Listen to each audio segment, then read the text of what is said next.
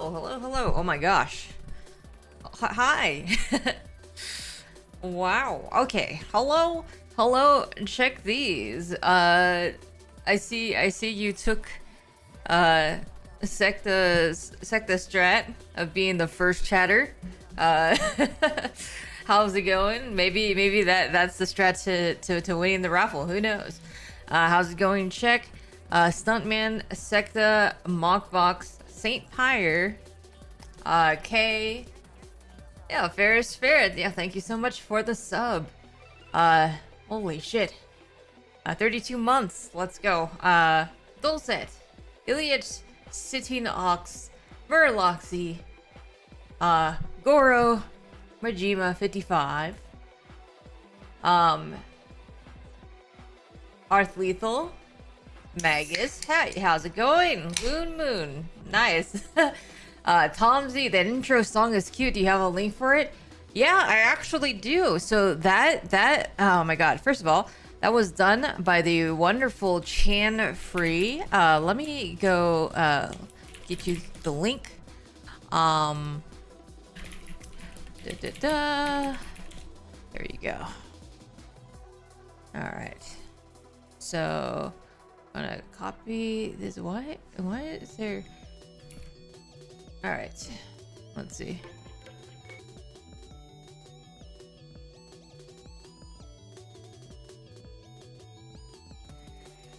All right, I don't know why there's like closed captioning for. Whoops. Wait. Ignore that. I meant this. What the hell is this? What is that? Okay. Well, okay. I guess they both go to the same one. I don't know. I don't know why one is different. But okay. I'll just. Interesting. Anyways, how's it going? Digishell. Hello. How's it going? Okay. There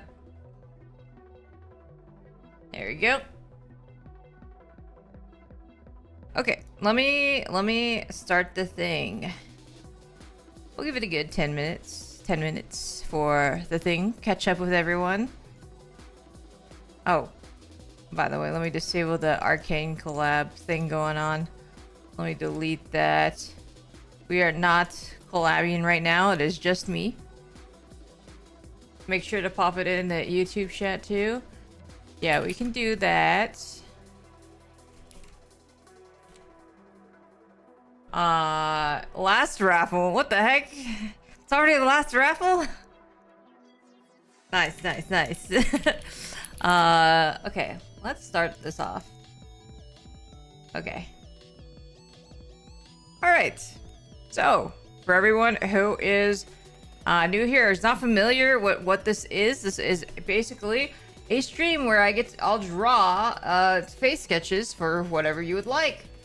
All you have to do is you have to type in !first raffle in the Twitch chat, not in the YouTube chat. Unfortunately, there's no cross-platform available right now for this raffle.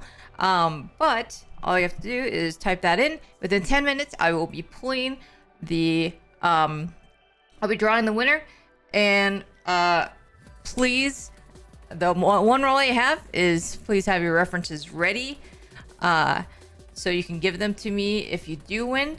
But yeah, if you do win, then just let me know what you want drawn. Give me the references, and then I will draw the face of the character that you would like. OCs are completely fine. Fan art is also fine.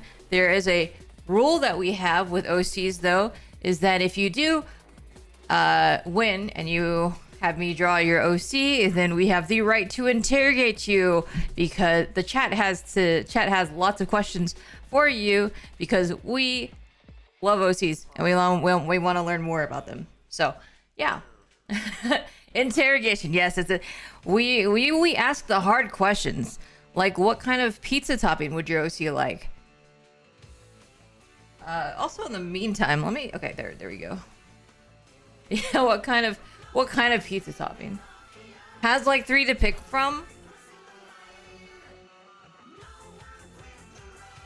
By the way, how's everyone doing? Oh wait, I already have 20 signups for the giveaway already. I like how I don't even have to type it anymore. Everyone just knows. Was it you? Was it you who was the first one who did the pizza topping question? Because, dang, you've like poisoned my community now. It's just in it. Nice. One of my character has some basic lore. Okay, yeah, no problem. No, like basic lore is completely fine.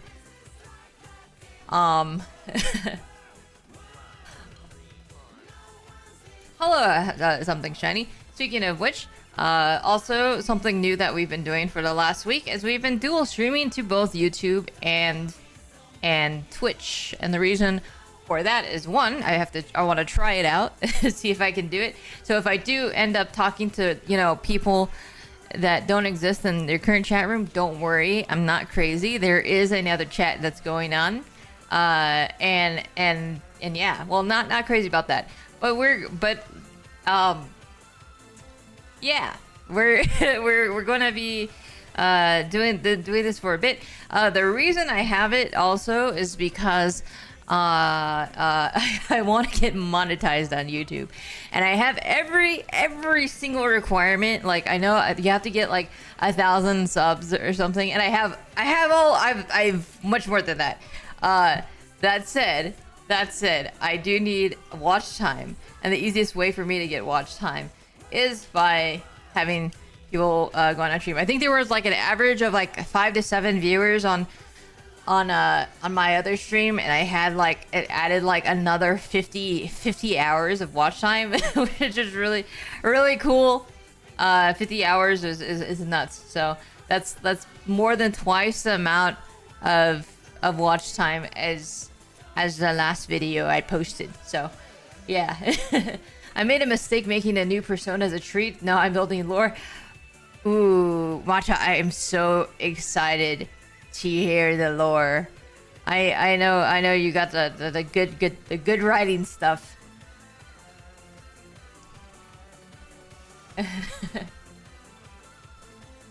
He's so cringy though, but like, we love cringe here. Really random. Has anyone followed the FGC, like Rufelmonger, Lord Knight, like those types of people? I do want to talk. Okay, so I don't know if you're yeah, the hack. Okay, so okay, for those who aren't aware, there's a lot of prominent fighting game community YouTubers that are that they make a lot of YouTube content, and all at once their accounts got compromised on YouTube, and like all the videos are being deleted, and it was basically being like replaced by like Bitcoin stuff, or like, I don't know, crypto stuff, scam. So I was looking into it because I'm like, how did they do that? Like, how did they do that? Like, you know, how did they get scammed? And apparently, so I know Brian F, another YouTuber that didn't get hacked, almost did, actually made a video about it and was talking about how these scams come to be. And I was watching the video and I'm like, oh my god, I think I almost got scammed very recently, literally like a week ago. Yeah, well, I did get scammed, but not in that way. Well, not in that way. I didn't get anything compromised. But you know,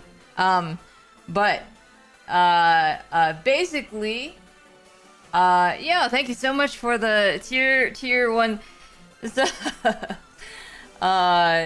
Karaguchi. Thank you. Might have gotten scammed, but not in that money. It's more in like the I do work and not get paid kind of thing. That's another thing. But the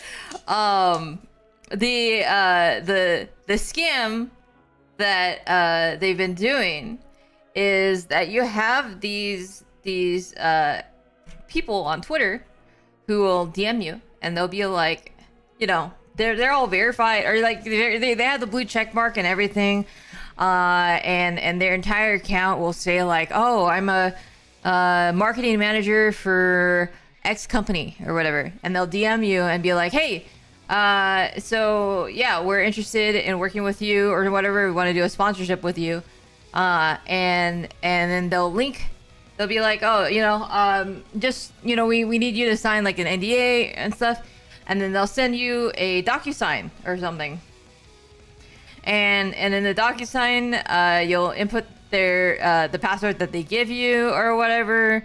So it sounds official and stuff. And then, it's apparently the site isn't a DocuSign site or whatever. You know, it's like a fake one. And then when it like asks you for the PDF or whatever, then you like, then it's the PDF is actually like an exe or whatever, and that'll hack your system or whatever. So I had a very similar thing in which I just reported it. So right before the stream, I did report it because I was like, this is a little fishy. So like a week ago, I actually got an not an email. I got a DM from I'll just say the company, because I mean I'm pretty sure, I'm like 99.9% sure it's a scam. But Udemy, you know, you know, like basically it's that's those types of, like, I don't know, I personally used Udemy before. It's like those course things, right? Where you like pay, you can buy like little educational courses, and it's like really cheap and stuff like that. And I've used it. I'd be down for a sponsorship, you know. And I checked their profile. It says, oh yeah, marketing manager for Udemy or whatever. I looked at all their posts, and then they just reposting a bunch of Udemy stuff, like, you know, and they have the blue check mark. You know, almost as if the blue check mark meant anything. But I was really excited, right? And then I'm like, okay, but and I checked. I googled their name. And then there is like, oh, they're working. They work at Udemy. Okay. But then I was like, I was looking at their Twitter, and I'm like, why is it they only repost? Why is it they only repost Udemy stuff? They don't type anything of their own. And then yeah. So I was like, I don't know. So I emailed, or so I was like, okay.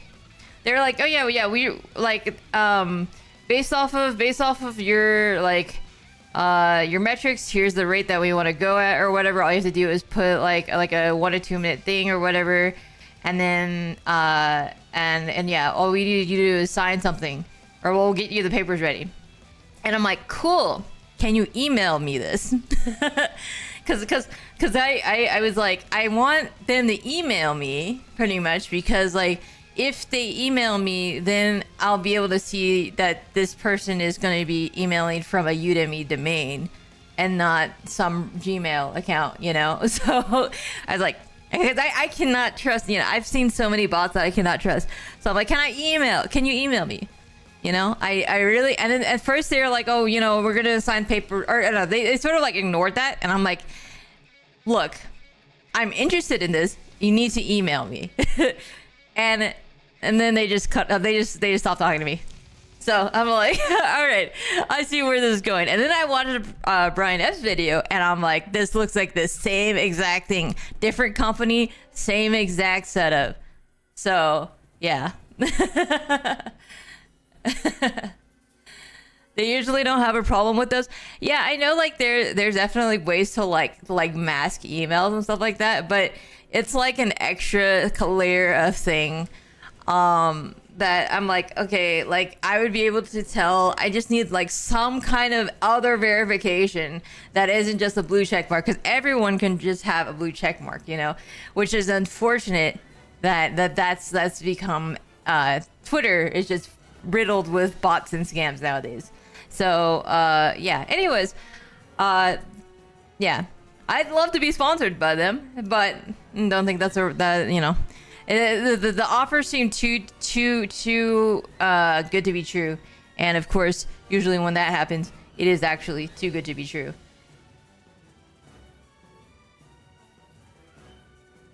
Yeah. They condition you, then go for the mix. Yeah. They definitely, yeah. It's like I'm not taking. I played enough fighting games to know that mix. So, okay. Anyways, we have 30 entries. Let's draw the winner. It is Omnis Anonymous. Oh my gosh! Thank you so much. Congratulations.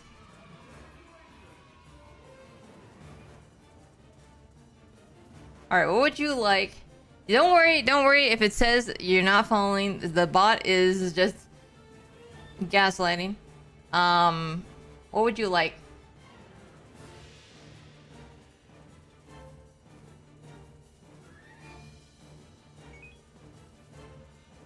Oh, Pavement Prowlers. Thank you so much for the follow. Official welcome. How'd you find us? Your main Sona Nai. Okay, could you give me a reference? Yeah, we're all not. None of you are following me. None of you. But yeah, so that is a cautionary tale. Don't get scammed.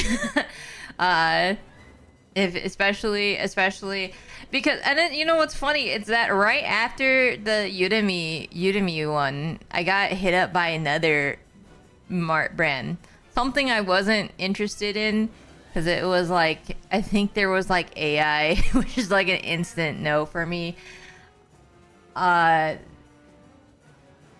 This API. Oh, okay, Nightbot.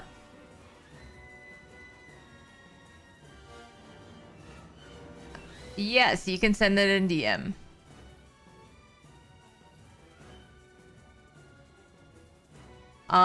But yeah, and then I don't know, which is unfortunate. A lot of the sponsors I get are usually related to AI or freaking crypto, and I'm like, nah, this is not. I wish I could just have like an instant like no on all of those.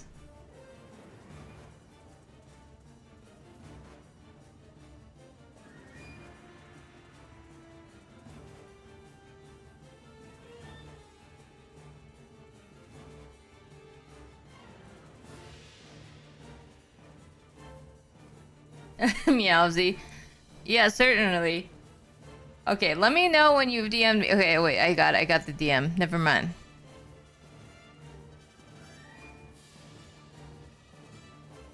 Don't look at me, Sag.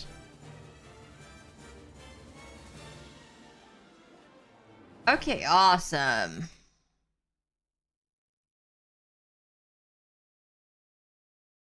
You ever talk to Pips? Saw him League on the other day. I've talked to Pips like once in a blue moon. I think the last time I talked to him was when the $500 Ari skin came out, because Pips is the biggest Ari fan that I know of. Has been a super shill to that character, and I was like, the first thing I saw when I saw that price was, "Hey Pips, are you getting that?" And he says, "Hell no." Hell no. He's been CC'd. He's been charmed by Ari for that long, for since, you know, season 1 or season 2, whenever Ari came out. But then the moment that $500 skin was announced, he got cleansed. He was cleansed of it. No longer CC'd. All right, I'm drawing Nai. Okay. Let me read up. So, Nai, he is a dimensional traveler. Let me get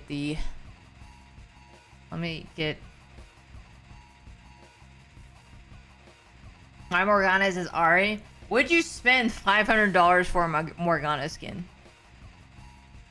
Earlier today, I was hearing a software pitched by a potential client that was honestly pretty promising, but they shoved AI integration and seemed unnecessary. Yeah, there's a lot of that unnecessary AI shit going on.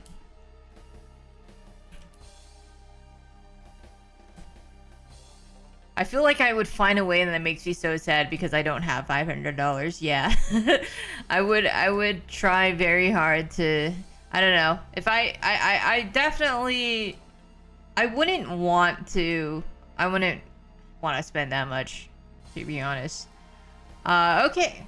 Well, okay, so this character doesn't look, they're a complete robot. I don't know if they actually do eat, but if they did consume human products, what kind of flavor would they of or topping, what kind of toppings on pizza would they have? What if they came out with the best Rumble skin ever though? Well,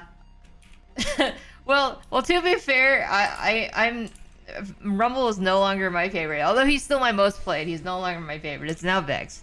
But you know, I think it would have to be very, very. It'd have to be so good that it like breaks the game.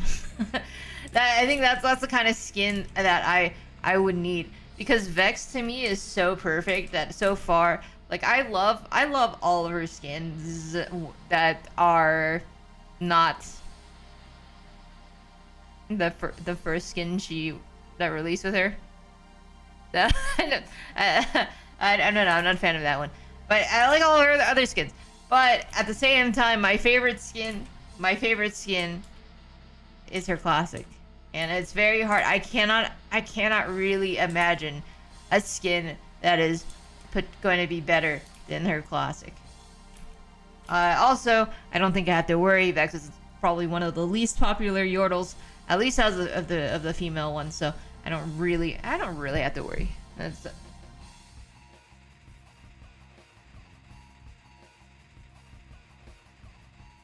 Vex has a super good design. Yeah. I love her. Pay to win. Well, technically, so okay. You know how they're releasing a lot of the exalted skins? They're doing probably like potentially almost a monthly one. The exalted skin, of course, the first one being Jinx, and then the other one would be Set, which I don't know. It seems like one of the no, it's not that great in my opinion. I'll be real. I'm sorry, right? I don't think the Set skin is that great, but okay, whatever. I don't think it's worth 250 for sure. But basically, the thing that happens is that with like a lot of people are like, okay, yeah, they're very confused because they're like, why are these skins $250? But like the Elementalist Lux skin, which has like so many different forms and stuff, like how is that also like just like $30 or something? Well, so now if I remember correctly, DJ Sona and Elementalist Lux were actually it was like a skin where they actually like really messed with the systems in order to make that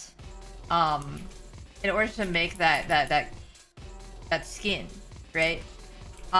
There was a post recently from an X-Rioter who said that Elementalist Lux is actually so intensive that if you were to have multiple, like say for example everyone had an Elemental Lux quality skin in one map, it would lag the shit out of the game.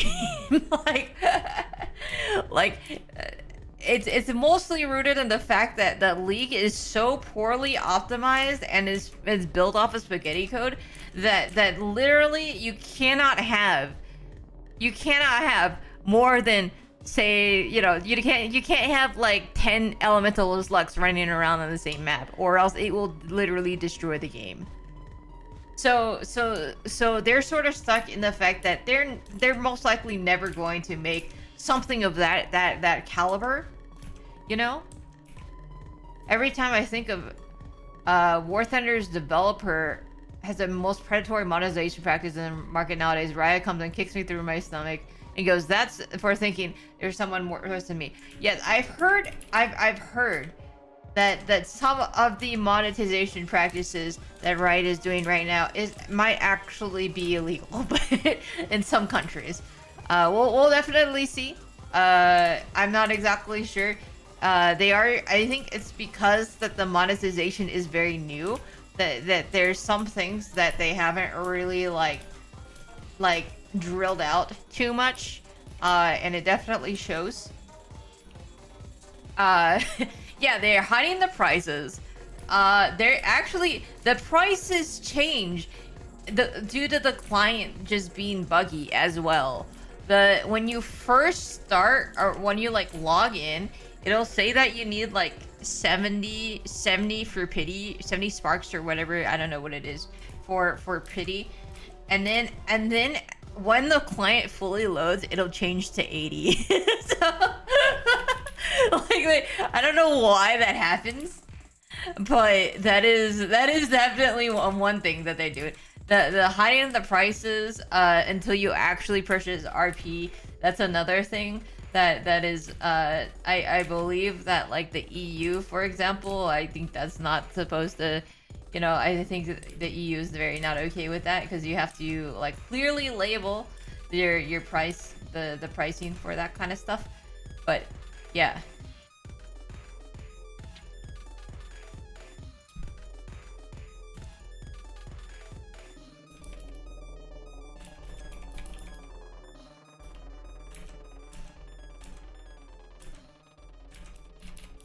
So I don't know, but we'll definitely see. I do understand that I would love. I do not mind if there is gacha. I mean, I don't like it, of course, but it does make money. And I love to see games thrive. However, I would like to see more transparency on where the money's going.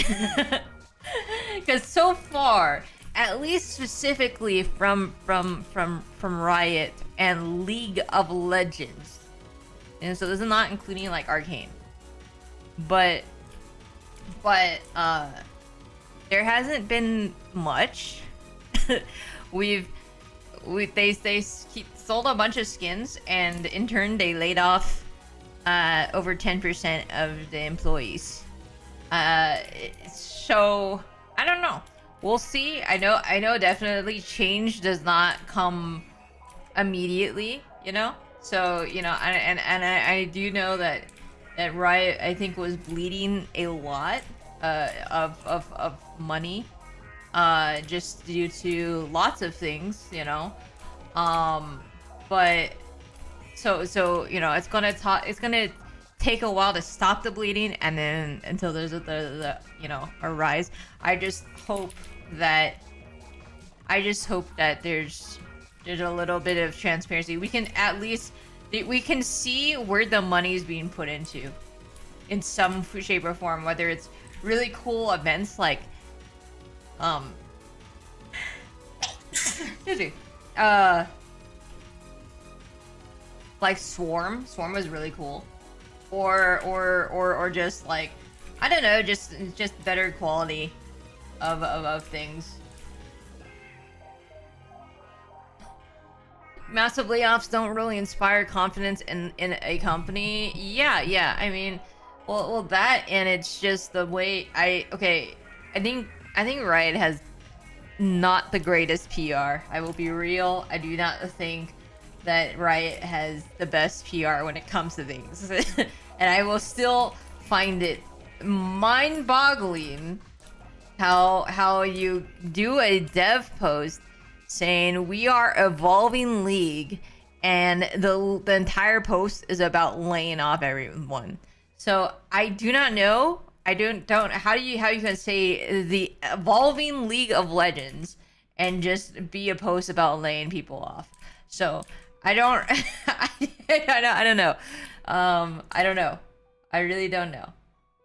But you know, Arcane was cool. Arcane was cool. I think TFT is thriving. I think TFT is great, even though TFT also has sort of predatory, like, you know, TFT gotcha. You know, that said, we can visibly see from the three splits, the 3 seasons in a year, with having like fully like different characters, like new characters, like, you know, Smeech and like Shavika and everyone and all that stuff, all the new stuff. I don't know. I can see it and I can respect it. And I'm like, okay, I'm pretty sure this is by all the Yasuo players that are in my match to just have the chibi Yasuo skin or the freaking like a Kali skin, you know. I think it's for because the whales have supported this, you know. I can't have one of those skins, but that's okay because I get really cool sets. Like, you know. So I don't fully agree with the process, but I do think that in order to have that sort of quality, you might actually, you know, need some kind of that kind of monetization practice. I was having fun with Swarm. Swarm was absolutely my favorite game mode, like PvE, that they've done for sure. Also, this design is pretty simple. I'm doing this for Ominous Anonymous, but you know, I'm just trying to form a little bit of shapes. Literally, the thing that is talked about LoL most is that rather than dive and play that game, making Arcane canon to actual League lore was a bad move. It must requires 98% of the established lore and character to be fully rewritten, especially the timeline. Yeah, I mean, I'm both mixed, you know. I do think that is a little bittersweet, but at the same time, that is literally League lore. League lore has always been like that. League lore. And I think that they're always just rewriting lore. So, you know, I'm a freaking Yordle lover, okay? Like, as a Yordle lover, like, I'm desensitized to change because I know that my Yordle lore is gonna be different every week. So so Arcane did not change that, okay? Arcane did not change that. The only thing is that people are like, oh, Smeech and Heimer didn't die because they're immortal, and I'm like, okay, yeah, but like, you're taking the lore that was established before Arcane. Well, we know that Heimer is immortal in the age sense. That was confirmed in Arcane. But who knows if they retcon 99% of Piltover and Zon lore? Why would Yordle lore be saved? Why would Yordle lore out of all the lore be saved? Yo, thank you so much, Frostbite, for the follow. Welcome, welcome.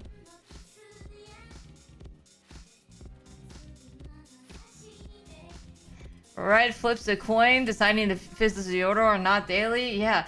Or if a Mumu is a Yordle, who knows? I think right now he's deconfirmed it, but Mumu has been a Yordle a few times.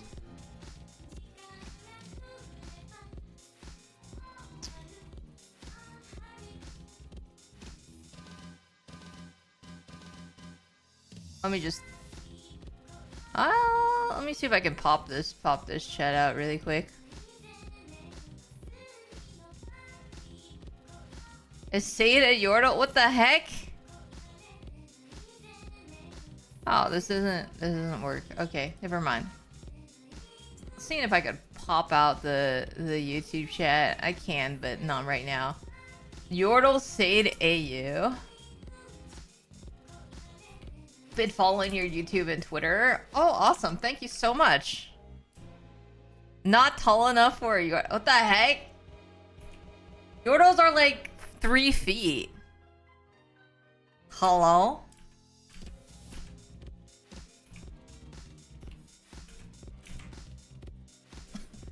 That'd be awesome to see a Yordle Say design. I'm pretty sure it would just be like Ziggs or something. It'd be Ziggs. Ziggs with sharp teeth. That's pretty much me.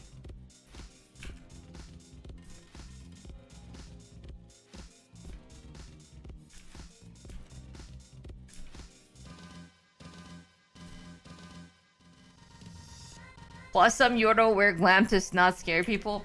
That was technically retconned. Alright, that's like so 1 week ago lore. That's so like Yordle like 1 week ago lore. No, I believe glam was actually retconned. Because one, they haven't used it in a long time. And two, that was during the phase when, well, I think glam was even before they went to their Fae phase, where they were like only people with like specific acuity can perceive Yordles as actually Yordles. Otherwise, like Tristana would be perceived as like an old woman, as an old like a human woman. But like, you know, but for some reason Draven specifically, out of all the champions in League, Draven was able to perceive Yordles who they really were. I don't know what that says, but it's, yeah, Draven out of all people could actually has actually met and seen Tristana and Lulu for who they are. Draven too simple-minded. Yeah. Has the Yordle lore basically gone from funny little guys to funny little magical guys? Well, originally, the very first iteration of Yordles were actually that they were aliens from the moon. So yeah, there's that.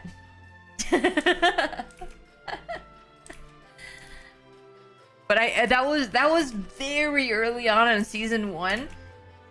Back when Nasus was a space librarian, there was a lot of space stuff going on, which is weird. There wasn't a lot of space characters, although I guess there was like the Galactic Renekton and stuff like that. But like, yeah, it was interesting. It was a very interesting time. Yeah. Now Yordles are back to just being funny little furry guys. Funny little furry guys that live in a similar fashion to like, you know, just integrated into society, you know?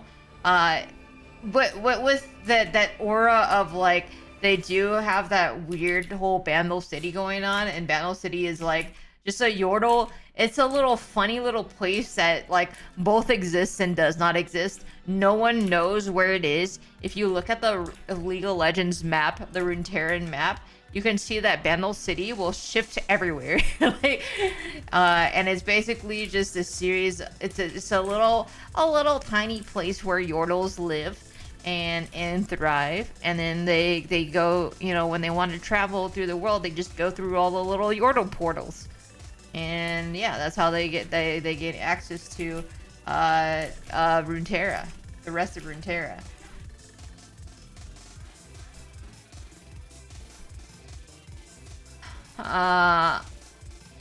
Riot is releasing a tabletop game.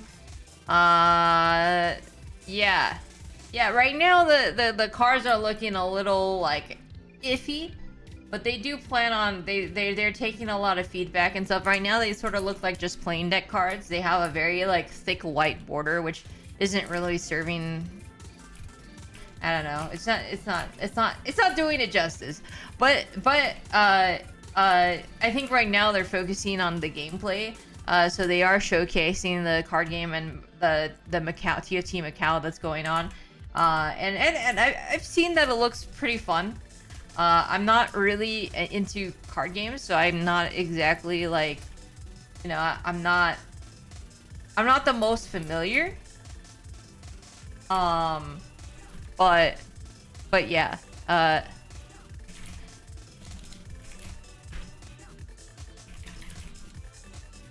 Corey, what are you drawing right now? So I am drawing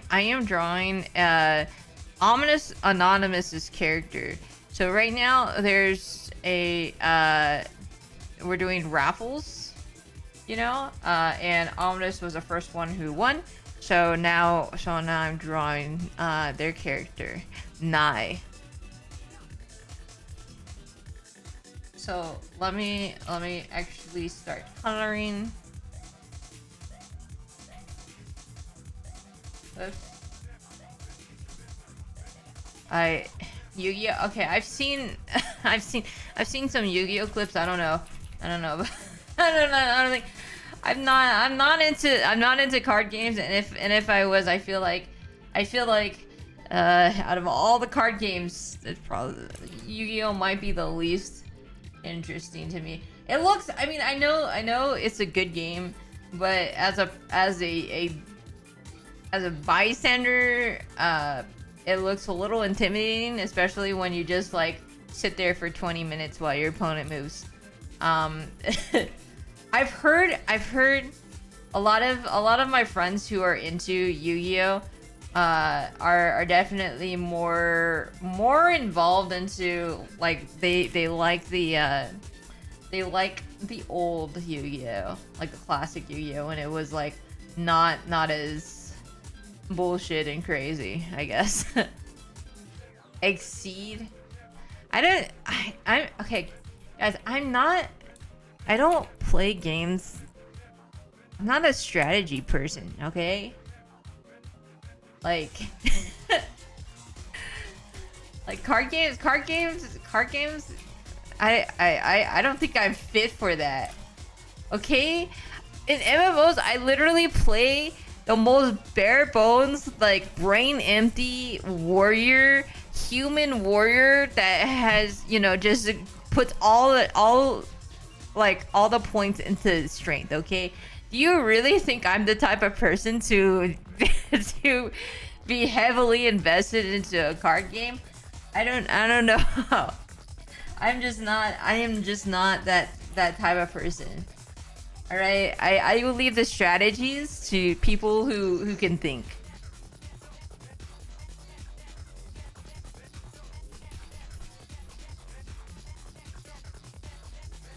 Yu-Gi-Oh players don't read their cards anyways. It'll be fine.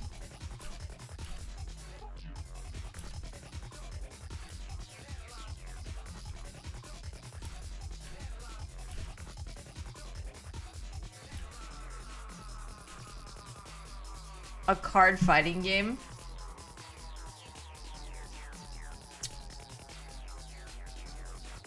Now there's no strategy. No strategy, okay? I am head empty.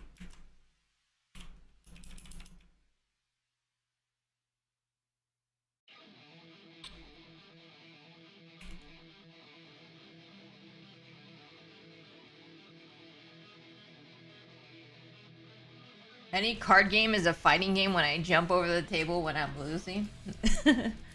I'm also just not like, I don't know. I don't want to like pay for cards. And like that's a habit that I've seen. I've seen card game addiction. I'm very close to it because I feel like 1/3 of my Discord are victims of it. And I don't want to be a part of it. Okay? I love appreciating the good art, but I feel like my Discord is a cautionary tale. Of video or of trading card addiction. I will not be a part of it. Not being tempted by upcoming Magic sets. Oh gosh, Natty the Panda, yo, how's it going? Welcome. Thank you so much for the follow. I gave up on staying up to date with card games, but I do like going to the card shop and pick up cool cards for Pokemon. That's fair. I mean, I think like when the league card games comes out, I'll probably try like to at least like purchase a pack or two. But nothing too crazy, okay? Nothing too crazy.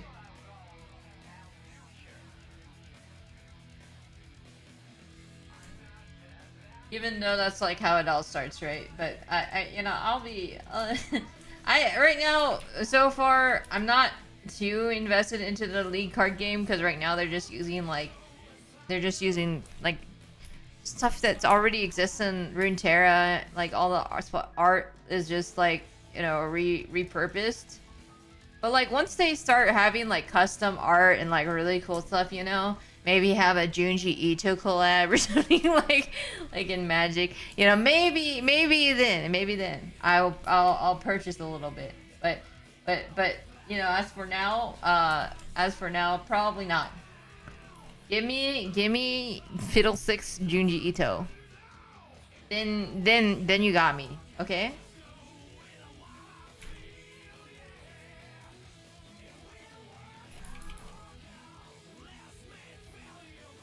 Junji Ito Urgot? Yeah, exactly.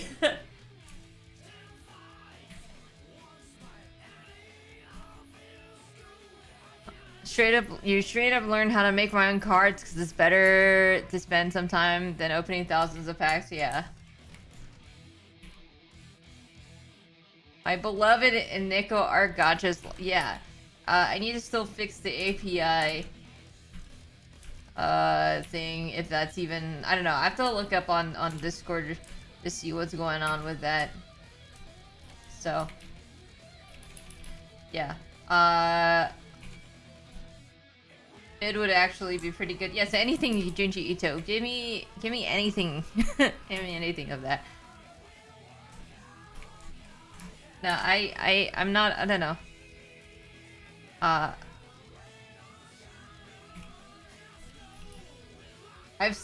know my friends are really good at trading card games, so like I don't know. I can appreciate it from afar, but I'm just a filthy casual. I don't delve into anything that it requires a brain, so.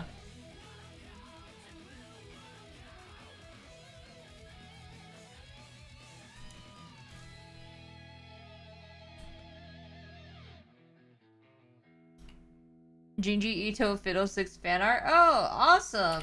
That's awesome.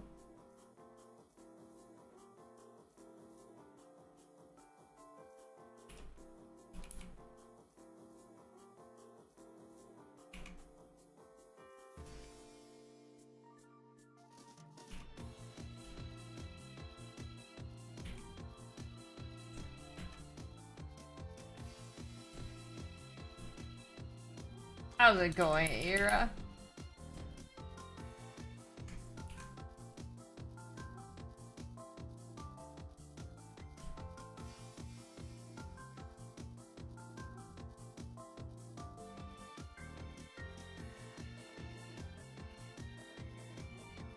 Alright, this is a sort of a simple design, but we're just gonna be doing a little bit of like, a little bit of highlighting to make it a little bit more shiny, and then we'll get into the next one.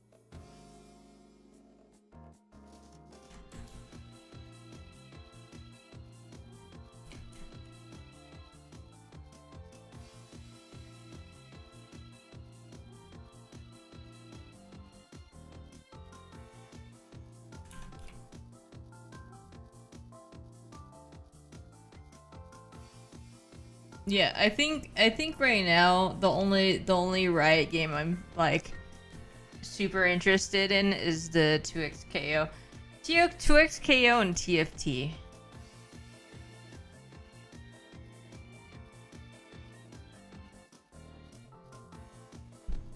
And if you haven't played TFT, what are your current thoughts about the set?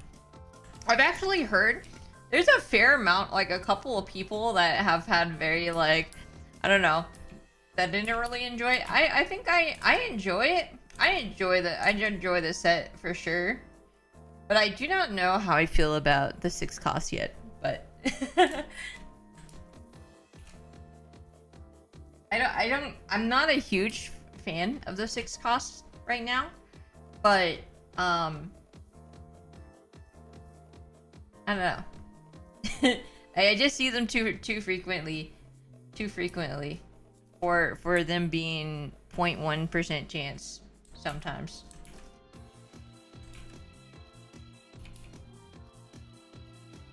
This set feels challenging. I do think it is. I do think it's challenging in so I'm trying to figure out like how it compares to other sets.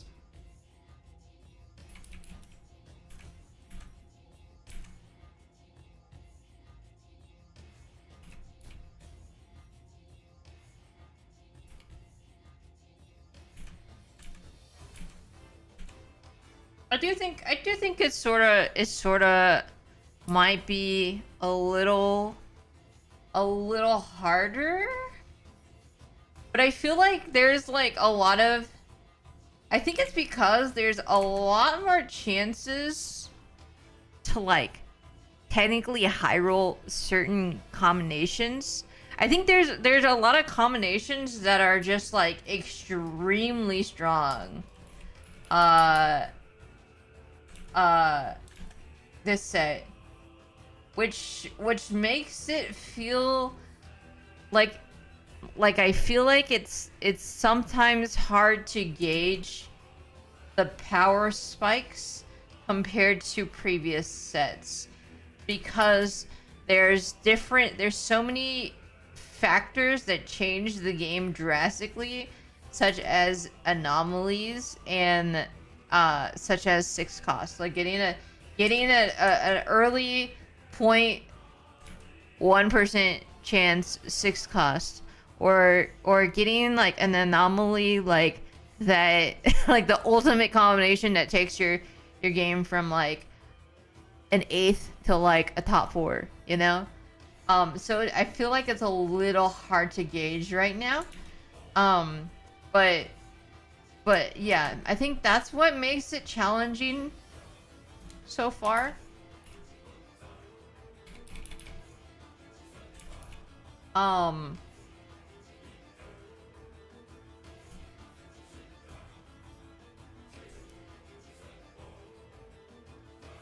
Then yeah. like it's so crazy. I don't know if maybe they should like, I don't know, like how I would feel if they like lowered their rates or something of the things, but I like consistently see people get 6 costs like literally like the moment it spawns with 0.1%. I don't know, 0.1% sounds like 10% to me.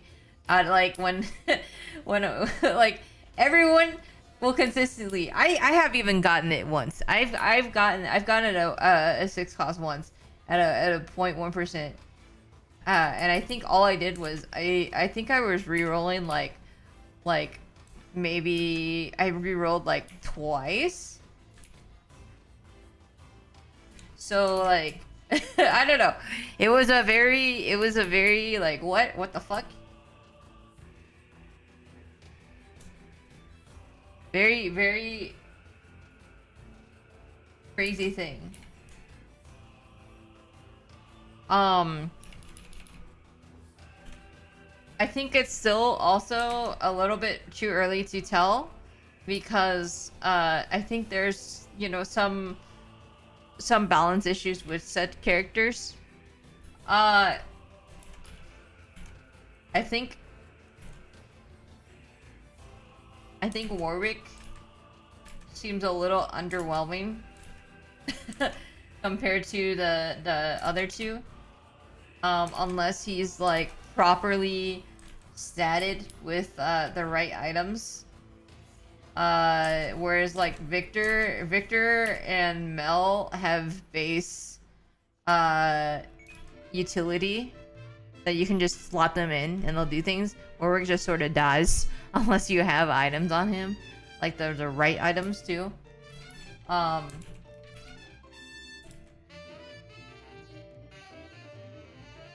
Yo, by the way, Volda Doll, thank you so much. Also, hello, how's it going, Gigi and Haya?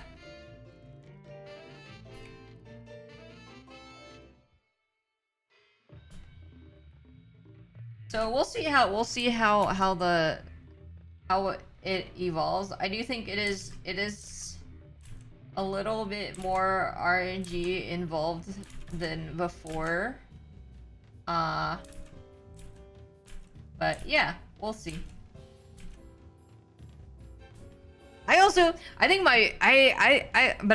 Ultimately I love it. The only thing that I wish that we could change is encounters. I'm not a huge fan of encounters.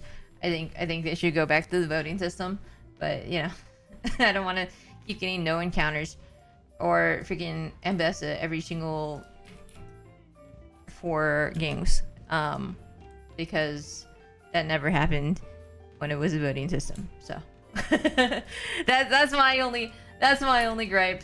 That's my only gripe. I keep getting things that I'm like, this would never fly in a voting lobby. If there was voting, you would, most of the time, wandering trainers or wandering sentinels or whatever it's called would not be picked. It's usually and no encounter would like never be picked. Scuttle, but yeah, I understand that, like, you know, stuff like Crab Rave, that was like 100% picked, you know, and same with Prismatics, a lot of people like that. So I understand that they want some more variety, because leaving it to people would just mean you would get the same exact thing all the time. But I like it that way. That's what people want. So I don't...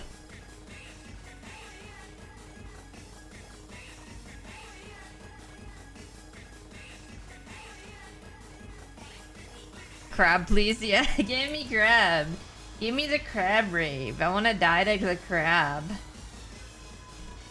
Please.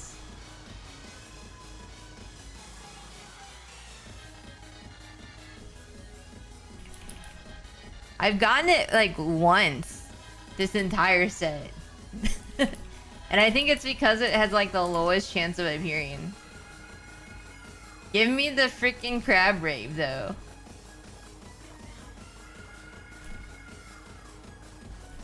Speaking of rave fitting music, yeah, exactly. Whatchamacallit? Cranky? Cranky's a great electronica artist.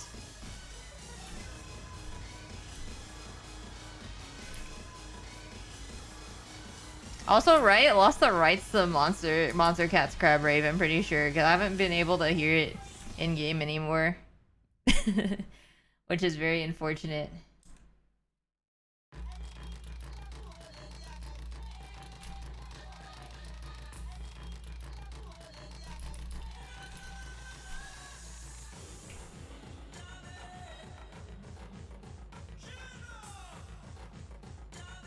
Afro Nova Primeval, yeah, I love this is my favorite DDR song. I love this song. All right.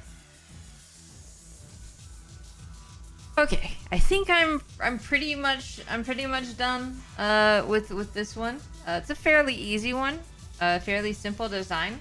I'm gonna actually clean up a little bit, but in the meantime, we're actually gonna start our next one.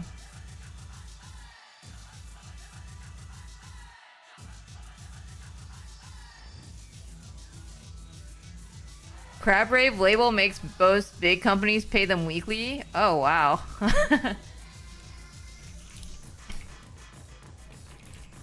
All right, let me reset.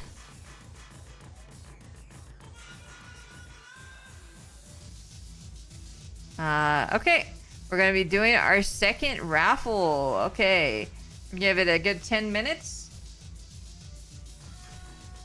For those who are unfamiliar with how this goes, all you have to do is type in !! second raffle on Twitch, not on YouTube, on Twitch. And because of that, after 10 minutes, I will draw the winner, and the winner gets to request whatever they want me to draw. Just please have the references ready.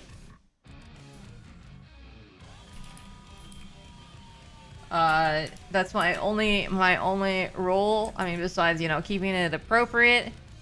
I don't I was gonna say, I don't know how you can make a face sketch not appropriate, but I just thought of some ideas that it would. So let's keep it PG-13. And also yeah, it can be anything from OCs to fan art as well. Sorry, I'm just trying to make sure I spell anonymous correctly. Okay. Alright, here we go. And then we're going to put this in a folder. And then start to sort of clean up this area.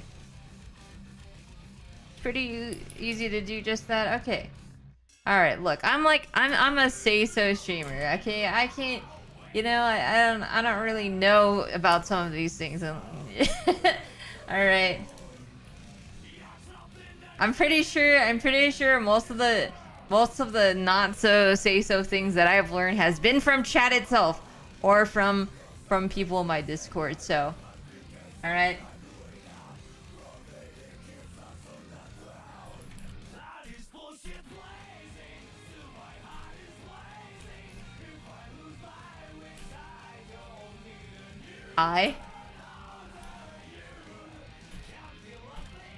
I've learned a couple of terms from people that are currently in this chat. I will say that for sure.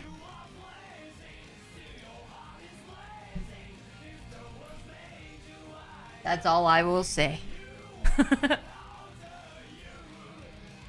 Oh my god, yo, but speaking of which, yeah, I see Bear and I also see Check. Thank you, Check. I just noticed on my feed. Thank you so much for the gifted sub to Bear. Thank you.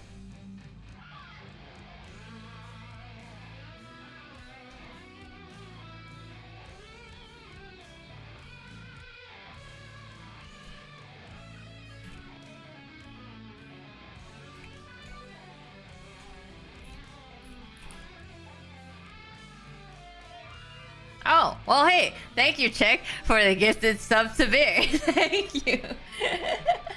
Thank you. Well, now I had to do it. What the heck? You didn't have to, but thank you. I appreciate it.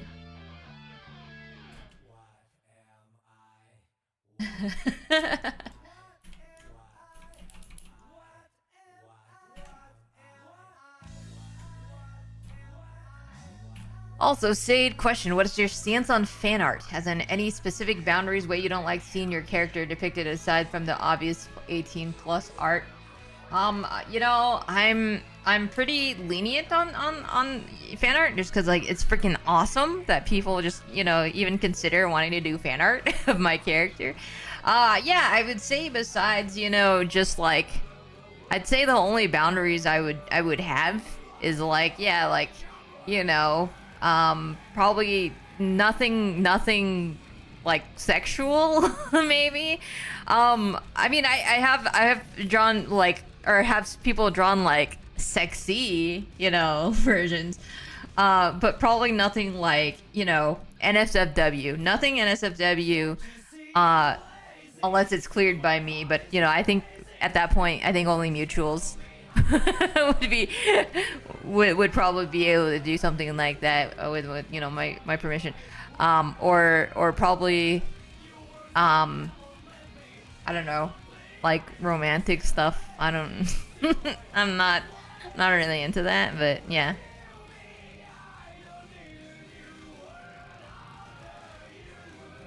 But yeah, you have permission to kill my character or something. I don't care. I don't know what would be like potentially like. Oh, I should probably ask. But you could always ask me if there's something. If you're like unsure. If there's something. If there's a way you want to depict my character that might not be okay. Say it X work fanfic. And more like any details of your character that you don't see many that put in that you like when they are. I don't know if there's anything in particular. I always just love fan art in general, that I'm just like, wow, I guess if like they even draw my character accurately, I'm like surprised. Because I can't even draw my character accurately, so I'm like, whoa, this is so cool. What are my favorite aspects of my character? I mean, I think it's just I like the fact that my character is very me, I guess. I've always struggled to find because I've always wanted to have a persona that I can draw that doesn't look like too basic, I guess you could say, and I feel like before, when I draw personas, it would just look like, oh, I don't know, just look like regular person, you know. But once I found out, like, you know, about this character, like, you know, or like when I decided to design her, I realized, I'm like, wait, this character I think is like iconic, at least at the very least, like I think that you would be able to recognize me from like my goggles and stuff like that, and then also it feels like it resembles me as well. So I don't know, I like that aspect, I guess. I mean the yeah.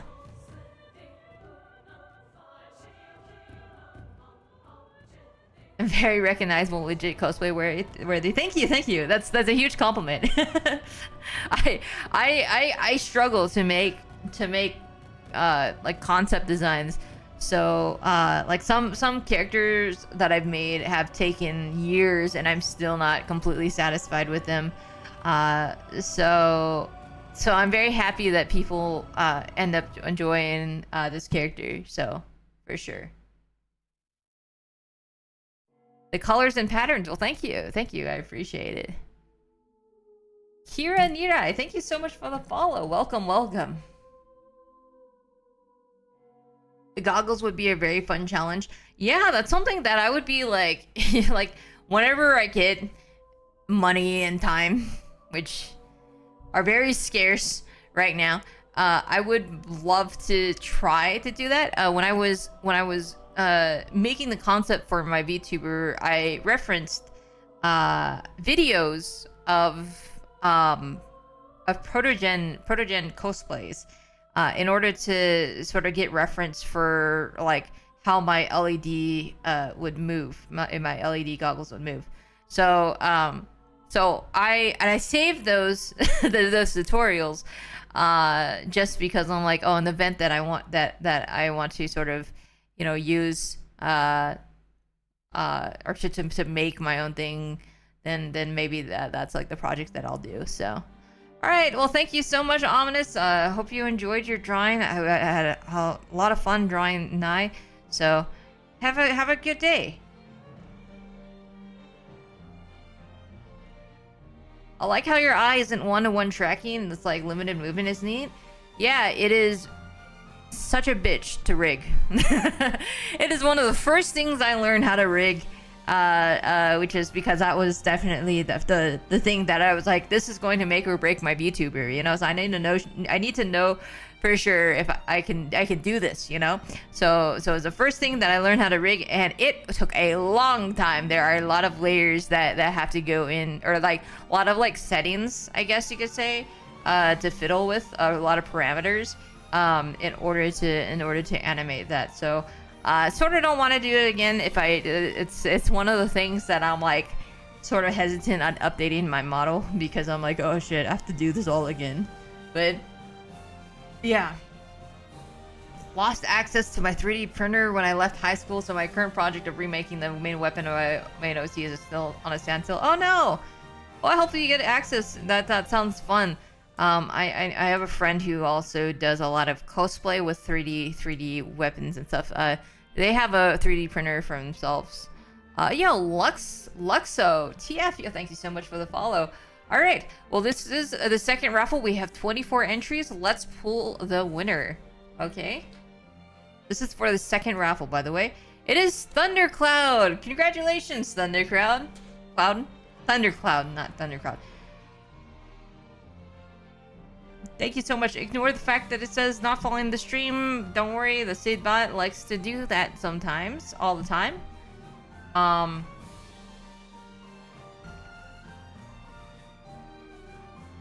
That's why simple weapons are the best, because my OC's weapons is just a trash can and it still doesn't run anywhere.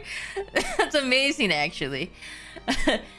Alright, Thundercloud, what would you like for me to draw? By the way, if you haven't won, don't worry. There's going to be 2 more drawings after this. There's going to be 4 drawings in total. So stay tuned. I will do the raffle right after I finish the next drawing.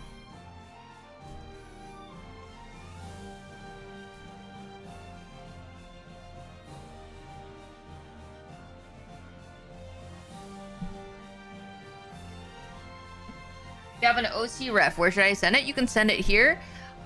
You can send it in the chat, and if not, you can send it to Discord via DM or whatever. But yeah, you can send it here or on Discord. Just let me know where you send it so I can look there.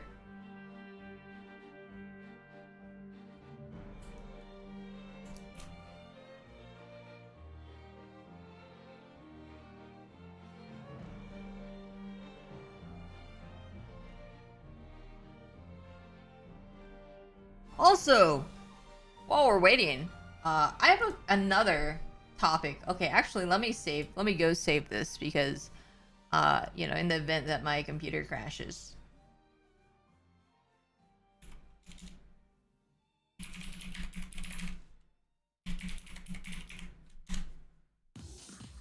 How's it going, Snapple?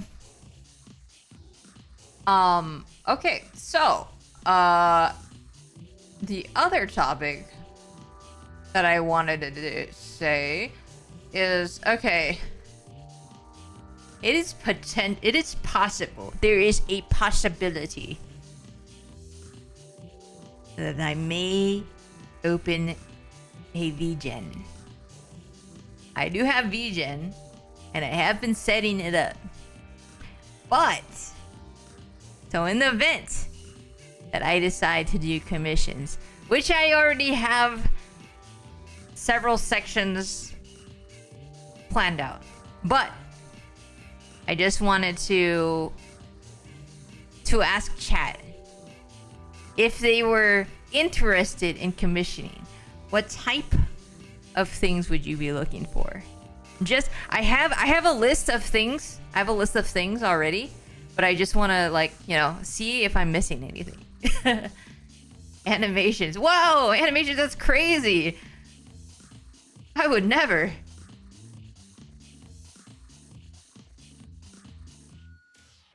All right, well, see you, Sammy. Thank you so much for hanging out.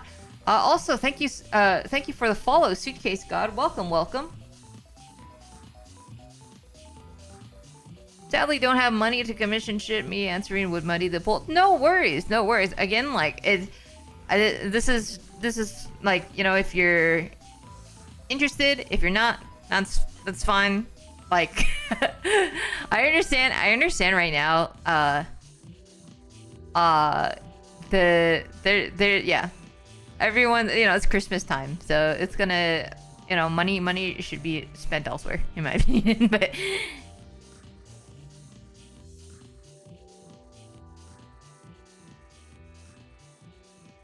okay, let me see. Ooh, oh my gosh. Chroma.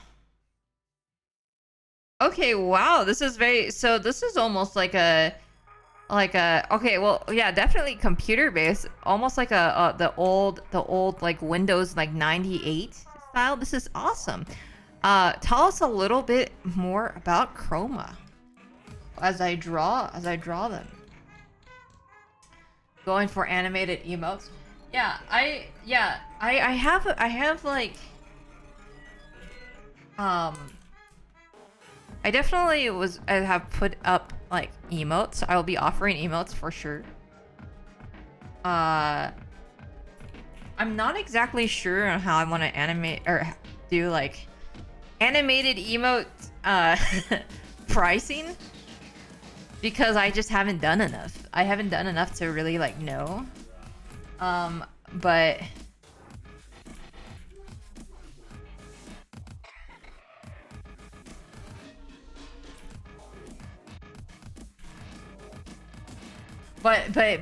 yeah, I do want to do animated emotes. I might actually, so one thing I was like considering doing for animated emotes were doing like sort of a YCH kind of deal. But I have to like figure out what I want to do for that. $1 more billion in Monopoly money. maybe.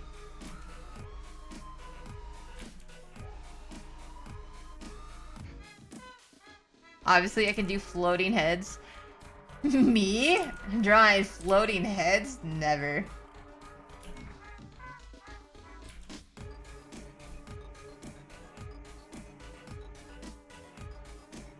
I definitely enjoy the avatar raffles would pay. Yeah, no, definitely. I mean, that's literally my brand, right? Of course, I'm gonna have to do that. You can. So it's like technically you can win them for free, or you could either be lucky if you want an avatar, you can be lucky, win the raffle out of a 1 in 30 chance, or pay money. Stop drawing floating heads. God damn it, Chick. I hate you. Be poor or be a whale. Yeah.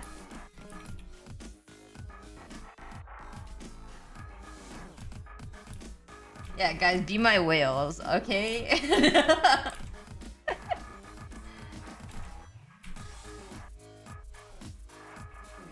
I will pay money for icons.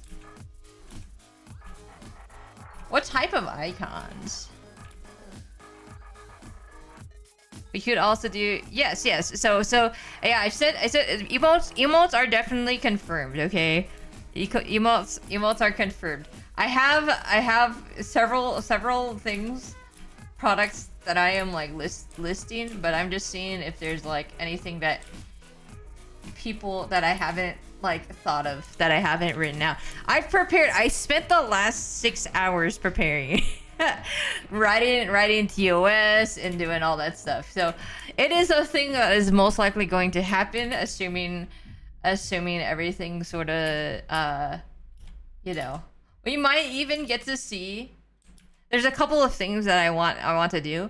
A little bit, like I have a little checklist of things beforehand. One is I want to finish that school night commission, because it is actually a commission, and I'm so like I just need to finish it.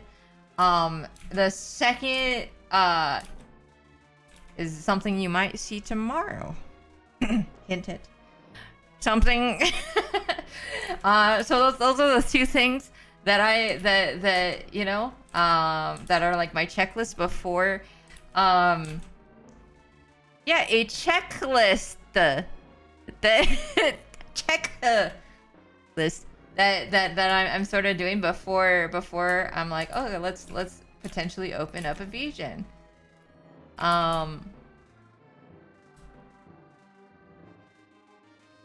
Does VGen let you voice clips like Cameo? Yes, but absolutely not. You're not gonna get voice clips from me. maybe I'll do one and it'll be a I don't know, something really cringe, but you know. What the heck?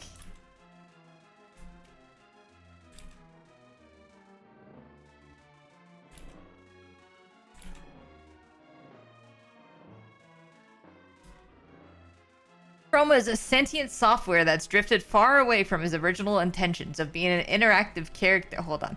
Interactive radar character. He was secretly a human at some point, but his consciousness got poured into it somehow, and he has no idea of what became of him. The digital remnants of his human brain are sort of dreaming and causing chaos. That's awesome. That's so cool.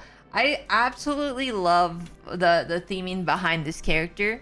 You know, I'm huge into like retro and stuff, so it's really cool. I love the design. Did you make the design?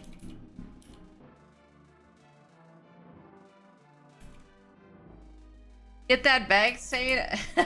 It has to be a substantial bag for me to ruin my brand, my very cool, not cringe brand over, you know. Very cool. Not cringe at all. I did design him. I had like 5 passes where I found it. Oh, okay, that's awesome. Well, yeah, the final design came out great. Cool brand. I'm cool, right? Right, guys? I'm cool, right? Right?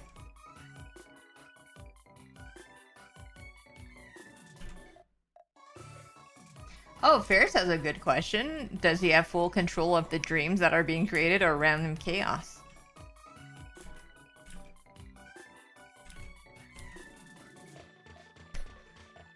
I don't know, I've played fighting games with you, bro, and neither of us are cool. Wait, what are you talking about? Are you saying that timing people out isn't cool for the entirety of the match? Are you saying that? The heck? Are you saying playing top tier characters isn't cool, bro? What the heck?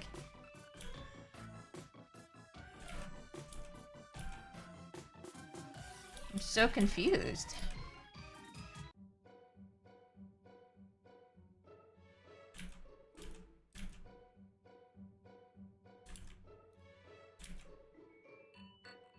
We were just talking about bringing back cringe.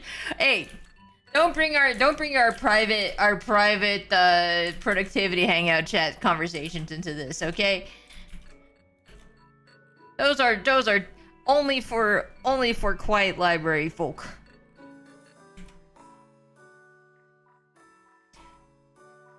Hydrate? Okay, thank you. I will hydrate with this energy drink. Me when I touch a Geki.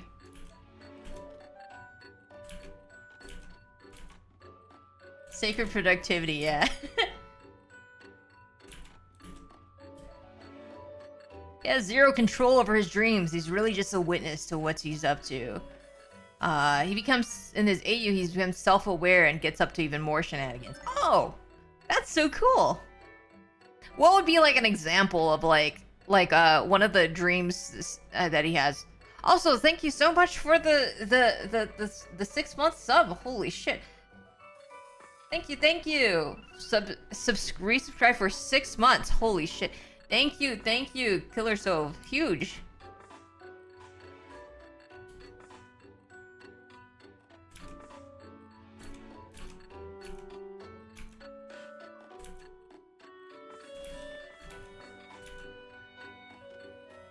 It's always really cool just hearing people's like ideas for concepts for characters.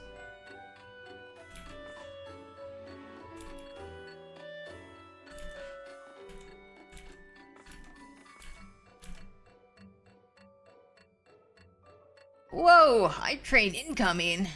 Yo, Merry Christmas. Thank you so much. It's Christmas already? Thank you so much for the 74 months sub. Thank you, thank you. Are there any plans or is there any Christmas plans for any of y'all? December has already like almost halfway done, which is absolutely wild because I'm pretty sure December just started. like I'm pretty sure December started yesterday, so I don't know why it's already like the 14th.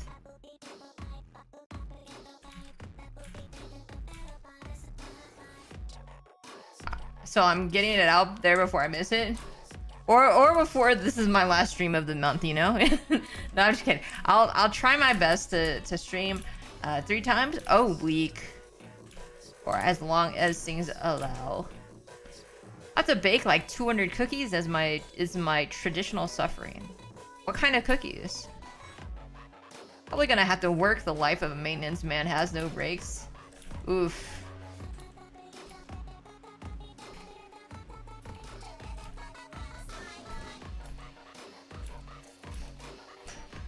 Hitting all the Christmas markets with friends at the moment. I see. Christmas markets. I'll be hanging with my family during Christmas Day. I see. Kind of liminal space core. And these dreams are like abstract physical manifestations. The computers do then.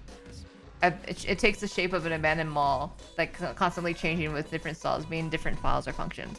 Okay. Yo, I'm actually very curious. Does Chroma have any songs that would fit their character? I'm actually interested because low key, I was like, I saw this and I'm like, yo, I can see some liminal core to this. Liminal, like some dream core, you know. I love catching all the streams lately, but every time I do, I know my sleeping schedule is screwed. Oh no, that's terrible.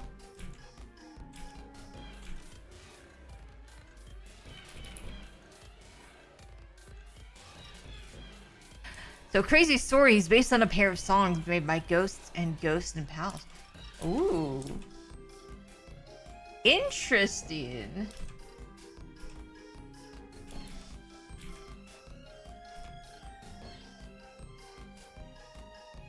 That is awesome.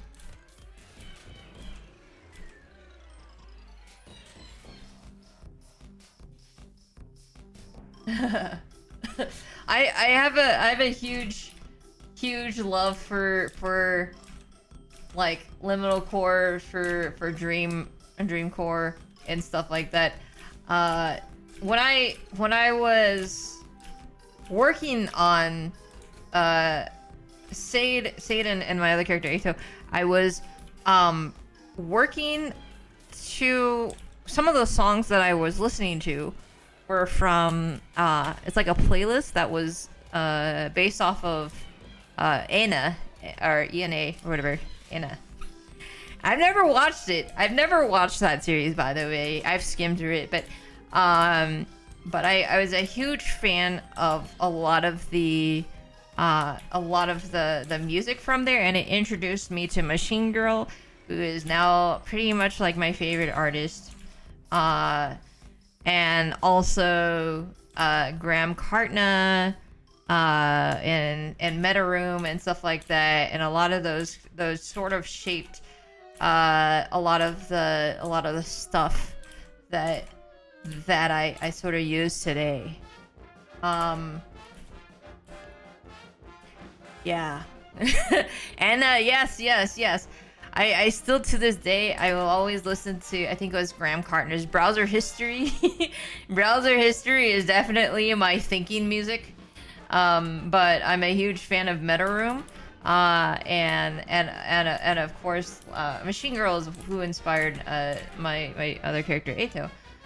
But Meta Room, I would say, is a very like Sade core in terms of stuff. So But yeah, it's really cool to see other people indulge in sort of that liminal core type of stuff too.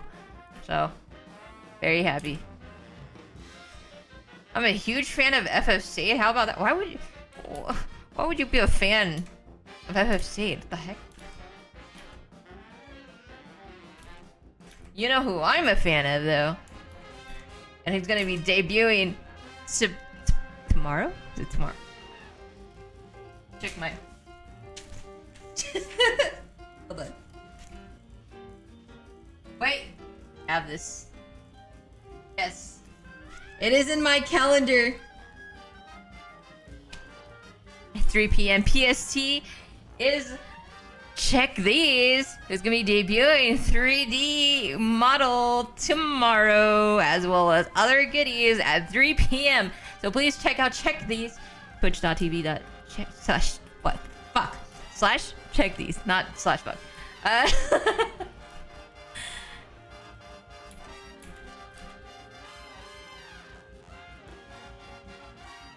Yeah. Spam his Discord with questions. Oh, do you have a Q&A going on too? Hello?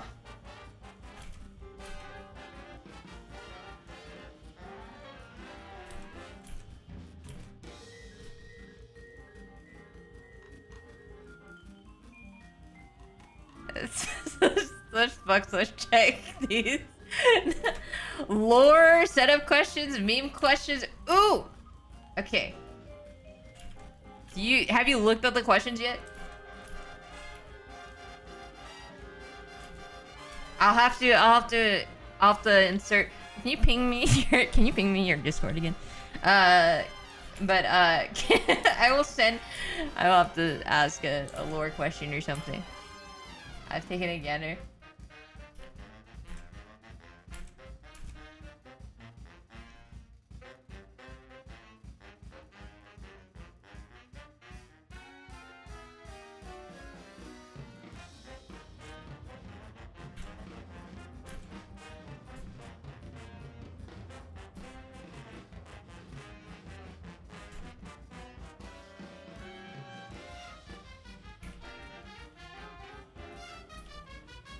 Alright, well, I'm excited. I hope... How are you feeling? How are you feeling, Chick, about your debut? Nervous? Excited?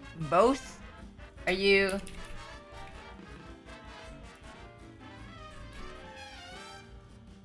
if you're a true fan of FFA, you buy all the Nelson much at ffsa.com/shop. Yeah. Thank you, Dulce. Yeah, we're doing sort of a closeout sale. Because I got an email that was like, hey, we're raising the prices of the marketing thing. Which is like $200, like more than my regular site. Which is, I'm like, bro, I don't make that much money. I don't make that much money on merch. I'm pretty sure I lose more money on merch. So the fact I'm already paying that freaking that much more, I'm like, no. I'm pretty sure I've lost a fair amount of money on merch, but to be fair, I already expected that much because I'm just like, I want to make this because it's cool. I love having that ability. But at the same time, I'm like, I don't know if I could do another year of this, especially with the increased prices of the storefront. So we're definitely closing it down for now. I will still, any remaining merch will be at Offkai, assuming I go, which will most likely be likely unless, there are circumstances which probably would be money oriented. Yeah. So, yeah.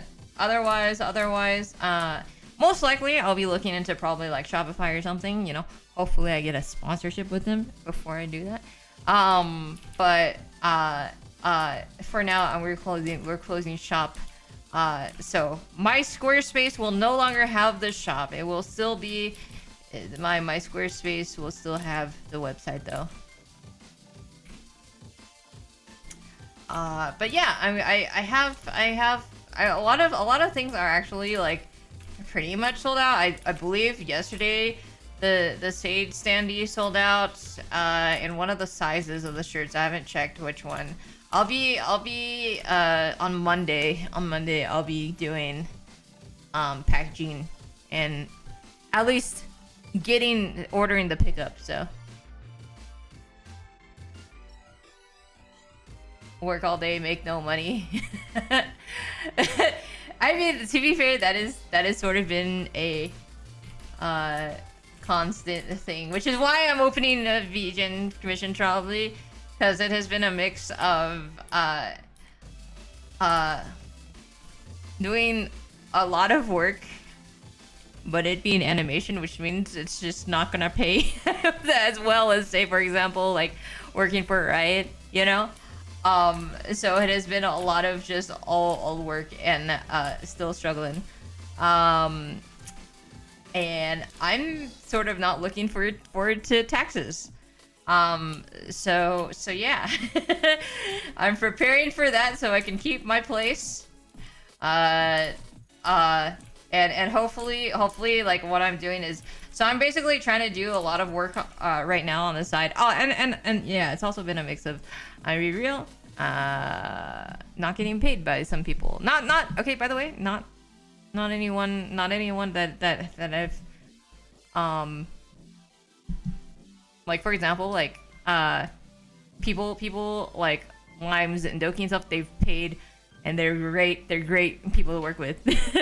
some others, you know, maybe there's been a lack of communications.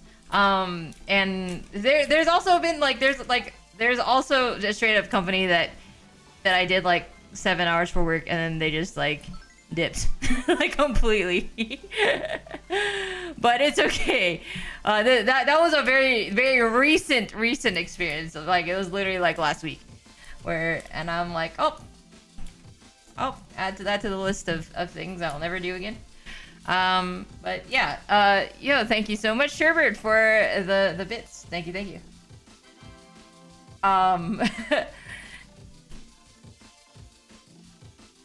But yeah, so it's been a struggle.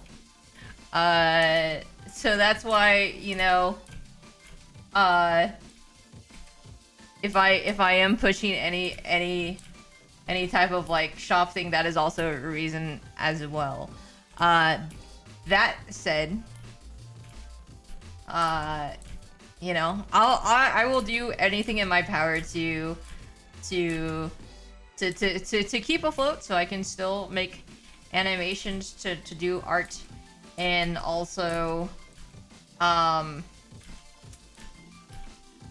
try to create content. But you know, if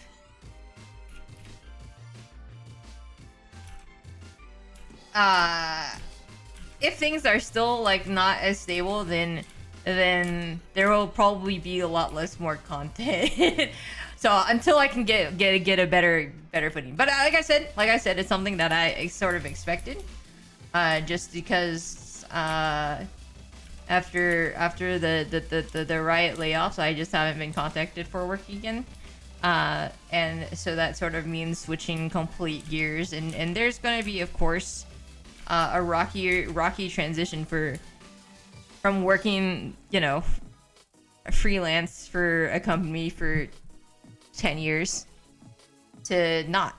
So there is, like, you know, like it's to be expected that it would be a little bit rocky. So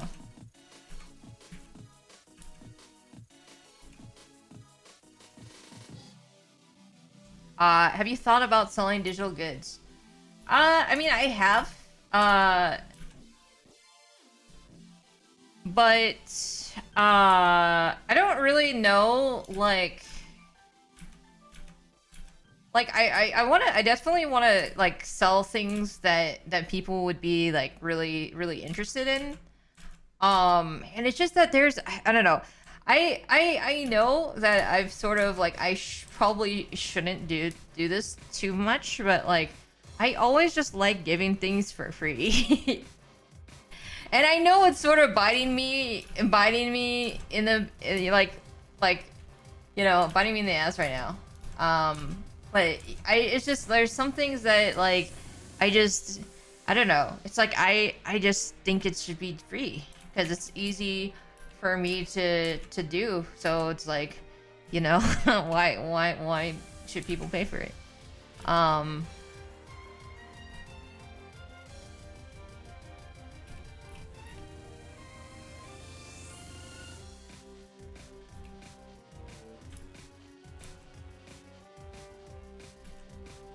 But, you know, at the same time, I'm like, oh, I have definitely realized, I'm like, oh, I should, like, there's a part of me that's like, okay, everything should be free, right?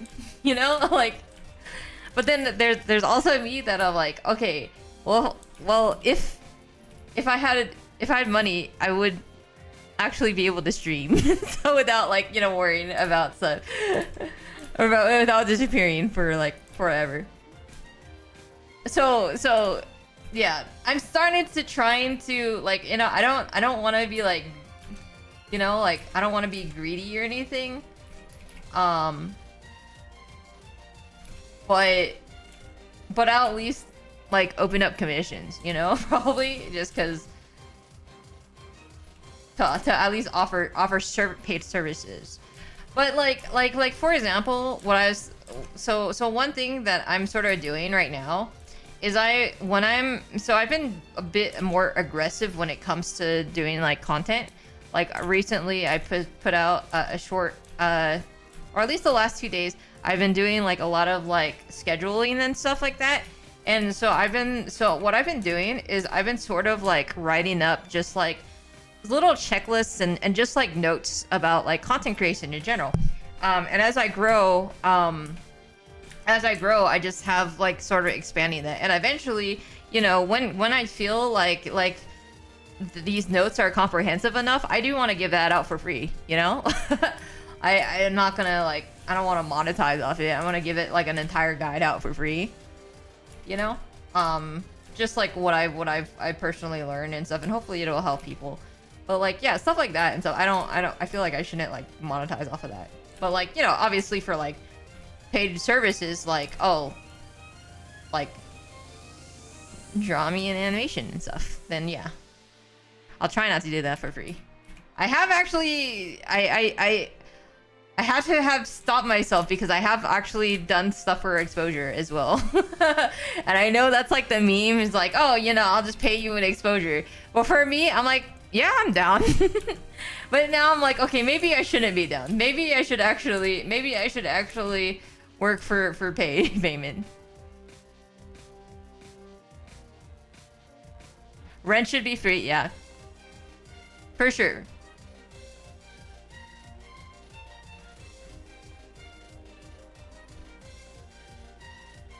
The reason why I brought up the digital goods because a lot of the time I want to help artists and buy their stuff by paying $30 for international shipping. Yeah, I mean that's fair. That's fair. I was thinking of like reopening like Patreon again or something, but like maybe just I don't know. I don't want to like so I don't want to get overwhelmed by like everything. Like I sort of like to keep things sort of concise. Cause I mean like even freaking like posting on like social media and stuff. I was like, oh, I have to post on Blue Sky, Instagram, Twitter, and like Discord, freaking TikTok, you know, like YouTube. Like there, it's just like it's so much, right? And I don't want to spread my like to allocate everything just like a little bit too thinly, you know. So like, but like I don't know. So I'll figure out some kind of thing. But like I don't know. I feel like the only like digital merchandise that I can like provide right now is like off the top of my head is like PSDs or something, or like recorded like I guess time lapses. But like that should be free in my opinion, you know, like I don't know. Like maybe I could do it. Maybe I could do it like people who like watch stream or something get it for free.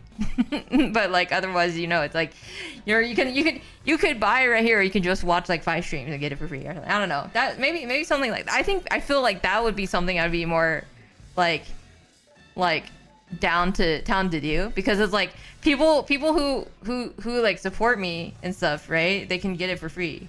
You know, or I don't know.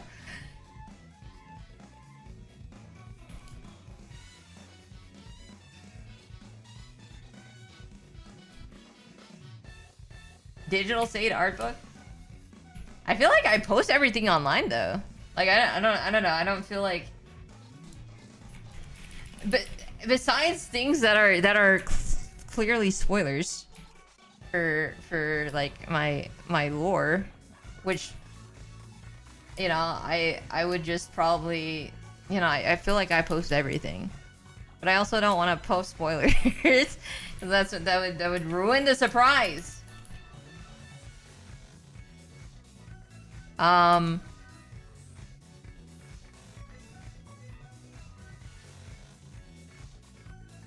like, yeah, that's what I was thinking. A channel point redeems, right? Or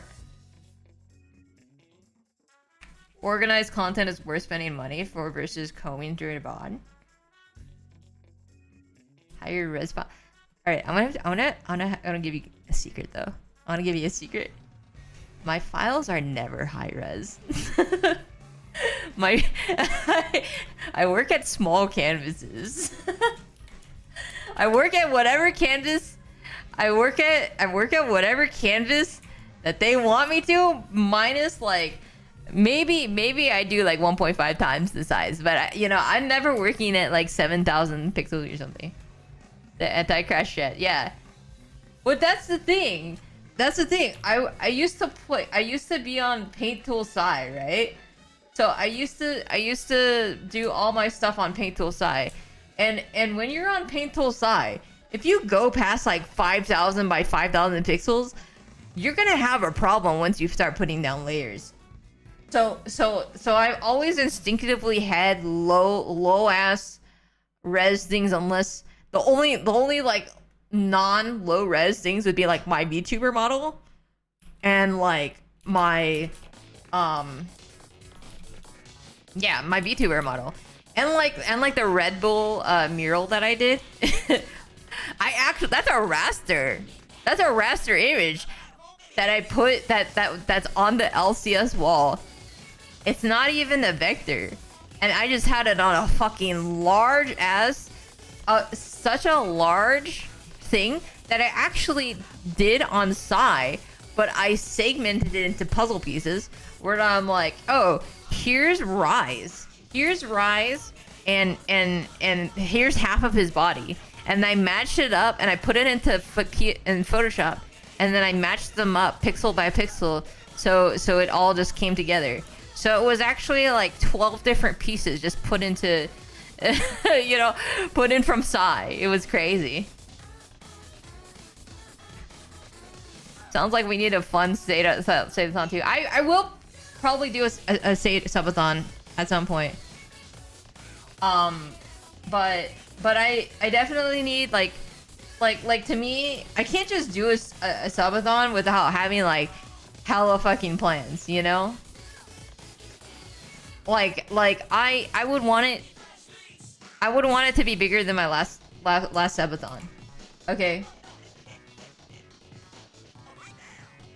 And I do have ideas. I do have ideas for that. But yeah. Like I need you know, if I want to do a subathon, I would need to do an animation. I would need to do events.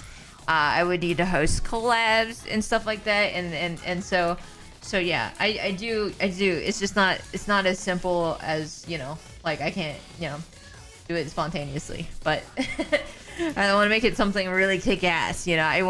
I ideally want every event that I host to be bigger than the last, which is also why we have sort of less events, because I just want to have everything more bigger and bigger and bigger, you know.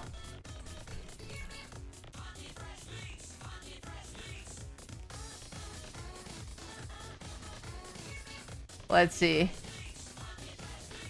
You think 17 is too late to try to pursue art as a career? Absolutely not. It is not. It is never too late. First of all, it is never too late to start a career in the arts.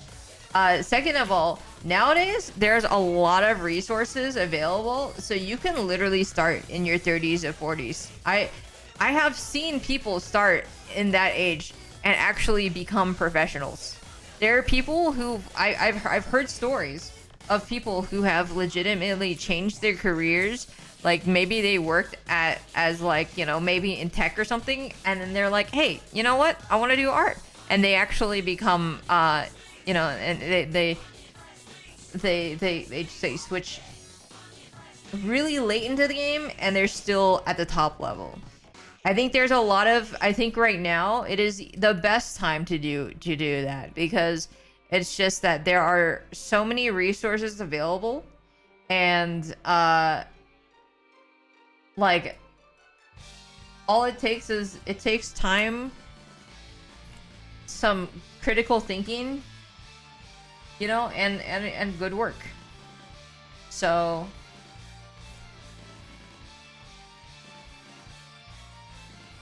let's see. The internet just gets into my head sometimes. I think that is something that I think happens when, especially when you're young. As you, at least for me, as I grew older, I think I stopped caring about everything.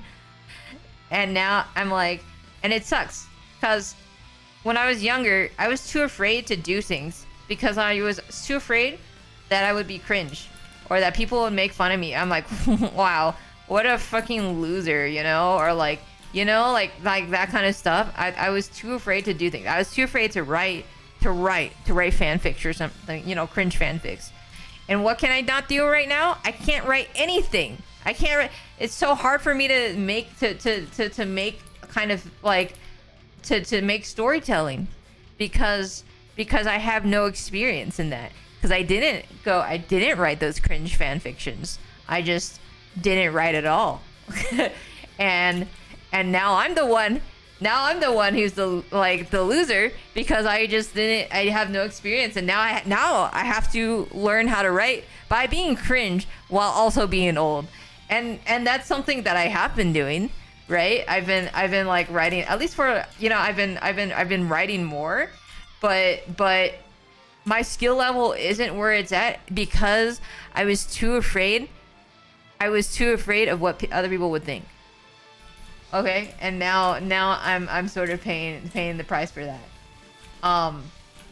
So yeah, I'd say just do whatever the hell you want. Like right now, like I know I still struggle with it, but I'm like, I'm just gonna be cringe. I'm just gonna be cringe as fuck, because in the end, internet people, like, what are they gonna do? What are they gonna do? Like, okay, sure, they make fun of you or whatever, but at like what expense? It's like, okay, well, they're wasting time doing that. When you're using your time to create something that speaks to you, right? You're bettering yourself. You're gonna make bad things. That's fine, because that's the step in order to become good at something. Solution: read fanfics for the sake of research. Yeah, I consider that legitimate research. So yeah, read your cringe fanfics. Read, you know, all the stuff, you know, because that's if that is what you need to do it. Get the cringe out early. Don't be like Satyr Warren. Okay, now you don't have to put me on Warren's level, okay? All right, let's dial it back a little. All right, there's my cringe level, and then there's trying to reference Amogus or feet pics like every, you know, other thing. All right, let's dial it back a little.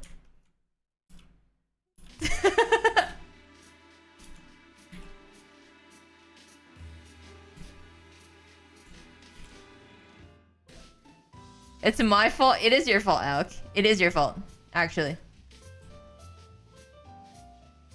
I think I just put a lot of pressure on myself. Yeah. And that's, I think that's something that will be a struggle, you know? But I think, like, you know, like, just do what you like, you know? If that's something like,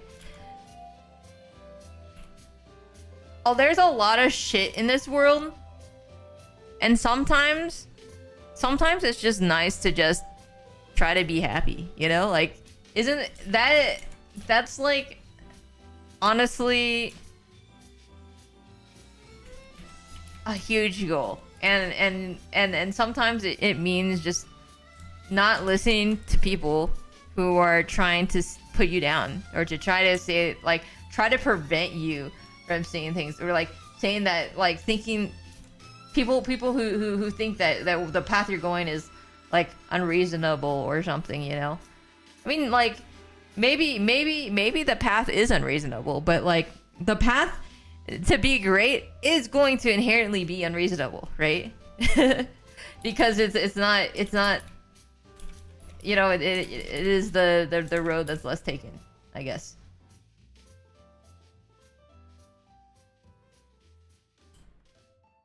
I love being happy. Wow, that's a bold take. That's a bold take, Air. And if things goes wrong, there's always alternative. Yes, and I do think that when you do things like this, it is important to, like, I think it is imperative to be safe. Like for example, you know, like, if you are struggling or something to like pay rent or something, you know, I don't think it's, and you're like, oh, suddenly I just want to learn this random skill I never did or whatever, and spend all my time on it, you know, maybe that might be like be the best decision or something if you can't like afford something. You know, like, but like, if, as long as you have a plan, if you have safety nets, if you have, like, you know, if you have that drive and stuff like that, I'd say go for it. Sometimes you do have to take risks. I mean, I know for a fact that like for me, for where I had to get to where I currently am, I did have to take risk. I do not recommend it, but yeah, I do have, even with my high risk like sort of lifestyle, I still have safety nets, you know? So in the worst case scenario, it's like say for example, like, okay, yeah, say for example, animation or something doesn't pan out. Okay, am I gonna be homeless? No, because I have, you know, a support system. I get, you know, like, I have like relatives or whatever. I could, like, you know, oh, sure, I have to give it like streaming or whatever, but like, I have a place to live to keep me alive. You know, so stuff like that, you know, like having some type of safety net to pursue what you want to do. That's always good. That's always good to have. Because especially if you're not sure, sometimes you're not exactly sure if you want to do something. I know of a lot of people who've invested thousands of money into, like, VTubing, for example, and then after they stream, they realize that it's not really their thing. And I think that's something that, you know, and same goes for, like, art. Maybe it stops being fun after a while. You don't know.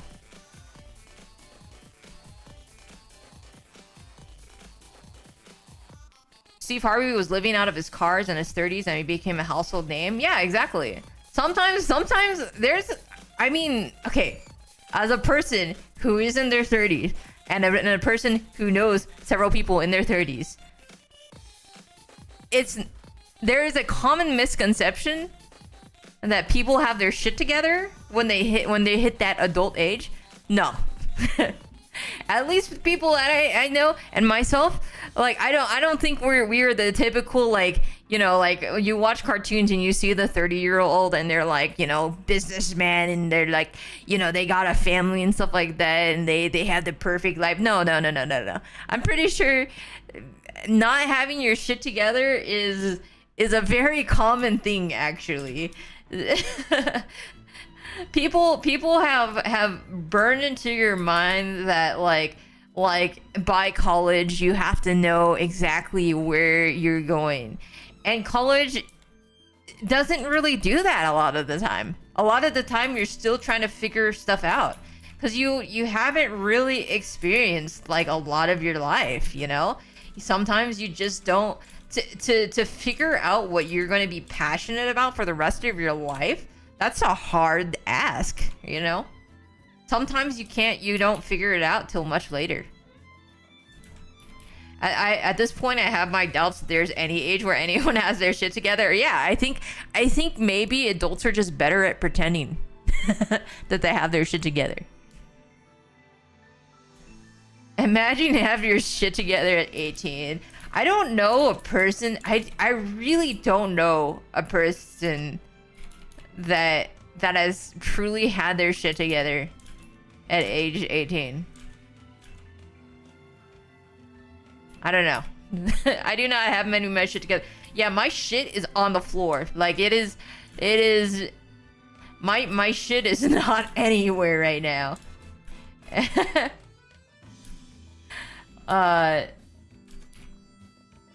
I'm still figuring out lots of things. I still don't know how to do basic lifestyle things. I what on the floor? Yeah. So a lot of, I don't know. It's just a like again, our culture, especially like, I don't know where you're from, but I know like in America and stuff like that, it's very like, you have to, it's sort of like ingrained into you that it's like, oh, you really have to know where you're going by the time you get to college. No, that's I think that's literally just, I think that's literally a scam. Like that is a scam idea. That it is. A lot of people, there is so many people that end up just being even more lost in college, and they're just spending a lot of more money than tuition. Like I mean I was wasting hella fucking money on college.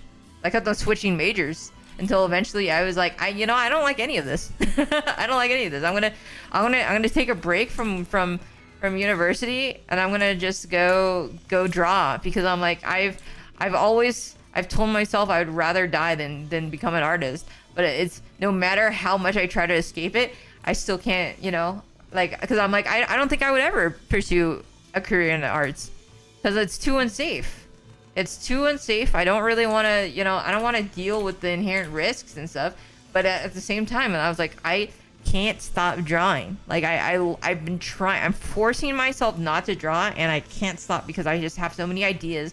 I love just like, giving to people. I love giving to people, and just like having people, like, even just people who are just like, oh, you made my day or something, with like a little fan art or something. I love that so much. And it's something that I cannot replicate in another field. I can't. I mean, yeah, sure, there's like ways you can make people happy in like computer science or, psychiatry, but like, it's just like, it's specifically for me, it's very like, I found out that I just love, my passion was in art, and it took me until post college to realize that.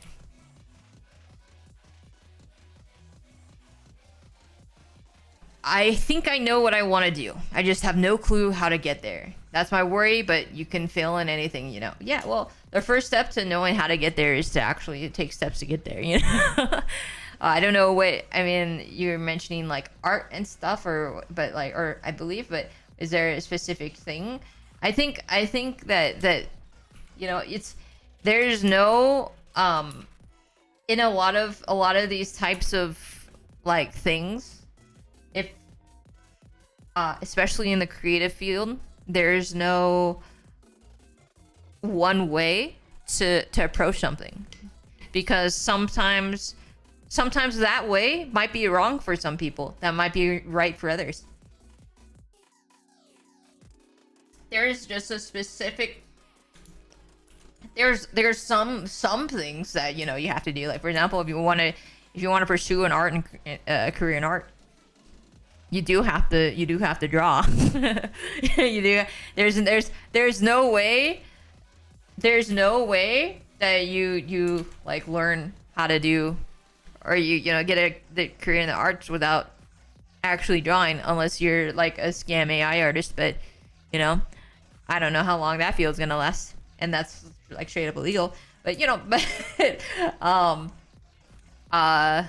yeah, I want to write comics, mangas. To be honest, I just want to create. Yeah, well, that's awesome. Then yeah, just do your best to create. I think make a bunch of cringe comics, and then eventually you'll be good at it, you know. Or, you know, just make something that you enjoy. Like, for example, I don't know, because I feel this is a problem that I found out, because like I'm a person who really wanted to make a comic, right? I really wanted to make a comic, but I was so deathly afraid of making comics, because I'm like, oh my god, I don't know how to write. I don't know how to write my characters, because I can't write. I don't have any experience writing. Oh no. And I just didn't, you know, and I struggled, and then I could only make like one page, and then I just stopped, you know. And I realized that maybe comics is not something that I really want to do for a living. And I know, and I think even with writing experience, I don't think it would be, it's not for me. It's not for me. But I found myself that once I started VTubing and I started like animating and just doing a lot more for my VTubing, I'm like, I've drawn my friend pointed this out, and she was like, yeah, out of like, cause she was always really supportive of me trying to, like, you know, do the comic. And she's like, I love your comic characters, and I would very much love to see you work on it, but I've never seen you more passionate than when you started VTubing. Like, and that sort of stuck with me, because she has been there for the entirety of my comic process.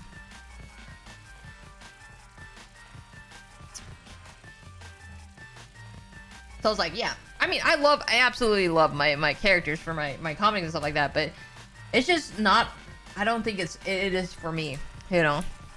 And there's ways that I can like restructure it, you know, to something that I can produce more content, you know.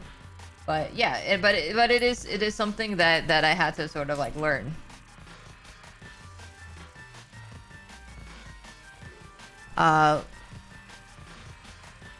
Honestly, distilling it down to some core thing helps. I eventually realized my motivation was solving problems, and turns out troubleshooting tech scratches that itch. Oh, that's a really cool thing. Yeah. It's awesome. Zaid manga went no, Sherry, no.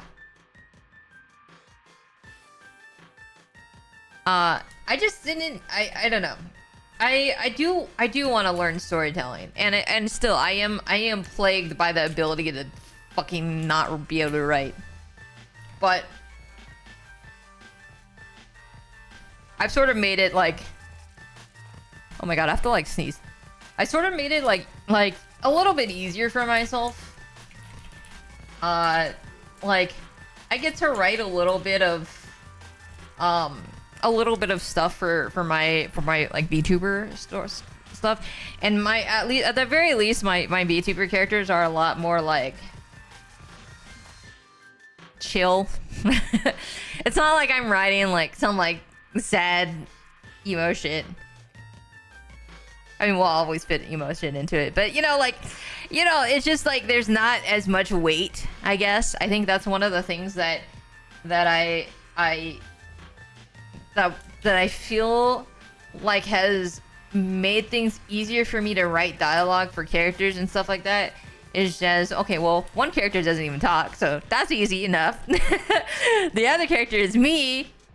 The other character is literally me with like a little bit, you know, it's you know, Sade as a character is very much like me, but like has their own things, so it's not like 100% me, but it's, you know, it's very, very closely based off of like me. And then I have 79 who's a memer, a little memer. So so my dialogue is inherently gonna be cringe, and that's fine. I'm like, I will get experience in writing this way. let Ato speak. Ato doesn't have the capacity to speak. literally doesn't have a voice box module.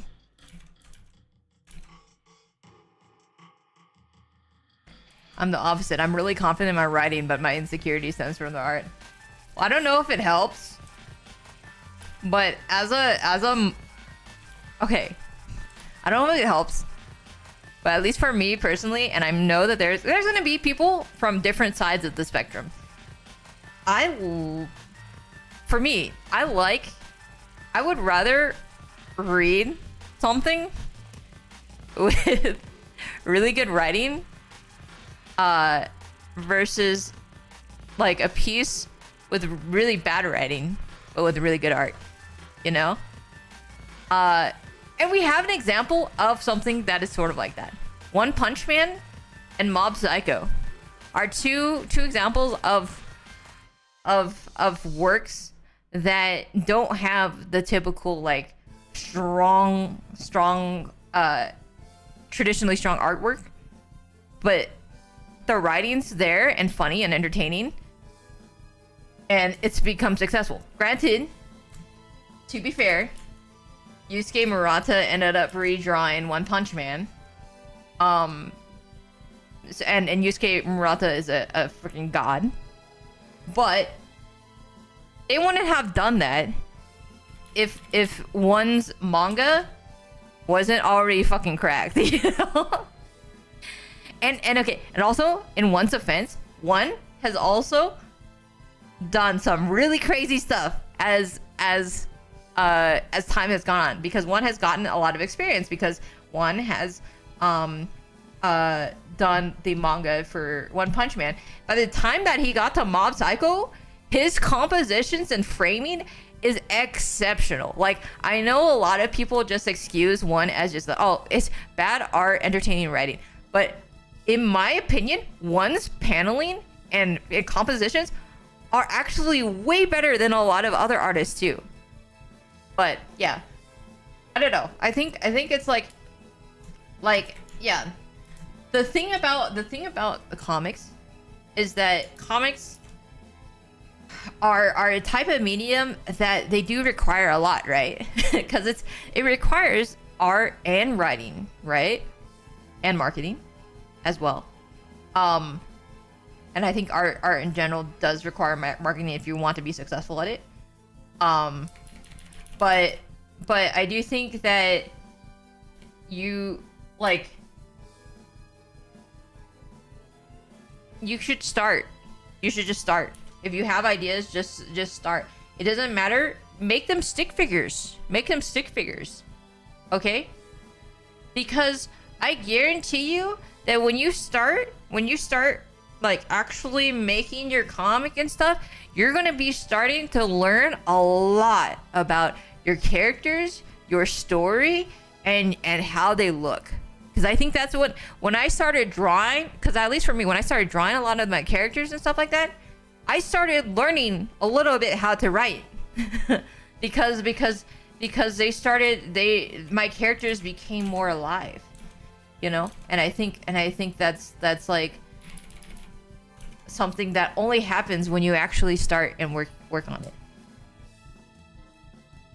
Yeah, improving in art is about practice, but just draw more doesn't help when you need structure to learn. There's no path to take because the structure of the whole thing hinges on you doing whatever. Well, it depends. It depends how you decide to go about it. What are your goals with art, you know? Like if your goals with art is to be successful or whatever, then yeah, you're probably gonna need to, you're gonna learn how to market for sure. But you're gonna probably need to learn certain things. But art is not just a pathway, like no singular linear pathway, right? It's very much an open world game, you know. It's not just a linear point A to point B and stuff like that. I mean, there are suggested pathways that you can go through, like, oh, learn anatomy, you know, open up those Andrew Loomis books, or read drawing with the right side of your brain or whatever. I forgot what that left some right side. I don't remember what it was, but one of those sides. You know, that those kind of things. But that doesn't always guarantee success, and it also has some consequences, because some people, for example, and I've seen a lot of this firsthand, because I've known a lot of artists and aspiring artists, is that they just they get burnt out because they go hard into the studying and then they get burned out. You have to find the path that works well for you and want to achieve, like, how you want to achieve your goals. And that's going to be hard. But you do, in order to find the pathway, you do actually need to start walking, you know? And it doesn't matter if you get lost. It doesn't matter if you get lost, because you are still progressing somewhere. And again, it is an open world. It's an open world, so like no matter if you go front, backwards, left or right, you're getting level, you're getting experience. Okay? So it's like you can't, even when you feel like your skill set is getting worse or something, you're probably getting experience elsewhere. Marketing is important for all forms of art. Yes, I do need. Marketing is like okay, if we're going with the freaking MMO or like open world analogy, marketing is like your weapon. Marketing or marketing is like some equipment that you absolutely, like, if you want to fight the higher bosses, you know, you're gonna need to do that, right? If you want to be a strong artist character, I'm really going hard with this analogy, then you need to actually go. You need to learn marketing as well.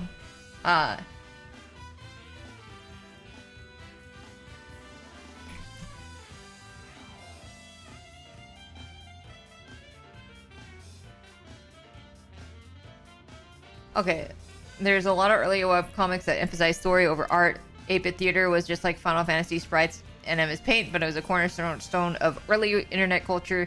Yeah, I mean, I keep on thinking XQC.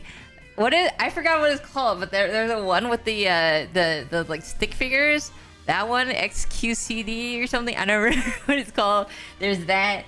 There's, I mean, even the like Control Alt Delete. I know that's like, you know, lost meme and stuff like that, but that was a very successful manga when it was just literally copy pasted expressions. She's cooked yet. Yeah,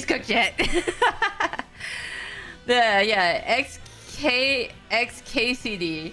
That one, and you know, like, yeah, the Final Fantasy 8-bit theater, like, you can literally create it off of anything.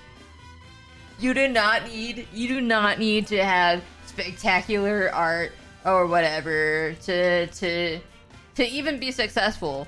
But at the very least, you have to. You can only be successful if you make something. You can only be successful if you make something. That is the one thing that is absolutely certain. Because you cannot be successful you cannot have a successful comic if you don't make the comic, you know. I mean, you can pay someone to do it, but you know that's more semantics kind of thing. But yeah.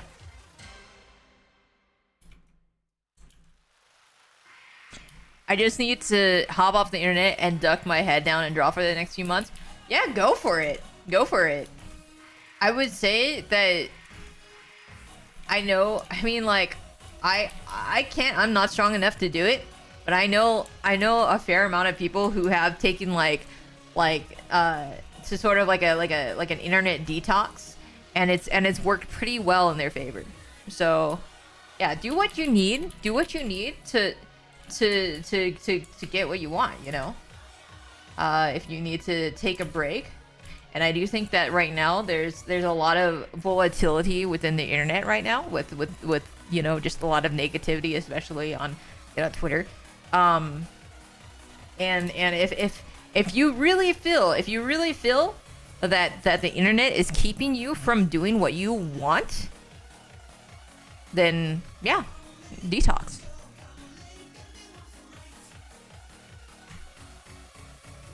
You miss 100% of the shots you don't take. Cyanide and happiness. Yeah. That one too. Yeah. I mean, and they're all also cool comics with great art too. You know, it's just it's cool. Like, it's just that comics, you know, are such a broad medium that you know, it can be. You can have good art, bad writing, you know, Bleach. You can have whatever, bad writing or good writing, bad art, you know, like some of the Hunter x Hunter pages. Some of the Hunter x Hunter pages. And Hunter x Hunter, I could literally just have the entire manga in just the little scribbles that Togashi will do, and I will be completely fine with it. I love his writing so much. His world building does not matter how scratchy his art looks like. It's gonna be great. But I mean, Togashi is a very, very, very skilled artist, by the way. When he wants a section of a manga to be like, you know, it's like a very important like battle or something, he will put so much effort into that thing. But then there's also some like other sections where it's looking a little like stick figures, and that's fine.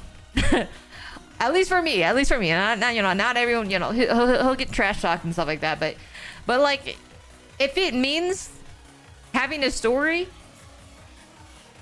if it means the comic will be out and available for people to read, that's completely fine, you know. Have as much scribbles, you know, so we don't have to be on hiatus for another year. So here's the pitch: buy Sade merch, she's starving. What the heck? I'm not starving though. I'm not starving. Please support Sade's heated bill. My bill is not even that huge right now. Alright, anyways, we're pretty much done with this piece. Chroma.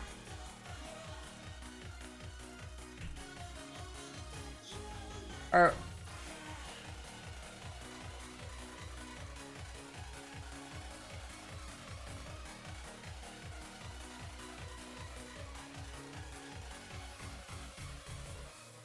let me go right. Buy Sade merch, warm her house. I'm gonna be real. You don't really need a heater for my place. My place is gonna generally be extremely hot without the heater for half the year.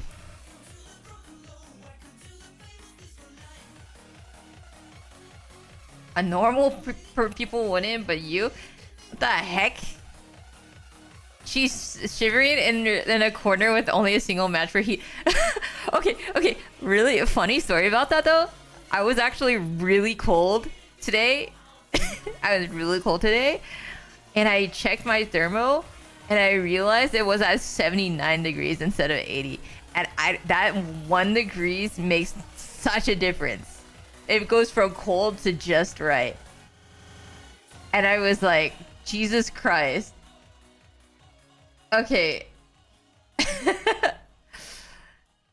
Alright. For Thundercloud.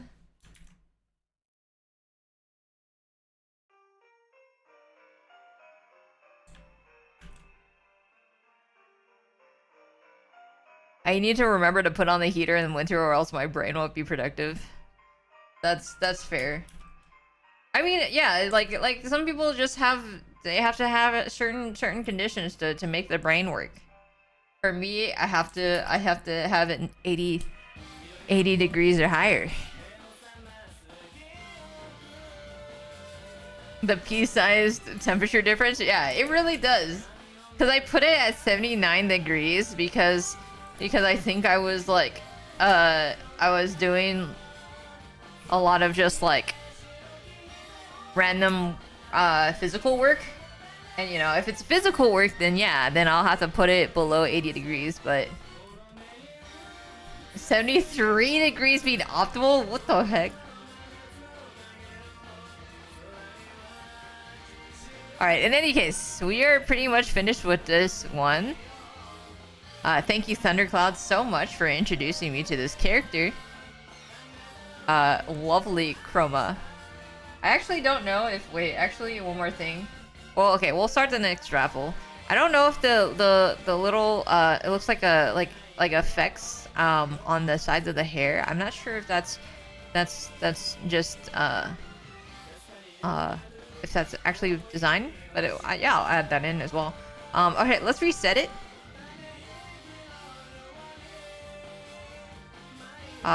We'll do the third raffle. 70 as high as I push mine. Oh gosh. Okay, we're gonna do the third raffle.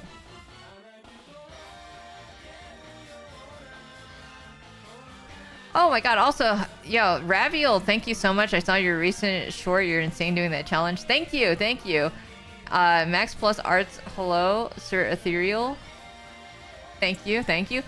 Okay, so now we're going to be doing a new raffle. In order to join, it has to be on Twitch, but you have to type in !third raffle, and which is what everyone is doing in Twitch. You have to do it on Twitch, not on YouTube. I'm sorry, that's just how it works. I'll try to implement it to YouTube at some point, but not now. It does not work right now. But yeah, after 10 minutes, or I guess 9, I will be pulling out the winner, and then we'll be able to get the new request going. If you are the winner, then you get to just tell me what you want drawn, and I will do a face sketch. A face sketch of whatever your choice. It has to be appropriate. And it can be an OC, it can be fan art, whatever you'd like. As long as you technically have permission for me to draw. Like, you know, don't ask me drawing... Don't ask me to draw like your neighbor or something without their consent, you know. But yeah, I will be able to draw like you know, VTubers, OCs, as long as the VTubers are okay with it. Fan art. The only thing that I ask of you is if you can please have your references ready. You're going as my neighbor to draw. watching these streams and not having the character is so funny. I mean, well, you know, some people don't, you know, have characters, and that's completely valid. Some people just want like other fan art done, or you know, I've had a lot of people request other, you know, fan art of I've had people request fan art for others. For example, Check usually gives away his ones. Back when he used to win. Back when he used to win. Not anymore. But when he used to win multiple raffles, he used to give them out to his friends. Yeah. Some people request Germa. Yeah. Or some people requested my characters as well. You know, it's up to whatever you want drawn. Also, Todoroki Shiro 16 and Sunlight Cookie, both welcome. How's it going? How'd you find us? I may not have OCs. That's completely fine. Fan art of a game character is allowed. Yes, yes. We have done several game characters. We've done. I mean, out the top of my head, I've done a lot of Guilty Gear Strive characters. I've done. I've done Farina from the Impact of the Genshins, or I believe that's their name. I've done a couple of Genshin characters. I'm to be honest, I don't know Genshin enough. I'm sorry. I don't know what everyone likes. I don't know what the characters I'm drawing. I'm just drawing. I'm literally the person holding the stylus. I don't know what the hell I'm drawing. I've drawn. Let's see, like Kim Possible or Shigo. I've drawn. I forgot it was the name. The whatever is Catalina guy, the guy from Dark Souls, this guy, that guy, Dark Souls, you know, dude, Sigmire of Catalina or whatever. Yes, thank you. A story. I have not drawn a story. No one has requested a story yet. Hi, I love your art, and I love watching your shorts on YouTube. Well, thank you so much. John Dark Souls, yeah, Sigmar of the Catalina. Yeah. What's another one I've drawn? I don't know. I've drawn a fair amount. We've drawn let's see. Oh my god, I love this character, and I cannot remember the name off the top of my head. Person in Valorant looks like this.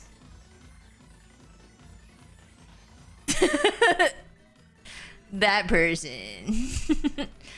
Killjoy, yeah, I drawn Killjoy, and they requested for a pride flag on their hat.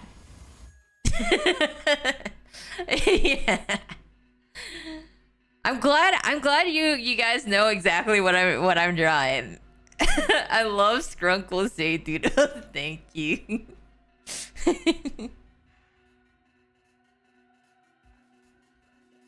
Sage is pulling a Scott Sugar Dry Ramona right now. Yeah, exactly. Jane McValorant. Yeah. Oh my god, we have so many entries today. 38 entries. I think that might be a world record. PR. The Valorant, yeah.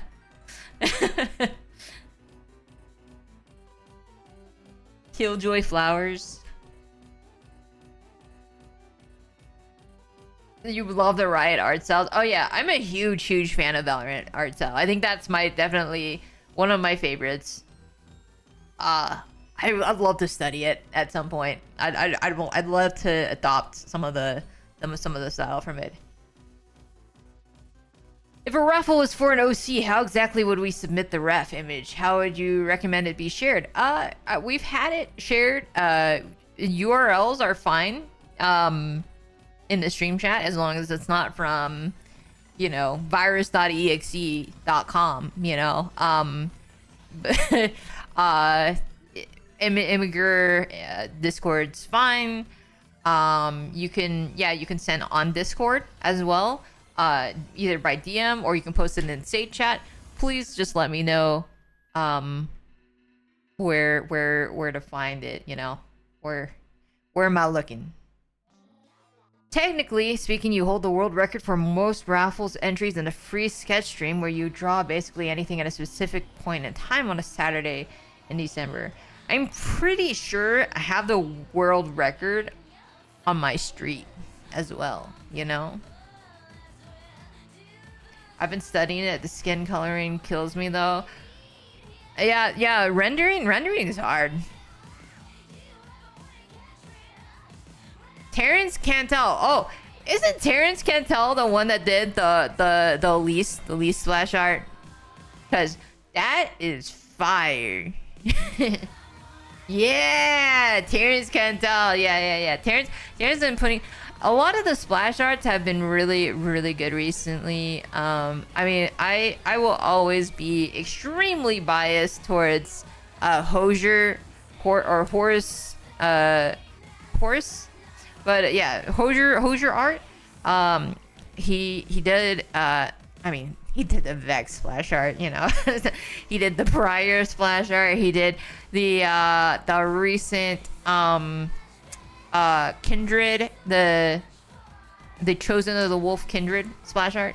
Very, very, very good artist. I love them so much.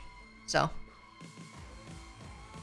yes, the Kindred one is phenomenal. I believe he was also the one who did Spirit Blossom Kindred splash art as well, and that one was really nice. Had a unique composition that not a lot of leak splash arts had done at the time. So yeah. Not heard this song in years. Wait, did you not watch Arcane? But yeah, no, this song was it's interesting. On my iTunes, it was always named as Blah, because I actually received this song way before it was released.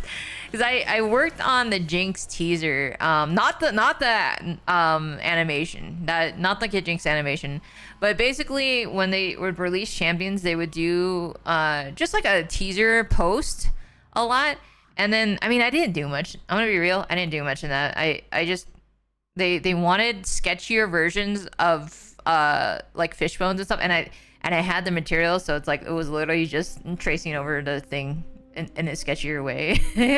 so that was my contribution, was literally just tracing over a Fishbone sketch to make it look like a sketch. I don't know, but that was the teaser.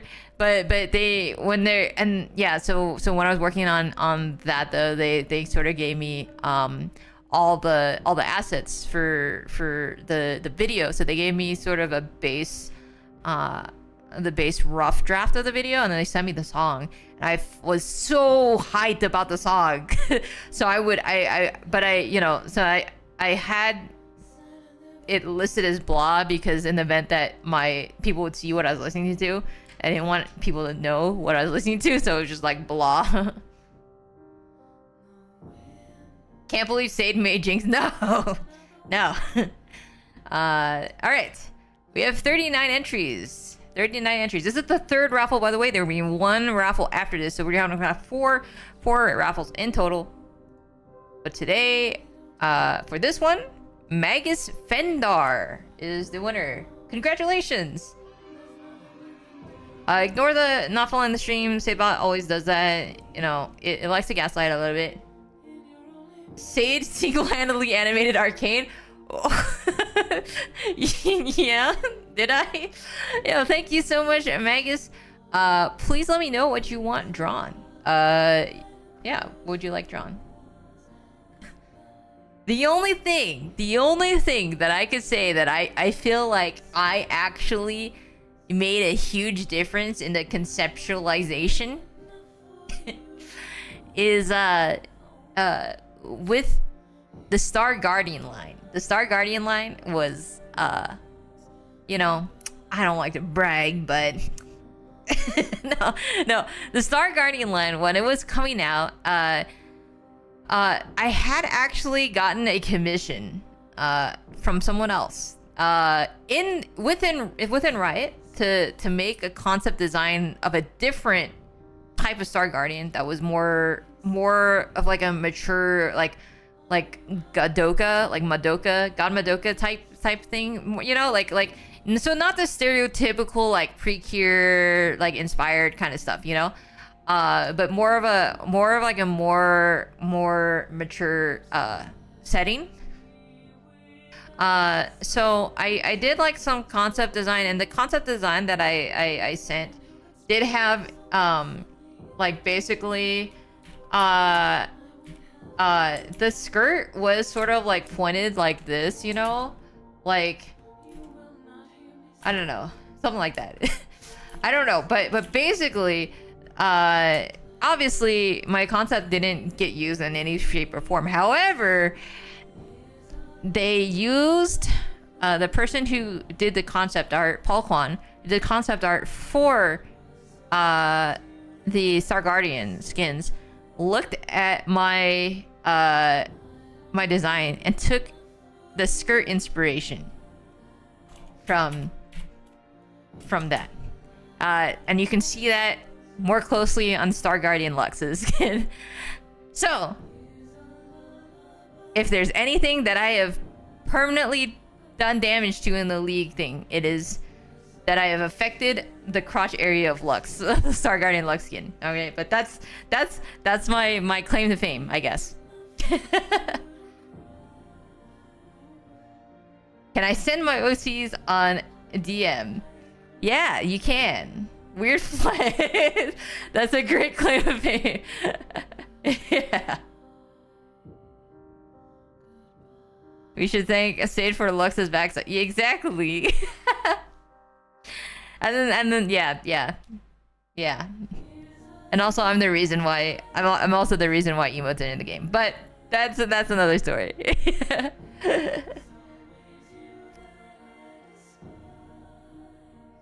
All right. Yes, please send me a DM or just list it over here. Just let me know where to look.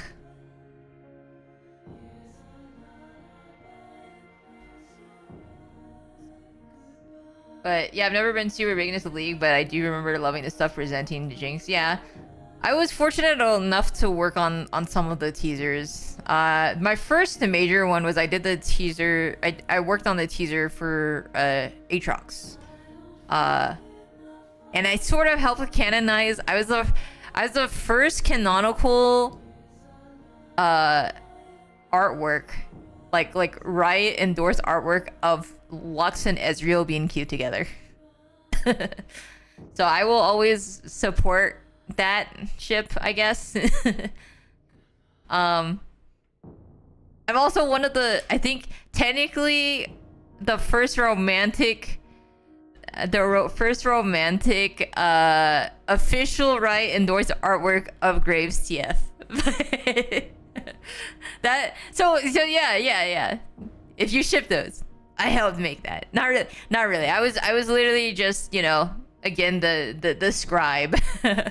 One of the people that I was working with, one of the writers, the main writers for Graves and TF, or for League of Legends was like, had always sort of like had in mind that Graves and TF were a thing.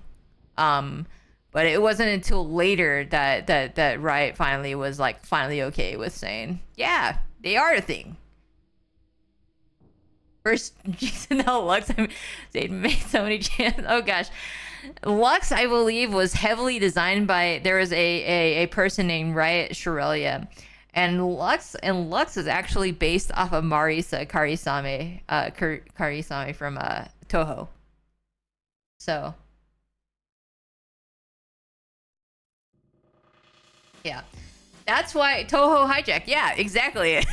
that's why I don't remember what Lux's ult is called now, but it used to be called Finalis Funkeln, which is short. You know, it means final spark, which is Marisa's, like, you know, main move, final spark, and also there's a reason why at the same time, like, you know, she sort of has similar hairstyle, especially in the earlier stages of League, but also like one of her earliest skins was sort of like a magician one, and I believe that was a straight up reference to Marisa.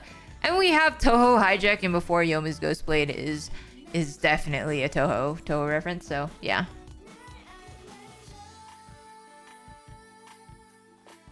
Just sent you the DMs? Okay.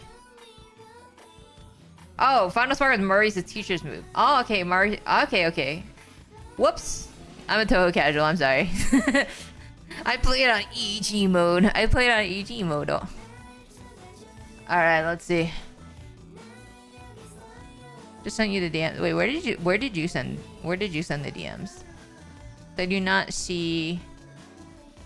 Did you send them on Discord, or did you send them on like a Twitch whisper? The only game that I played from them that was like not the fighting games, I only played Phantasmagoria Flower View. That was the only, and I played on easy mode, couldn't even beat that. Twitch was right. Oh, I see. Okay, let me log on Twitch for that. No, but thank you for the correction. Today I know that their master that is Maurice's teacher's move. Who is Maurice's teacher then?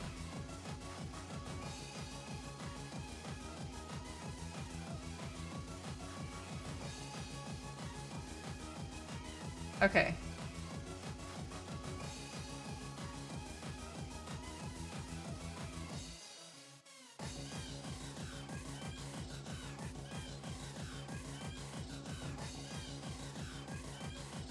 Mima. Oh, is this a Sphinx cat? Base the second of the head. It's with. I want to see how the base character would look without the hood on. Okay, keep the skin color. Let me write this down. Let me write this down a little bit. All right. So I'll just write some notes. So you want, just so because I'm gonna forget. So it says without hood,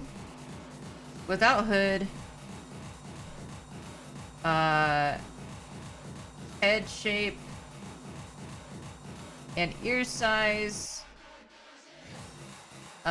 equals photo 2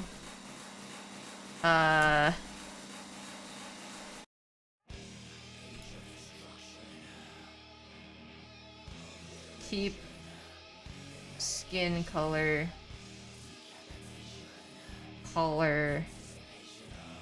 left golden eye plus tattoo. Sorry if you cannot understand what I'm writing. Cloak stay on. Cloak on.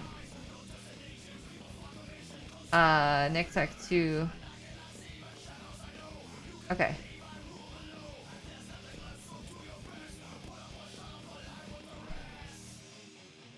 My exposure to Toho is basically the early YouTube music videos and Iosis. Yes, Iosis is largely why I was so invested into the Toho series was Iosis and the fighting games, Immaterial and Missing Power, and for a time Scarlet Weather Rhapsody. So, all right, let me get this drive really quick. Okay. All right, we got our notes.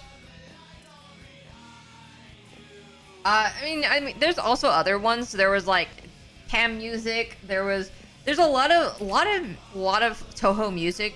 Just was really fire. I mean, the main music was also fire, but like, man, there was a lot of good, a lot of good fan music, and still to this day, like. I will really enjoy like the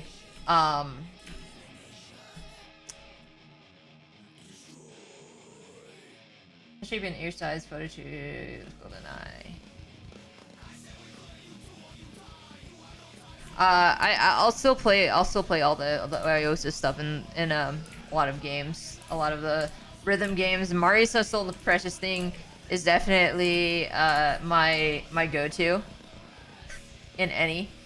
Yo, Errol, how's it going? Oh my god. Yo, welcome Raiders. Oh my god, wait, Errol, you were doing art? You were doing pixel art maybe? Were you doing pixel art? Welcome everyone. How's it going?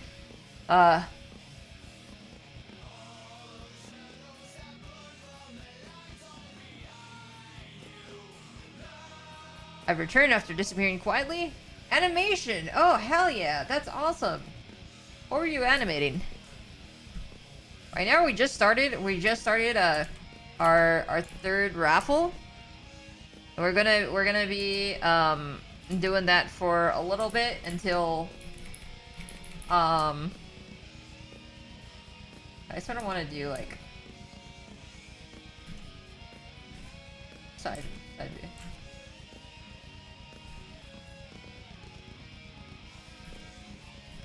Okay, yeah, we're gonna do that for a while, and then yeah, we're talking about Toho as well.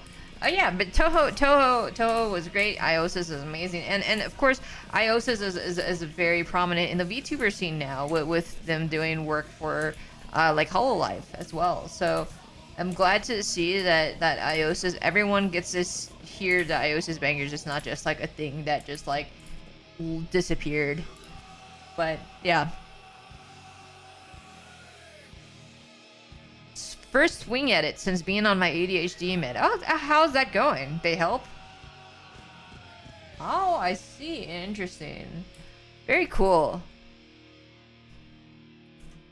I've always wanted to know, like, I've constantly been trying to like figure out. I mean, I'm pretty sure that I have some kind of attention disorder. But it is so hard to diagnose it. They're like, first you have to take these antidepressants because your intention might be just that you're depressed. And I'm like, okay, well, maybe I don't need to be diagnosed. Maybe I'll just suffer through it. Maybe I'll just suffer through it. We all probably, yeah. I've been feeling it like extraordinarily badly recently. Especially, oh my god, when it came to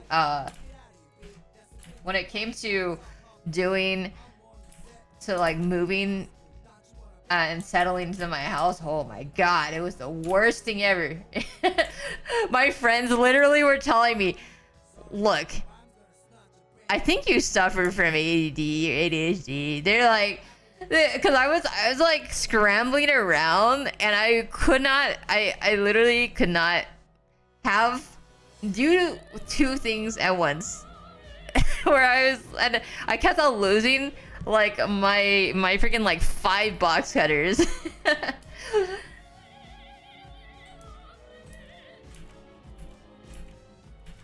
I was like supposed to do one single thing and I end up like not doing it. I end up doing something completely different. Oh, they're like, yeah, you might have a problem. You might have a problem. Like,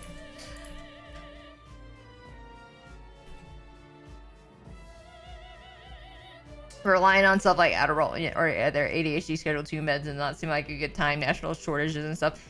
Yeah, I've definitely heard like that kind of stuff. And to be fair, like, okay, I sort of have like I guess I have personal reasons for me being sort of against like a lot of drugs. Not like, you know, I don't have anything against people who use like strong meds and stuff like that. It's just, you know, I've had experiences with people that I know that have been sort of negative in that sort of aspect. So I have a negative. I'm like, I try to avoid drugs as much as I can. Besides like caffeine and stuff, I'm freaking.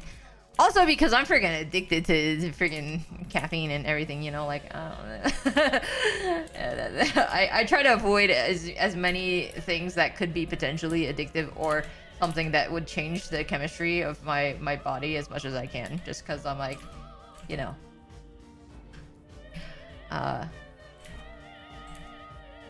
I operate in a certain type of way. Caffeine is a wonderful idea. Time to make coffee. I always thought I can do without. My life is just easier with every single aspect. Yeah, that's what I've heard. That's what I heard. Because it's like legitimately, it's like you actually get to operate like a normal human being. Like, this is what feeling normal is like. that's what I've heard, and it's yeah. And to be fair, at one point in time, I did try an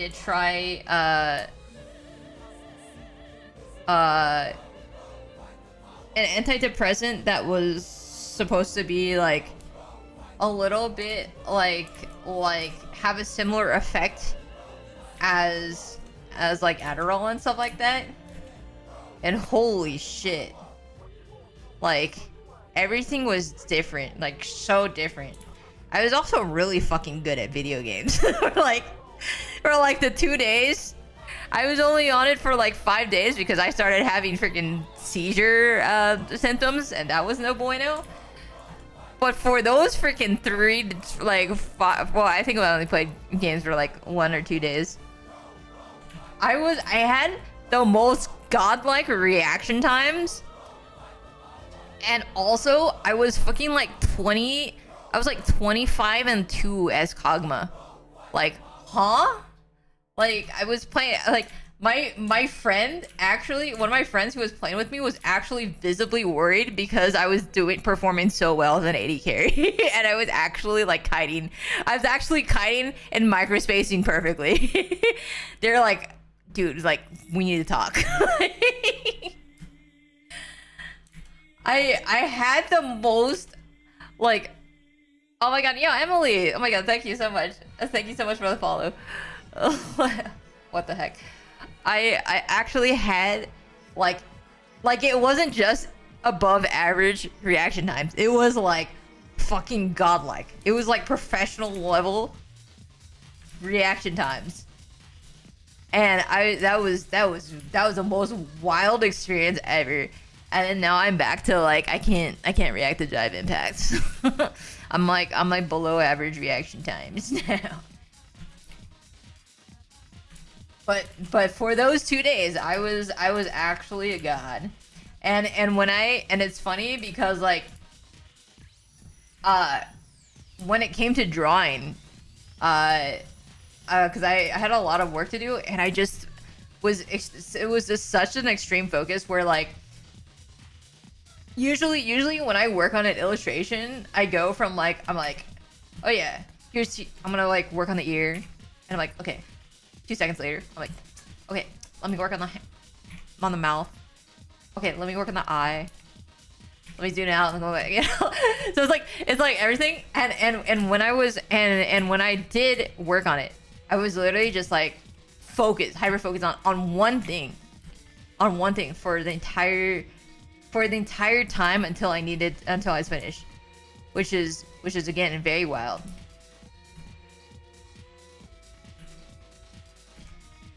Looks like beers. Well, it is a sphinx. It is a sphinx cat. It is a sphinx cat.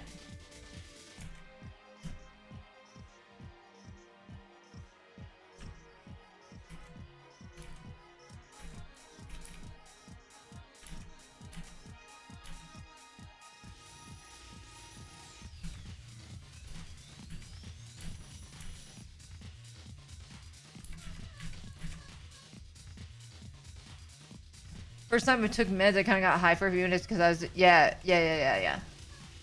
I was it was interesting. It was interesting, but yeah. as much as the antidepressants were helping me, I also at least to focus. You know, I don't think anything changed with the actual depressing part of it. At least for the focus part, that was cool. I mean, there was like little things too where like when I put things on the floor, like sometimes I just throw like I don't know, my place is a mess. I'll just throw things on the floor, and like I had like I wanted to actually like clean up, which is weird.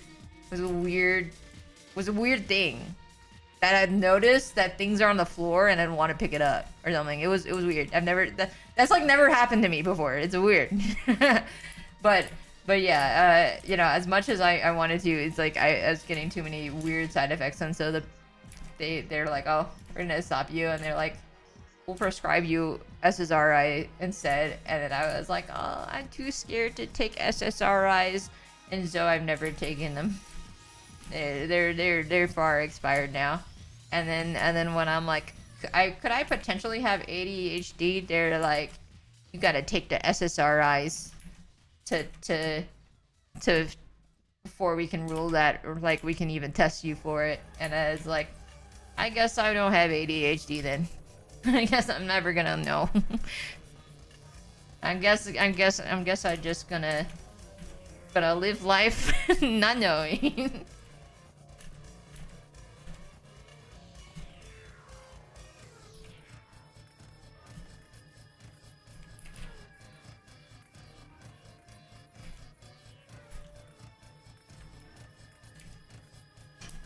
But oh well, it's, you know, obviously there are things that I definitely struggle with, but there's a lot of ways that I can, like, you know, at least get work done. It can be very hard though. It's always crazy hearing bad medical stories when my experience is very positive. That's lucky. That's good though. I'm glad you have good experience with doctors. I mean, they're supposed to ideally have that, right?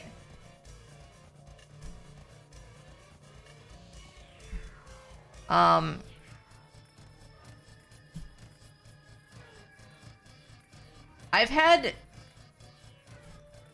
mostly negative experiences, but it's I've had some funny experiences though.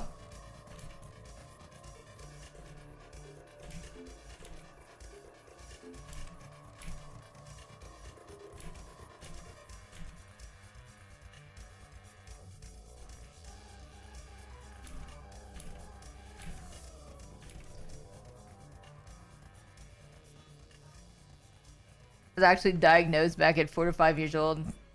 Oh wow.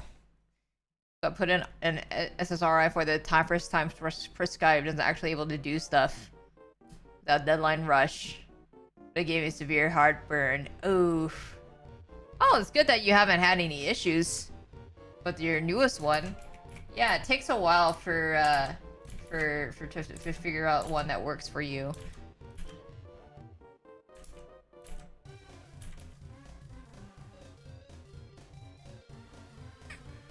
Being a woman in America healthcare system sounds so cool.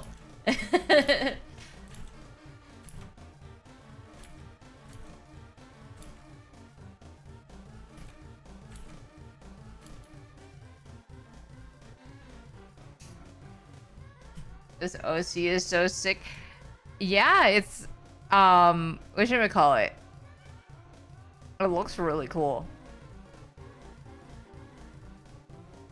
Whoops. Magus's OC. Lots of cool. I'm gonna do all the tattoos and stuff. But yeah, they want the cloak. The cloak should stay on, but it's going to be hoodless this time. Sock mitt.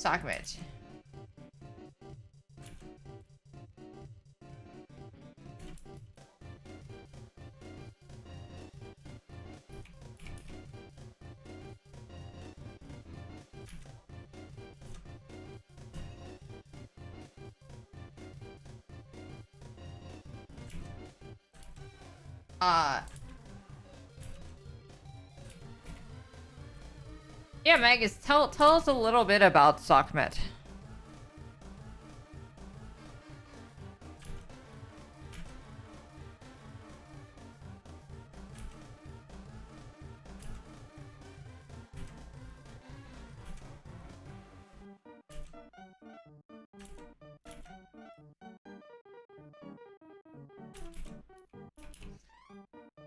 Yeah, hell yeah.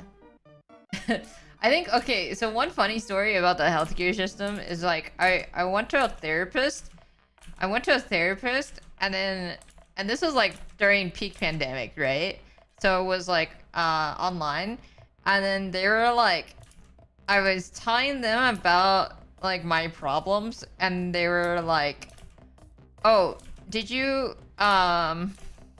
I mean, so you have any like friends? And I'm like, yeah, like online friends. And they're like, online? Okay, well, like they're pretty much like, oh, it's not acceptable. They're like, you're gonna need to spend more time communicating with friends in real life, and then you have to do like, you know, go schedule hangouts, go do yoga together, you know. And I'm like, what? Like, this is peak pandemic. What? It was like a moment. They were completely fine. The moment I mentioned online, they're just red flags, just like, you know, the huge radar, and they're like, nope. They're like, oh, it must be, you know, you have zero communication with anyone, and, you know, like you need severe help by doing yoga with friends during peak pandemic. I was like, wait, what? And then the very next session, okay, well, I had to fill out a survey or whatever, and it was something like there was a single question. It was like 30 something questions, and one of the single question where it was like, how helpful was last session or something, and, you know, obviously it wasn't helpful at all, but it was like a rate from like 1 to 5, and I'm like, the lowest that I'll give is a 4. So I give a 4 out of 5, and they were so offended by me giving a 4 out of 5 out of the one of 35 questions that they proceeded to for the entire 30 minutes was grilling me, and they're like, why wasn't this helpful for you? Why wasn't the last one helpful? I was like, okay. Okay.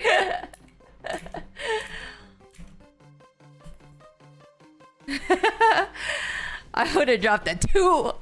A 2? That's crazy.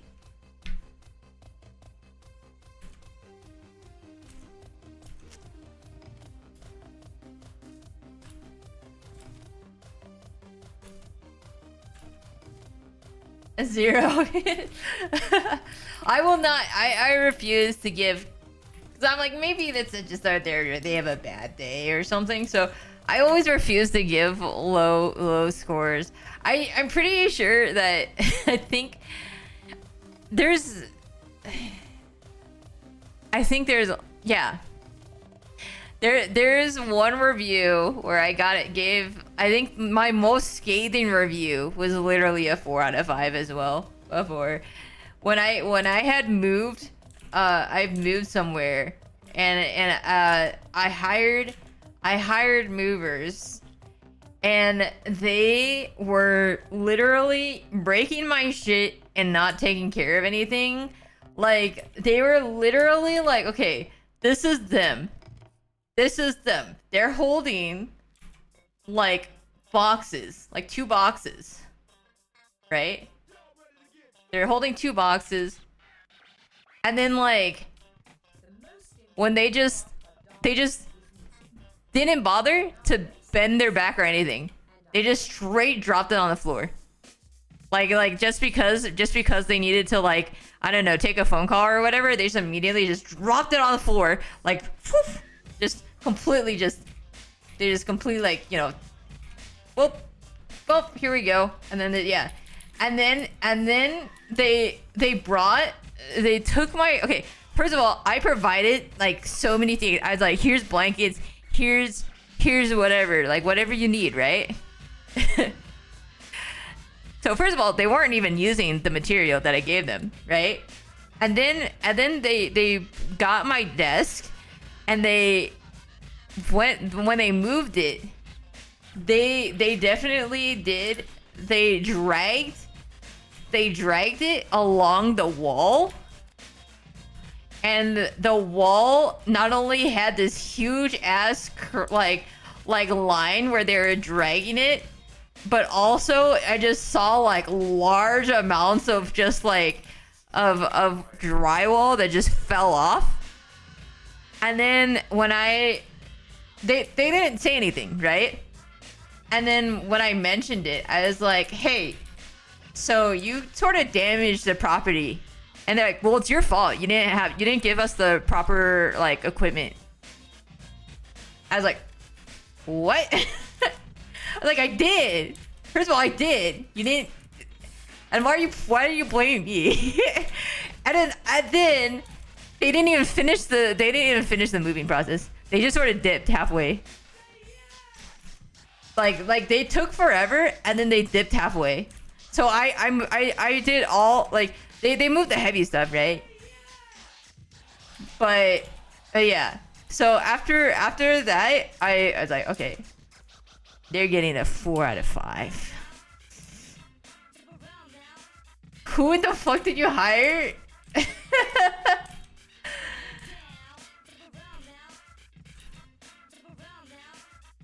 All right, let me listen to this. All right, he used to be okay. So this character used to be next in line to rule a city over desert, where he enjoyed life of luxury. Desert people love their cats. His lineage honored a desert god and had a literal sphinx as their family guardian, who's their ancestor made a pact with. One day the city faced destruction, but he was saved by the magic of their ancestors, trapped in a time stasis, but safe. When he woke up, he realized he had been asleep. Oh, wow. Dang, okay.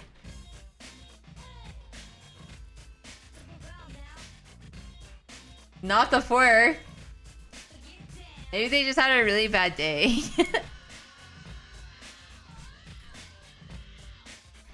But no, I don't know. I always just try to give the benefit of the doubt, but I was like, that was probably the time I was the most livid for sure. Blaze Launcher, yo, thank you so much for the follow. Welcome.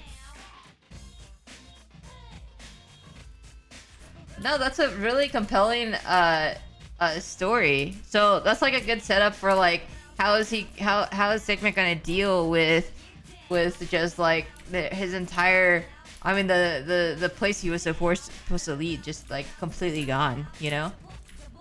That's a nice story.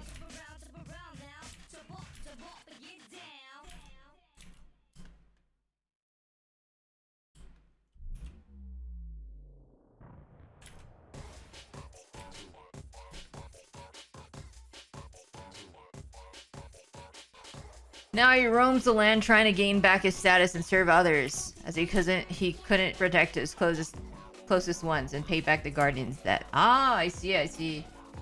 Yeah, no, that's really awesome. Is he part of like a story, like a written story, or? Oh, like your art? Oh, well, thank you so much. I'm glad you like. D&D character. Oh, I see. Very, very cool.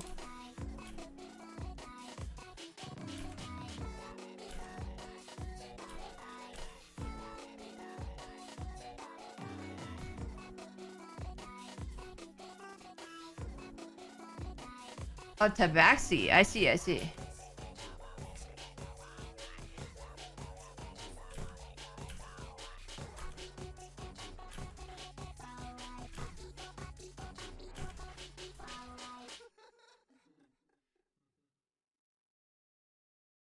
The cat at work, and when I put him down, he always gets pissed at me, so I'm just holding the cat at the register. I mean, you're literally his servant. You have to serve him now. You have to hold him always. Never let go.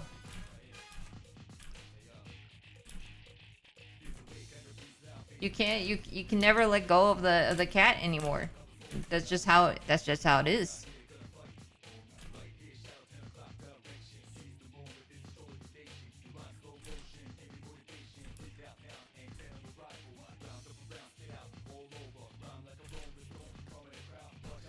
It's like when you decide to pet an animal and they'll like freak out if you stop petting them. It's like now you have to pet them forever. You can't actually do anything else in your life anymore.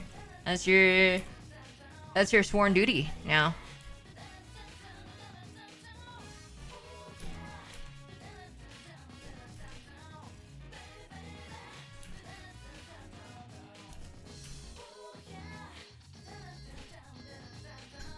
He is my friend and will also fight me if I stop. Yeah, exactly. It's a life or death situation. You have to. You have to keep petting, keep holding them.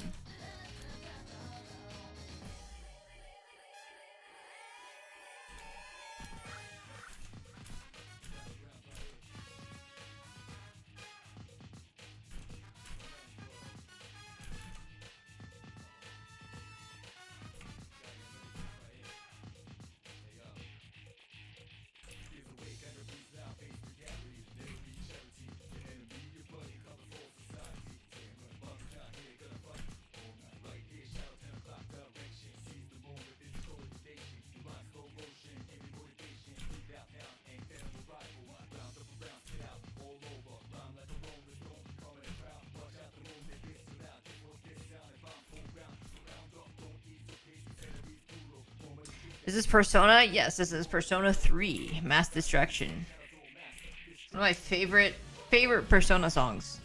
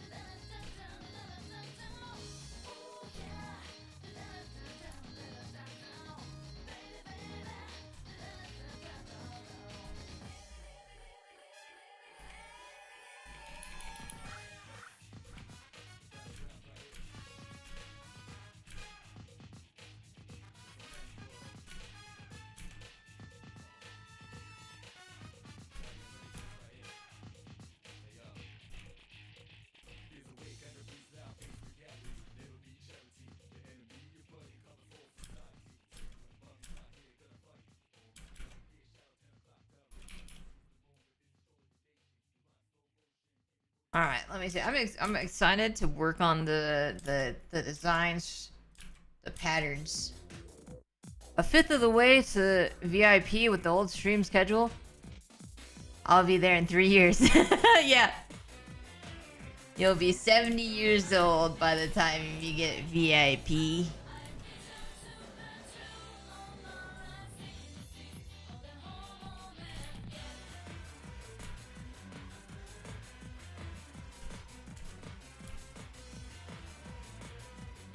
I'll try to stream more though. I'm trying to do 3 streams a week.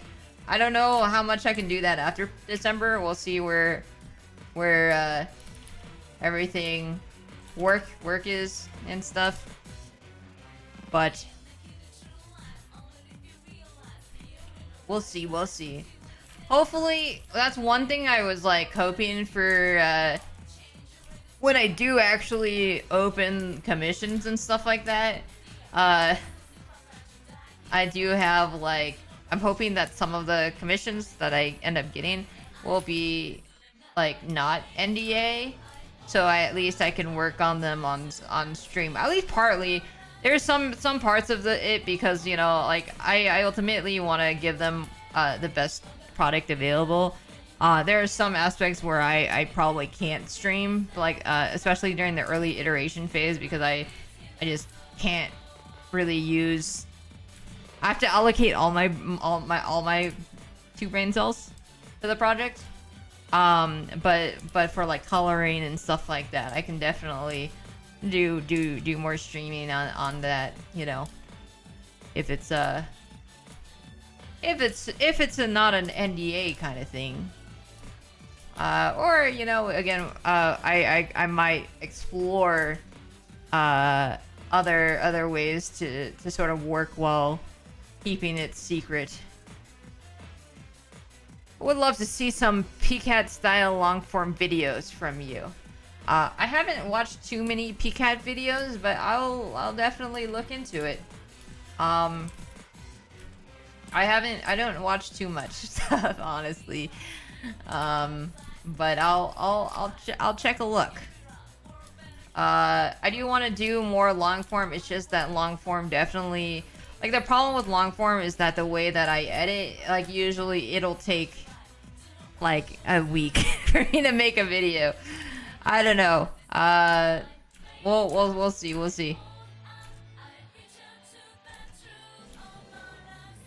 Even like fully edited shorts, not like the shorts I've been put. Like it's just clips and stuff. It only take like an hour or two max. But if it's a fully edited short, usually my storytelling ones, those actually do take like 12 hours for me to make, from like the script to the finding the footage to animating some portions of it to like everything. And I love doing little animations and stuff to just like, you know, make it pop out a little bit more.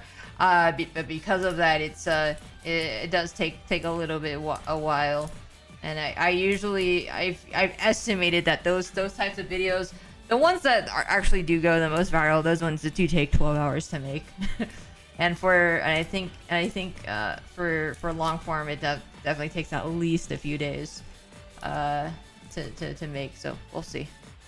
Art tutorials, but more phrase on how to approach and learn this instead of direct tutorial shit. Yeah, I've always been interested in doing that kind of stuff. I just don't know like what people would be interested in. Because I do have a lot of experience in things like, you know, just with like professional experience and stuff like that. But I just don't know what people would want.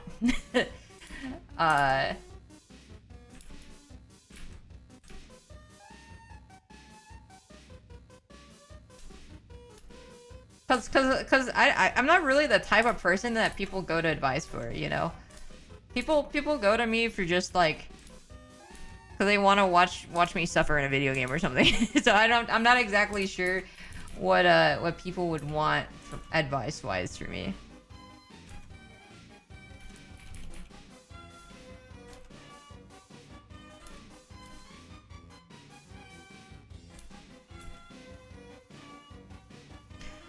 What's this playlist? Actually, if you go to ffc.com, let me go look at that. If you go, I will link it right here. But if you go to resources, there's a playlist with some of the it's a little bit outdated, but yeah, that's the playlist that's I'm getting it from. I still need to update it with some more songs like Celeste OST. I'll probably be removing some song as well. I do know that it's definitely not not super DMCA free safe when it comes to YouTube. When it comes to Twitch, it is completely DMCA free.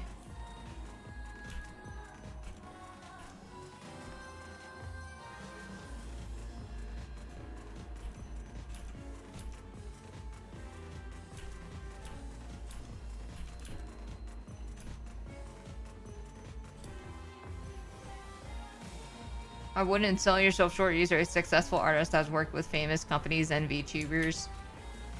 I'm sure plenty of people would love your advice. Yeah, I just don't know what people would want advice for. But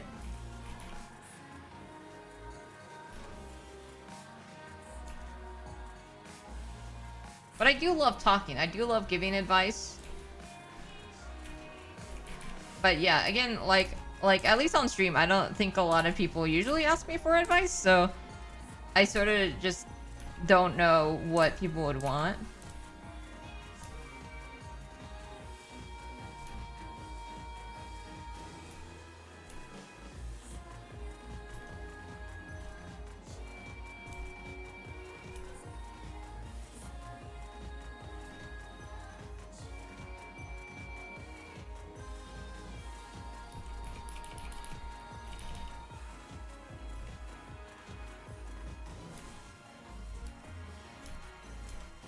But I think at the bare minimum, I could offer basic advice for things. Basic. I wouldn't say I'm an expert in anything in particular, but I do have like basic experience in pretty much like I've dipped my toes into every facet of art almost.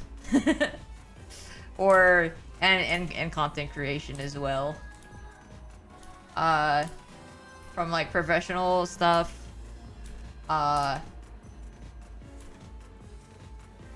motion graphics, graphic design, animation, pixel art, yeah. even my portfolio is really random. It's really random. So it's like, okay, yeah. Primarily, I used to do promotional art for esports teams. But then I also have done like the pixel art for Graves and Zaya's ammo system in League of Legends. Like, it's so random. Like, that is literally that just random artist that would just do whatever. So it's like, okay, yeah, I conceptualized the emotes. I did Facebook stickers, pixel art for their UI, did like some really stylized art for their dev blog post. Yeah, it's so random, this stuff that I do.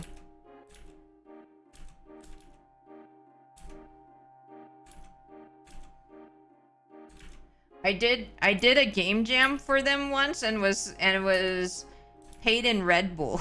There's a lot of random things that I have done. Do I have any tips for getting to storyboards and animation? In what sense? I think so I'm actually pretty new to storyboarding. I don't have much experience in that, but I do think that there is an artist that I would recommend, Toniko Pantoja, who actually has a lot of tips on storyboarding. But I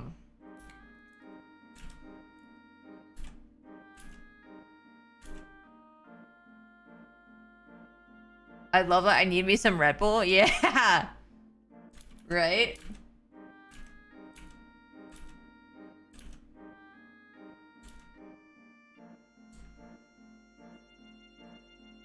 Where to start for an animation? Well, what are you looking to do?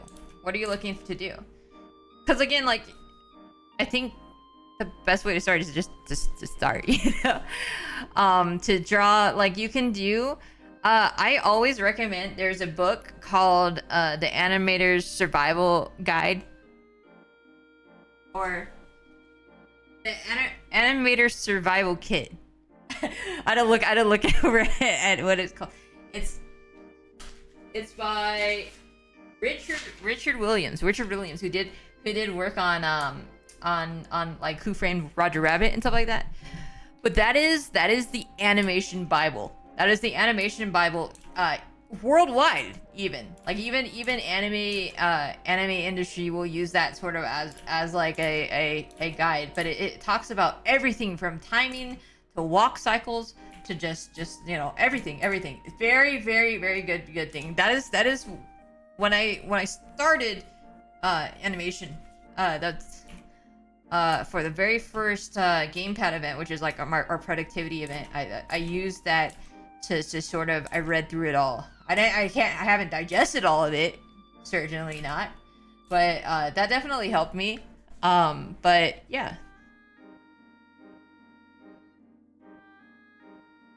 The Animator's Survival Kit by Richard Williams. It is hands down the best animation guide like ever. Or at least it is definitely like, it is definitely akin to like when people ask, how do you learn, what's the best book for color theory? They always say Color and Light by James Gurney.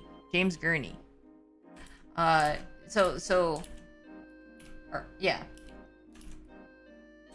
So it's like stuff like that where it's just that is just such an important book. And I'm be real, you can find those stuff for free nowadays. You know? You can find, just do a little Google search. But everything else, you know, like yeah, I'd say, like, at least for me, when I started animating, I was just like, I want to animate. I watched an anime. I watched Chainsaw Man, the opening, and I was like, I want to do this. And I was like, I want to study. I looked at the piece. And I started going frame by frame, which is, YouTube's very good at it. All you have to do is you just do the arrow, these keys. This one, the comma and the period key, yeah, you just press these two and you can go frame by frame. And so what I did was I was like sort of just I would just watch the Chainsaw Man opening over and over and over again until I really drilled into my head. I'm like, this is what the timing is for this kind of thing. This is, and I was trying to dissect things. I'm like, how did they composite this? I want to learn how to do that. So I started learning how to composite, like all that information. So, have you seen any of the JJ opening? I've seen clips because I follow a lot of animation Twitter artists, and they always post JJK stuff. I also follow several people who are JJK artists. So Curie Lu, for example, is an example. I mean, they worked on, I mean, it's Studio Mappa, right? So yeah, you get people who've worked on Chainsaw Man and all that stuff. But yeah, I am familiar with a lot of the good animation in JJK. I just haven't watched that series, and I have no idea what that show is about. Domain expansion and hot guys. That's all I know. That's all I know. I don't even know the girls. I know there's like a girl that has like a spear or something. She has like green hair. Yeah, that's about it. But hot guys, lots of you know, everyone pitches to me Nanami, Kento Nanami. Everyone says, this man is your perfect man. He embodies everything you'd like. And I'm like, damn. But I don't know if that's enough for me to watch the series. I'll be real.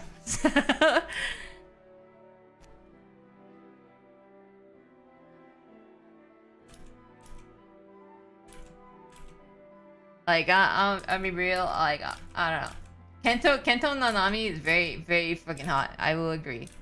But I don't know if it's enough for me to watch the series. But the animation is great. I've definitely studied. There's a site called Sakuga Boru, and if you're familiar with like image databases like Gelboru, Danboru, Safeboru, like all that kind of stuff. It's basically you type in a tag like Jujutsu Kaisen, _Kaisen or something, and you'll get a bunch of results of that. But Sakuga Boru, which is termed off of Sakuga, which is sort of like the really good animation in anime, to put it simply. That's the one that instead of images, it'll show clips. I mean, there's no sound, of course, so it's like avoiding copyright, and there's no sound in it, but you can watch how things work. Like for example, when I was working on the Arcane Vi storyboards for Gardic, the one thing that I really wanted to practice, that was one I wanted to study, because I'm like, oh my god, I've always wanted to do action scenes. So I was like, I really want to learn the Obari punch. And Obari punch is a scene. I mean, if you've seen the Vi Gardic that I did, you've seen that exact scene, which is like a close up of someone's like face right here, face up close, and you have like a punch right here, and then the punch goes closer, so that's termed Obari punch. And so many animes, My Hero Academia, freaking JJK, even like every single thing that has a punch will probably have the Obari punch, and it's termed because there's the animator who was known for it, is named Obari. So if you looked at it, if you just say like Obari punch, right? If you'd say that, then in Sakuga Boru, you'll just see a load of databases that are just of that same exact thing. And so I was like studying the timing of that when I was trying to figure out what I wanted to do, like what angle did I want to do, what kind of stuff like that. So stuff like that is where you can figure out, like, again, if you're ever intimidated by art, you can always just look at references. And if you're just using them for personal use, as in you're not going to share them online, sure, you can copy or do trace or do whatever. As long as you're not sharing them online or sharing them and claiming it as your own or something. If you're going to put it in your sketchbook that no one else but you sees the light of day, go ahead, trace, copy, do whatever. You know, if you're the only one that sees it, you know, that's fine. But otherwise, you can if you're doing like studies, you can definitely do studies or reproductions or something. Quote, you know, if the artist is okay with it, as long as you credit them and, you know, provide the original source. You can sort of, and you can of course use references to sort of build, you know, your own ideas. To help illustrate your own ideas. Don't be afraid to use references. They're very helpful. The journey of a season starts with a single episode. I'm gonna be real. I don't think I'd like it. I don't think I'd like the series. I'm sorry. I've also tried multiple times for people. I was like, look, please. I want any reason for people to get me to watch this show. And besides good animation, they don't really say anything else. I'm real. They don't really say anything else. And usually good animation is not something that will get me to watch a show, because I can just look at Sakagaboru clips. Cause I don't, you know, I don't know, but I am also, contrary to popular belief, the fact that I draw a bunch of anime and stuff, I am actually sort of an anime hater. I do like anime, but there's a lot of anime I don't like. You know, if you want my dark past, you know, like it was a dark and stormy night. I was in high school and I decided that I was going to try to watch every anime in the season. Every anime that was going to be in the season. It was clearly a dark and stormy night, and I've been scarred ever since. There is so much shit. And I've never was the same again. And so I hated anime for a very long time. And now I only watch like maybe 1 to 2 anime a year.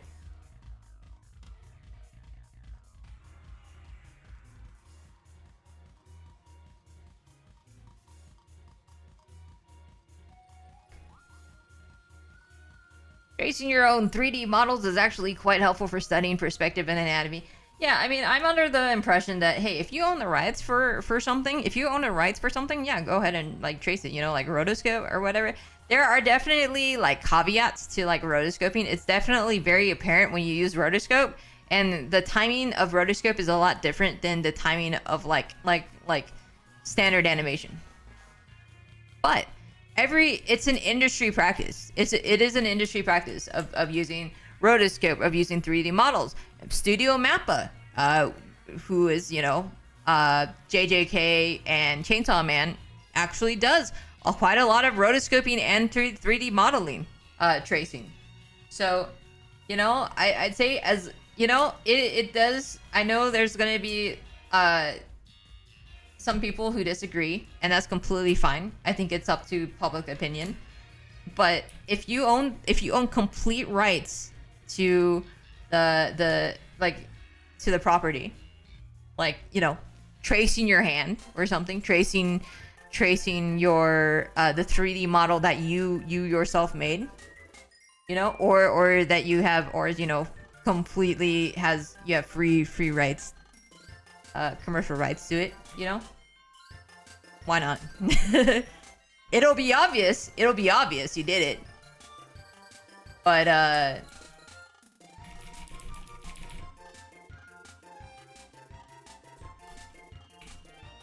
it still has, you know, if you have rights to it, you know, why not?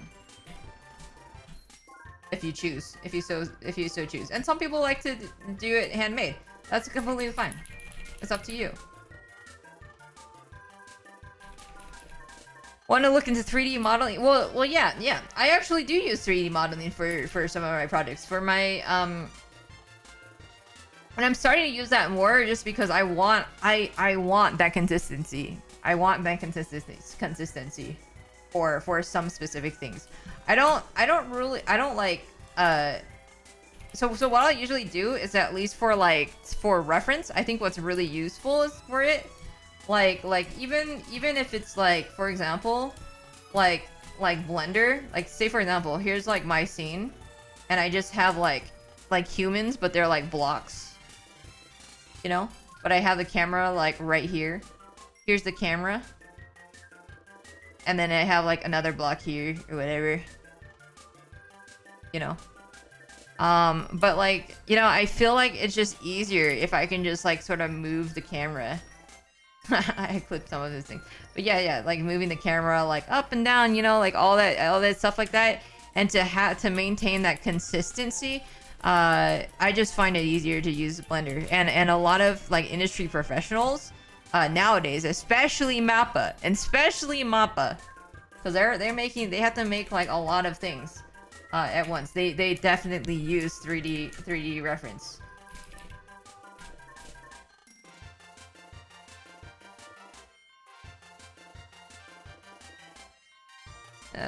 The way it shows S2 development in Sense of Madness was all amazing. I think S2 is amazing, but watch the first 5 episodes. Perhaps. But again, yeah, I honestly don't watch a lot of shonen. I specifically watching Dandadan because color theory, and because but I don't usually watch shonen, and it's funny because I say that, but I watch Chainsaw Man. But to be fair, Chainsaw Man's still like an 8 out of 10 for me. But Aki is really fucking hot, and Makima is also really fucking hot. Makima was definitely the reason why I started watching Chainsaw Man. I remember. So I never knew who Makima was. Okay, I never knew who Makima was, and then I tuned into Skara's stream, and he was streaming with another artist, and she was drawing Makima. And I immediately went to chat, and I'm like, who is that? I need to know. I need to consume whatever media she's in. Like, I saw her, and I was so enamored by this character. And this Scar is like, oh, it's her Chainsaw Man. I immediately was like, oh my god. The moment that Chainsaw Man came out with an anime, I was like, I have to watch this for Makima. And anything for Makima. But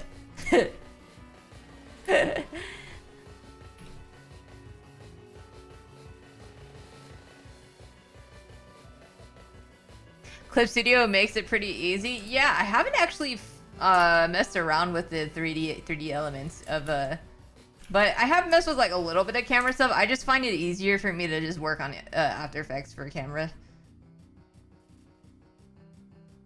Hunter x Hunter may be good early on, but obviously the Chimera Ant arc is what makes me peak. Yeah. I would not have watched Hunter x Hunter if it weren't for my friend though. Like okay, I do really enjoy Hunter. I really do enjoy Hunter. It is my second favorite shonen, with my other favorite shonen being Full Metal Alchemist. But I definitely wouldn't have watched it if it weren't for my friend. My friend specifically is someone that I lived with who would actually force me, like brute force me into watching anime, because I just don't watch anime that much. But he would sit me down and be like, we're watching, like you know, like he would coax me into doing it. We'd go, like, he would take us to get food, and then we're like, okay, we have to eat, you know, he'd immediately turn on turn on an anime and be like, we're watching a few episodes of this. Like you know, I was trapped. I had to watch anime. Like he knew the matchup, and he would force me to watch anime. And yes, I've enjoyed every single anime that he's put me through, so it was worth. But there's no way that I would have watched the anime beforehand.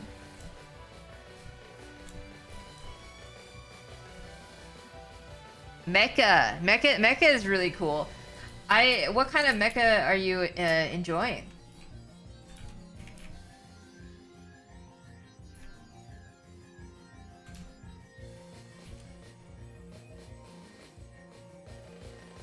I think the type of anime that I really like, or the type of media, is hard for me to find. It's hard for me to find in anime because there's not much. I really enjoy the seinen genre. I like things that are depressing. Depressing, but like in a sort of motivational way, you know? I don't know. So my favorite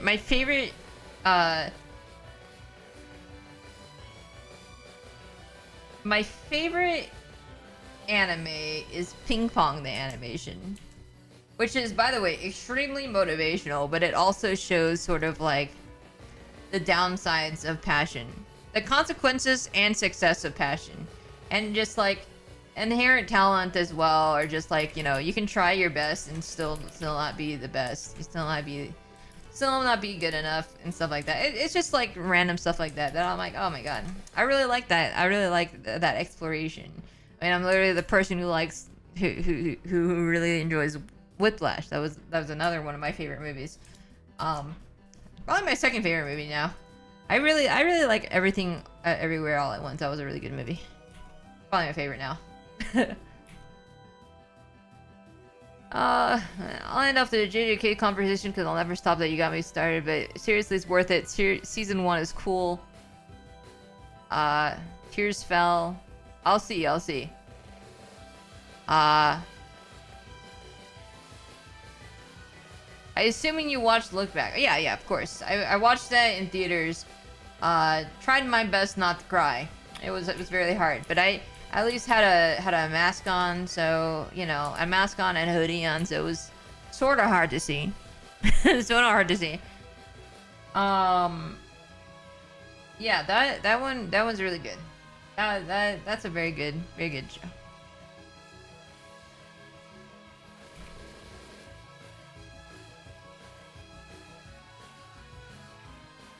I'm sad I didn't get to catch it in theaters, but it was a good time. Yeah, I don't know if they ever publicized it outside of theater, but it was really cool. There was like a behind the scenes featurette that lasted like a good 20 minutes or something, and it talked a little bit about the process, about the artistic process, about the voice acting, and stuff, and it was really neat. I like that kind of stuff. Have you watched The Big O? I watched a little bit of The Big O.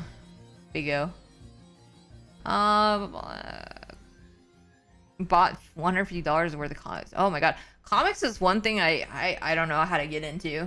Like, I don't know anything about like the Marvel or DC, anything like that. It's so that's one of the most like overwhelming things ever. Like, I'm like, I don't know where to even start with it. First time watching live art. Love your stuff. Yo, thank you. I'm glad you like. Yeah, right now we're just drawing the third request so far. I'm going to be drawing more in a jiffy once I finish this. I can't watch sad movies, especially when it relates to like passion and art, because it destroys me. Yeah, I mean, I just want to get destroyed, you know. I just want to get destroyed, so that's why my favorite manga artist is Inio Asano, and who, you know, those who know, if you know, you know.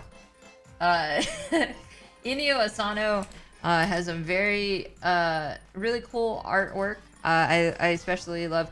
That's an example of an artist who actually takes photos, not traces, but uses computer graphics. Their backgrounds are largely photoshopped, to be honest. But the backgrounds are spectacular, is one of his defining traits. He also draws a lot too. I mean, does a lot of really good things too. So like, he's a very, very skilled artist.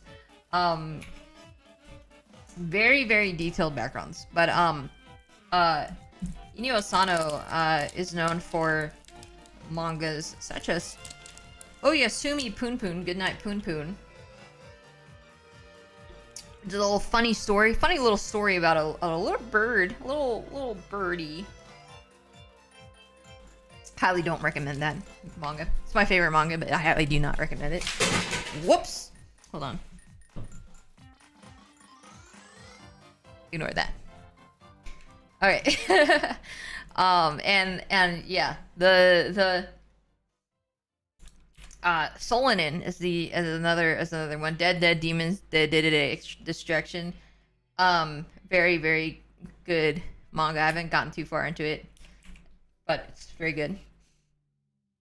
Tinkle Hoy, yeah, exactly.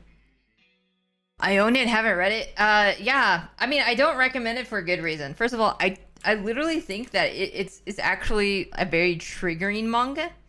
I think that when I read it, I was actually depressed for like more so than I usually am for a good 2 weeks. Just yeah, it was not great. But it fucks you up. It fucks you up for sure. So yeah, read at your own risk. But it's my favorite manga for a reason. I have two sides of manga. I love my two favorite mangas, Oyasumi Poon Poon and Bakuman. One is an extremely inspiring manga filled with romance, filled with passion, and then the other one is the complete opposite of that. Well, technically, there's romance. There is some passion in some aspects, maybe not in a healthy way. Maybe there's nothing healthy about anything that happens. Features terrible characters. All the characters are terrible human beings. Yeah, it's just awful. It's awful. But I love it. I love awful media. Shitty characters.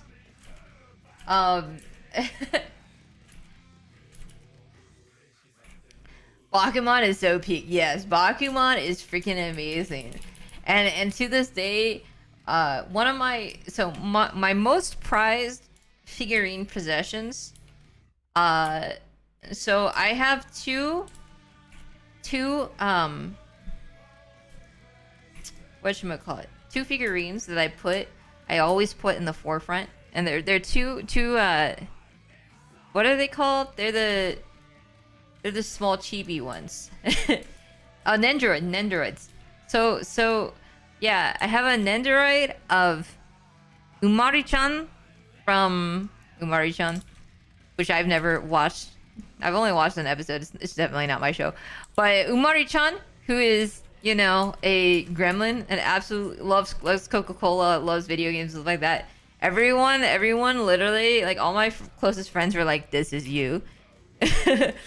So, I'd say like Umari-chan's definitely a spirit animal, even though I haven't watched the show and I probably won't watch the show, I'm gonna be real.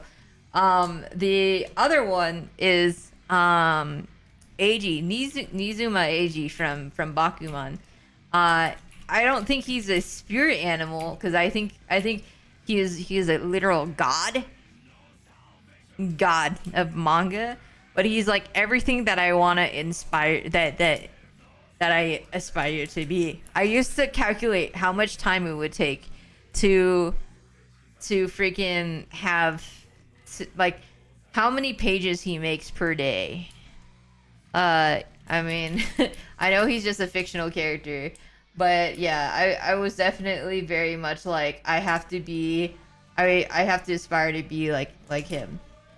I think my spirit animal in that in that series is Hiramaru, the one that's like always looking like he's dying, and he's just like he looks like he hates everything, but he does make Otter 7 or Otter 9 or whatever that thing is, and it's really cool. Yeah, Bakuman, very very good show, very good. Or I haven't actually watched the show, but I've read the manga. I have all the manga. Around Dorohedoro merch. Yeah. I want to watch that show. I want to watch that show for sure. I've always been obsessed with Shin and Noi. One of my favorite artists. One of my favorite artists is actually they.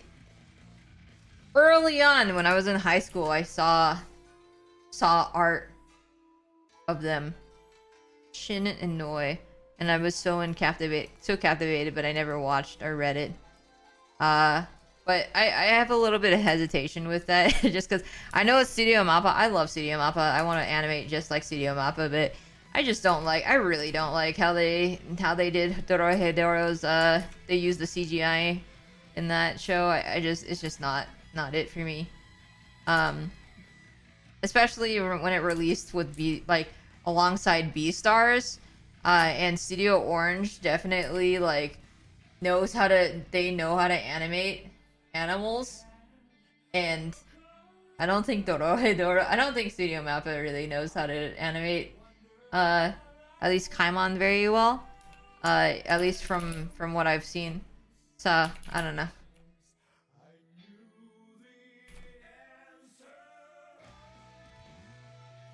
Very hard to 2D animate. Yeah.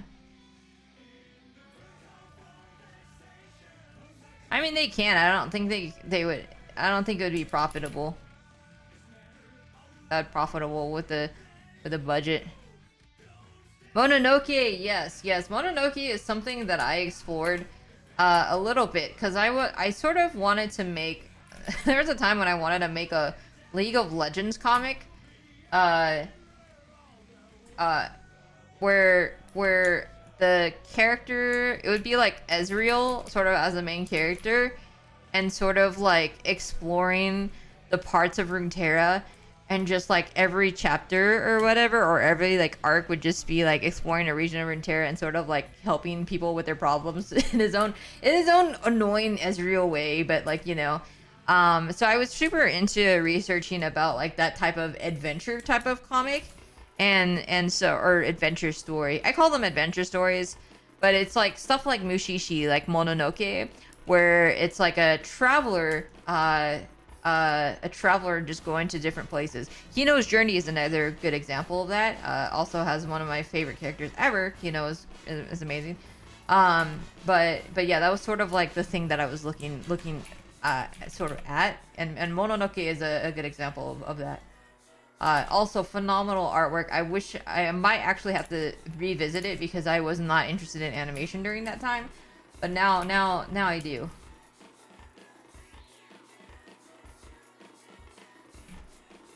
Oh, I actually didn't know you were a Mononoke fan, Hats. You belong in a museum, Leaves. Yeah, exactly. How'd you know? That's spoilers for the comic. No. I recently got into the league, specifically esports. Best and worst choice. I don't know the plot, just funny, Timo.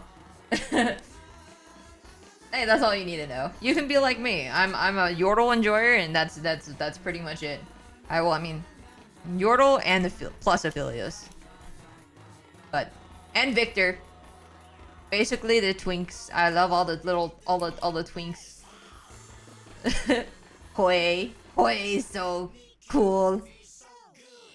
I thought it was Princess Mononoke. Oh, I see. Yeah, Mononoke is a completely different show. There's there's Mononoke, there's Princess Mononoke, which is Mononoke Hime. There's Mononoke, Monogatari also, the Monogatari series. Then there's like Katana Gatari. There's like so many different so I don't know, bunch of other things, but you know, very easy to get confused. Yeah. Huntily, it's this guy that's a medicine peddler. Yeah. That one. It's a very sort of like a solving issues of the issue of the day. But it's very beautiful. Yeah, sort of like Mushishi as well. Mushishi is another one that I would say that would fall sort of in the similar vein to Mononoke. Different time for sure.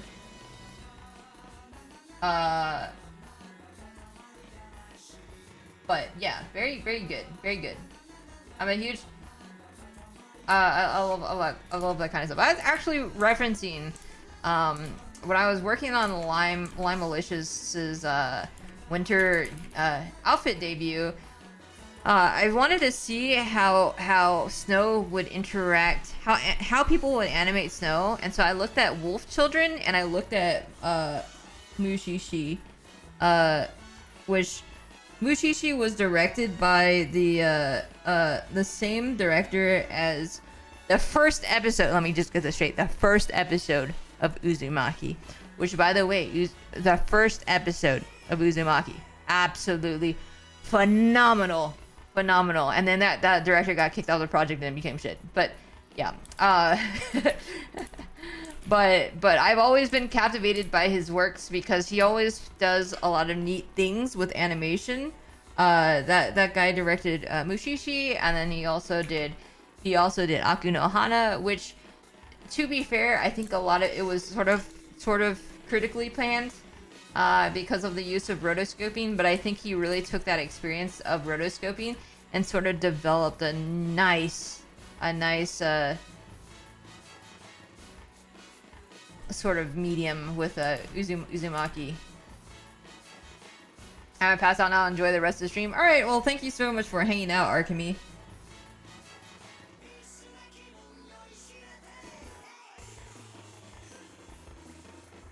I showed my grandma The Wind Rising, and she thinks every anime is Ghibli. Yeah, that's fair.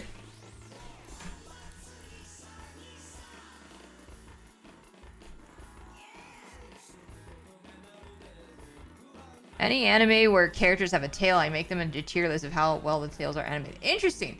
Okay, wait. This is actually important for me. I want to use this as reference. Okay, so what would your top tier of how of anime with well animated tails? Because that's something that I need to learn how to do. You know, I'd love to learn. So maybe look up like how they animate it. Dragon Maid has great tails. Not interested in this show though. I don't know if I'd watch Kobayashi-san, but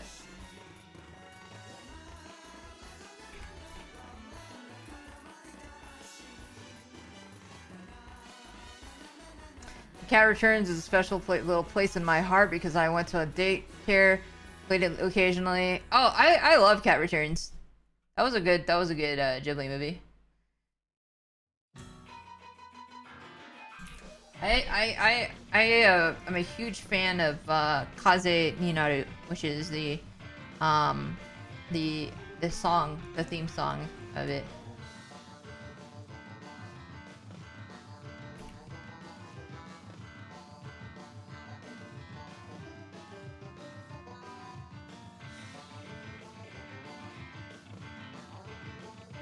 Princess Mononoke was my first Ghibli movie, so it has a special place in my heart. Yeah, I think that's completely valid. Princess Mononoke is definitely up there for me. I'm a huge fan of I mean, the special place in my heart would be for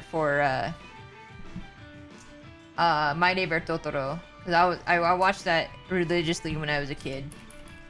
It was a very cool. Like, I had to watch that when I was like literally in elementary school.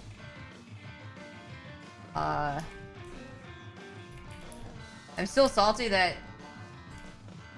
like, I don't know if I can actually relive my childhood because they actually redubbed it. I know when they brought it to DVD, they got like Dakota Fanning and stuff like that, which is completely fine. Dakota Fanning's fine, but it's just not the same, you know? There's just a different kind of vibe because they changed voice actors, and it's just like the same. I don't know. I'm very picky when it comes to just like me having to watch an anime with like it being redubbed, which is why I haven't finished, or well, I haven't rewatched Evangelion because I'm so used to the old Evangelion voices, and also translations as well. Yo, by the way, thank you so much, Benny. How's it going? Welcome, welcome. Hello, how are you today? I see you do these and I think it's really rad. Oh yeah, thank you so much. Yeah, I'm trying to do these every weekend, at least for the month of December. But it's something I feel like it's a way that I can give to people, just to hopefully draw their own characters or whatever they want. Get pretty art, you know. It's like the least that I can do. Did I watch the end of Evangelion? Yes, I did. I watched it on YouTube. This was back in the day when YouTube had, like, you know, when I used to watch anime, you watch all of Cowboy Bebop and Evangelion with like the episode 1, part 1 of 3. You know, Evangelion was like end of Evangelion was like part 1 of 9. You know, like, you know, like those kind of things when it was like things were only like 10 minutes long. You know. It's that's the type of viewing experience that I had, and it was like freaking 360p quality, you know, not it's all trash. 3-part episodes, yeah.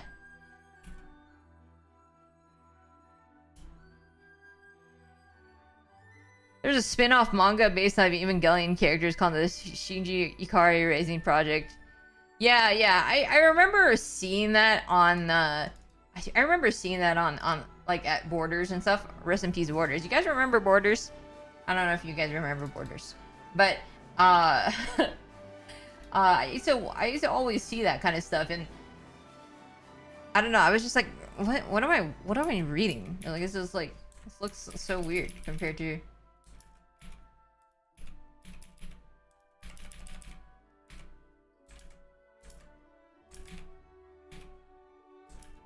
Remember when reading was alive?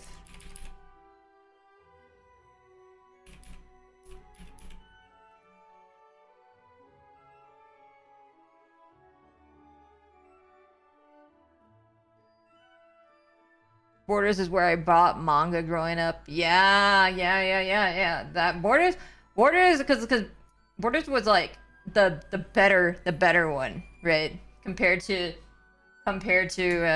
Barnes and Nobles. Like, if you were into manga, Borders was the one that had like the most selection, so that was cool.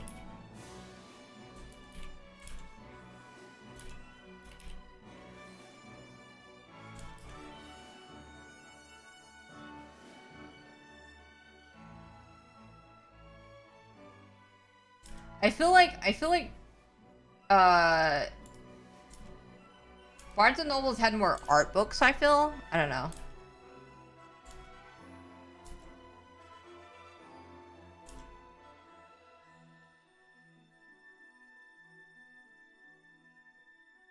I can never draw freehand stuff like this. The shading would drive me insane. Oh, it's just a vibe. Honestly, like, sometimes it's just putting down random shit until it works.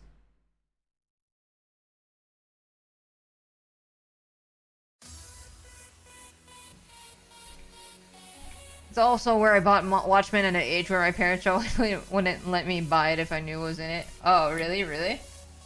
Yeah. I have pretty vivid memories of Borders, because it was a walkable distance from my, like, hometown place. And so I would use... So basically, like, okay, I mean, it was like a couple miles, but, you know... When you have that much free time, you know, you can... It was like high school. So I would just go walk a couple miles to the place, and then there was a Target right next to it. So then I would go to the Target, go to the Pizza Hut in there, buy the Pizza Hut, and then right after I would just go, yeah, I would go get like my chicken tenders or whatever. Then I'd go walk the borders, and then since they allowed food, I would just go into like some of the either like the coffee area or like the kids section where basically like there's just seats, and then I would just take a bunch of manga and then I would just draw and study from it, and it was really, really cool.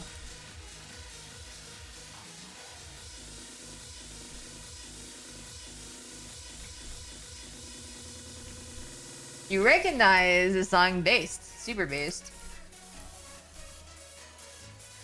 That is a song from a game that I feel has been long forgotten. Even though it's something I was like watching footage from it like this year because I missed that game so much.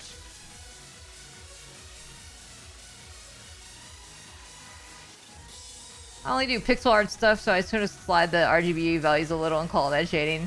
Hey, that is shading. Used to gun it to the sci-fi fantasy section and spend all my time there. Orbital Ring Systems Cargo Bay, yes! Yes, I was a huge... I love that game. I mean, I love the characters in it. I loved playing the Yatterman 1 and 2 and Doronja. Very, very cool. Very cool stuff.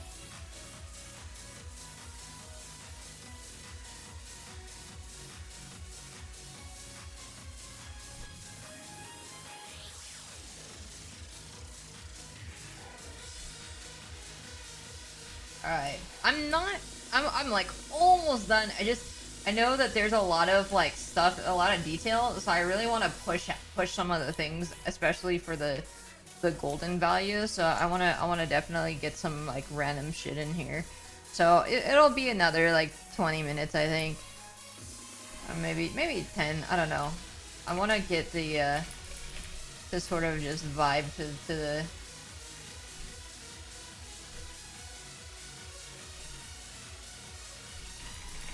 and then we'll start on the last one.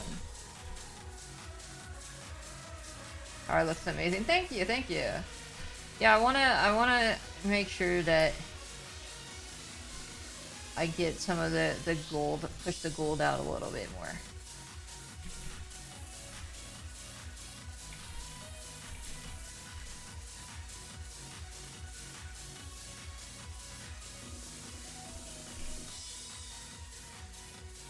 I really hope we'll get another versus Capcom game. Take anything at this point.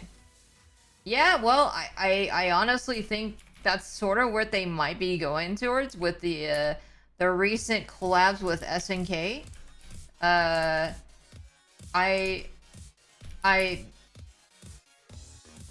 know that if I remember correctly, so when they had a Capcom versus SNK.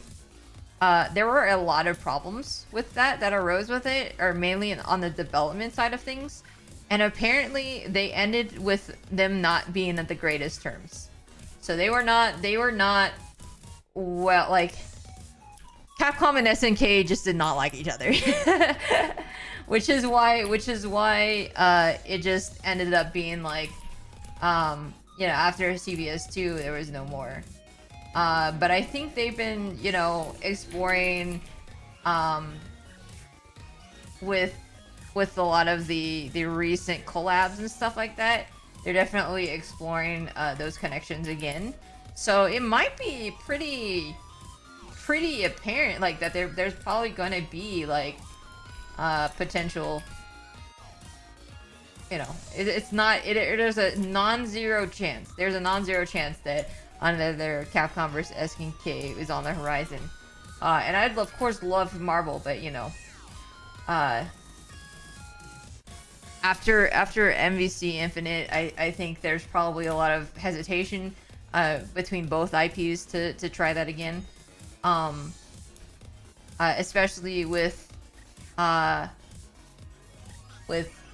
2XKO on the horizon. You know, they're gonna be having to compete against that in terms of tag team fighters. So, well, I don't know about that yet.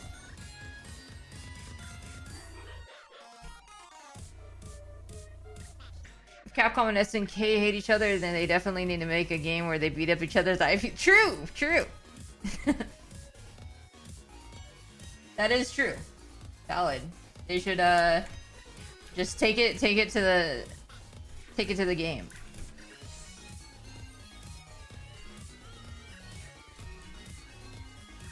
That is a good point. I don't think Tatsunoko Capcom versus Capcom will ever be a thing anymore. But man, that would have been sick if they did another one. It was sort of just like, it was like a blurst thing, whereas like it was a blessing, but it was also cursed because it was a Wii game, and fighting games on the Wii is just like, it's not really it. It's just not it. Not a huge.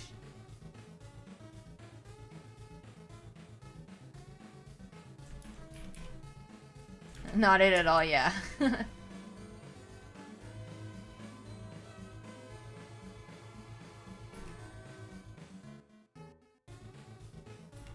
Yeah, it's not there, and I think at the time too, fighting games were very, very niche at that time.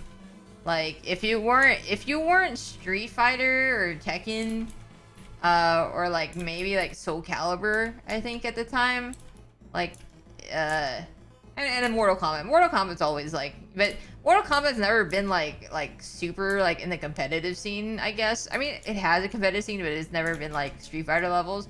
But Mortal Kombat definitely has like, probably like the biggest, at least in America, I think it has probably the biggest casual scene, maybe? I don't know. It's huge. It's huge, at least. At the very least. Very, very huge. But yeah.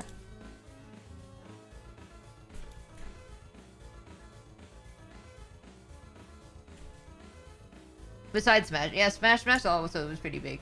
But also was still, during that time, the one Tatsunoko versus Capcom out. Your regionals for video games for Smash, like Brawl, you're like 60 people. Which is such a low number for nowadays. But back then that was huge. That was absolutely huge.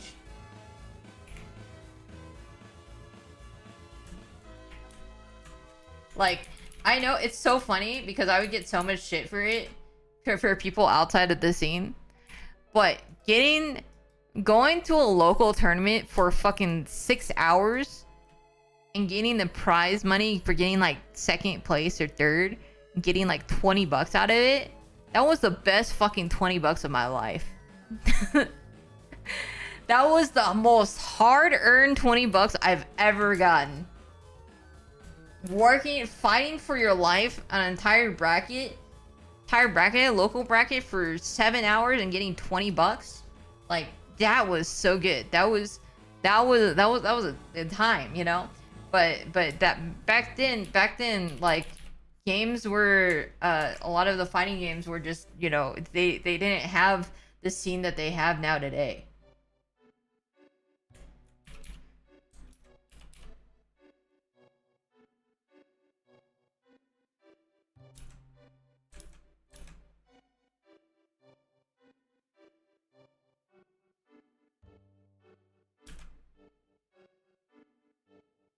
The modern version of that is the Evo Chipotle card for escaping pools. It's funny because I literally have the Chipotle card taped to my wall. I literally have that taped to my wall. Well, also because it expires at the end of the month and I need to go use it. Yeah, it is an actual trophy. It is an actual trophy. The funny thing is I didn't even earn it. My friend just gives me Chipotle every time. my friend doesn't like Chipotle, but he usually gets out of pools, and I help train him.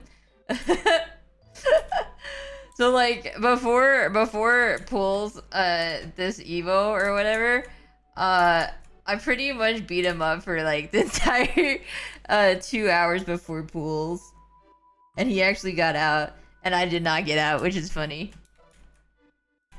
But he was just like, yeah, you earned this, and then he just gave it to me. And I almost got another Chipotle too. Because basically, I just love Chipotle. So, and I think my friends realize that I love Chipotle. So they're hella down to just give me the Chipotle cards. I'm a Chipotle stan, dude.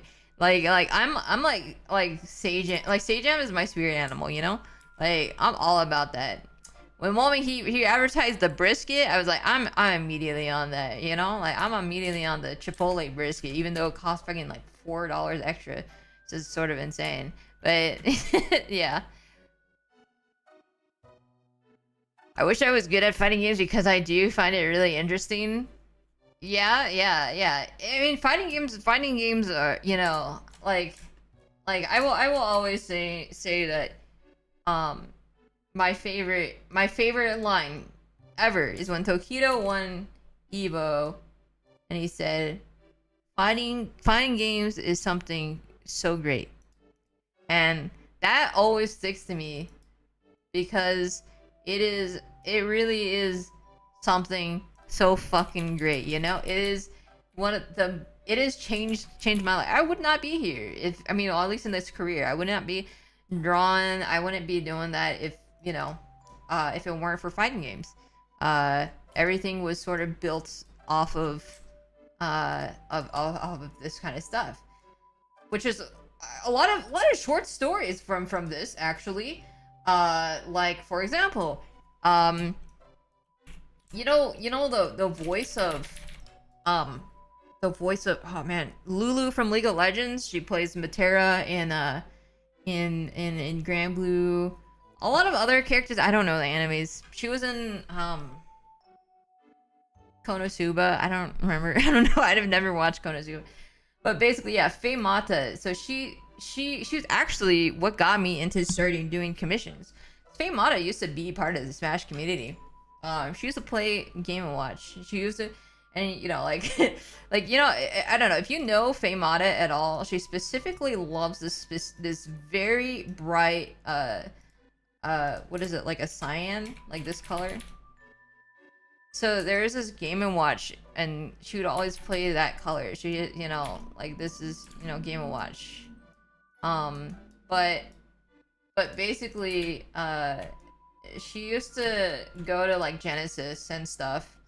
Genesis 1, and she'd do commissions. It was like $5 commissions or something. And that inspired me. So I did those as well. That was my first commissions I did. was at Genesis 2. And that was inspired by Faye, who then went into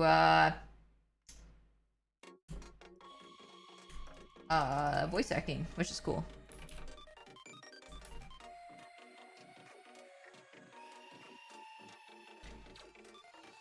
Brisket is bussin' at Chipotle. Yeah, absolutely. I just wish it wasn't so expensive. Sorry, Sage, I'm steering clear away from Chipotle, the constant foodborne illness breakouts. Yeah. I mean, that's sort of just an inherent risk of Chipotle, I'll be real. That shit is happening every fucking week.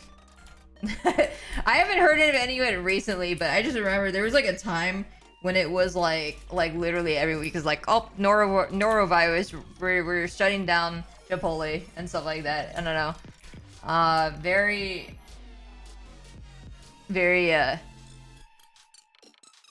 crazy stuff.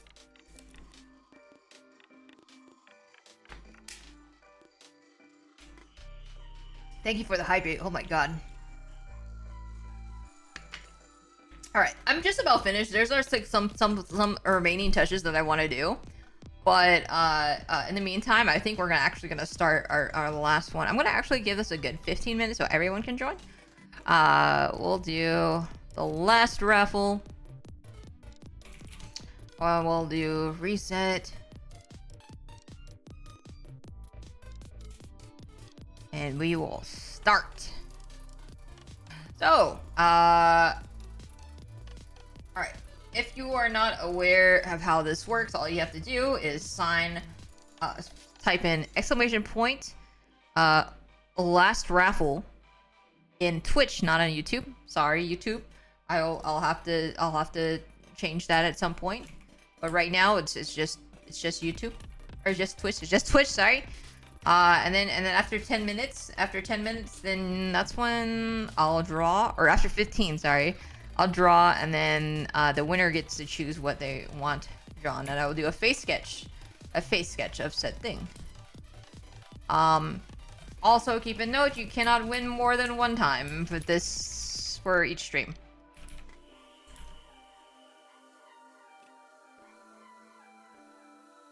I mean, if you do, then we'll just re-roll it. So. Yeah, for Magus.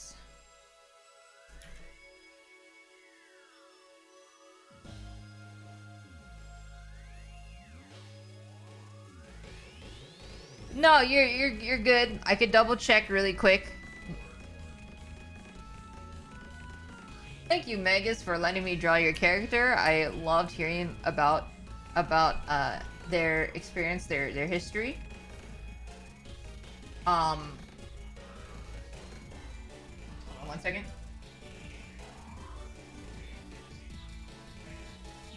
Alright. By the way, the real Void Gremlin. Oh, another Gremlin. Welcome. I'm a Gremlin too. Welcome, how's it going? Thank you for the follow. Welcome to the stream.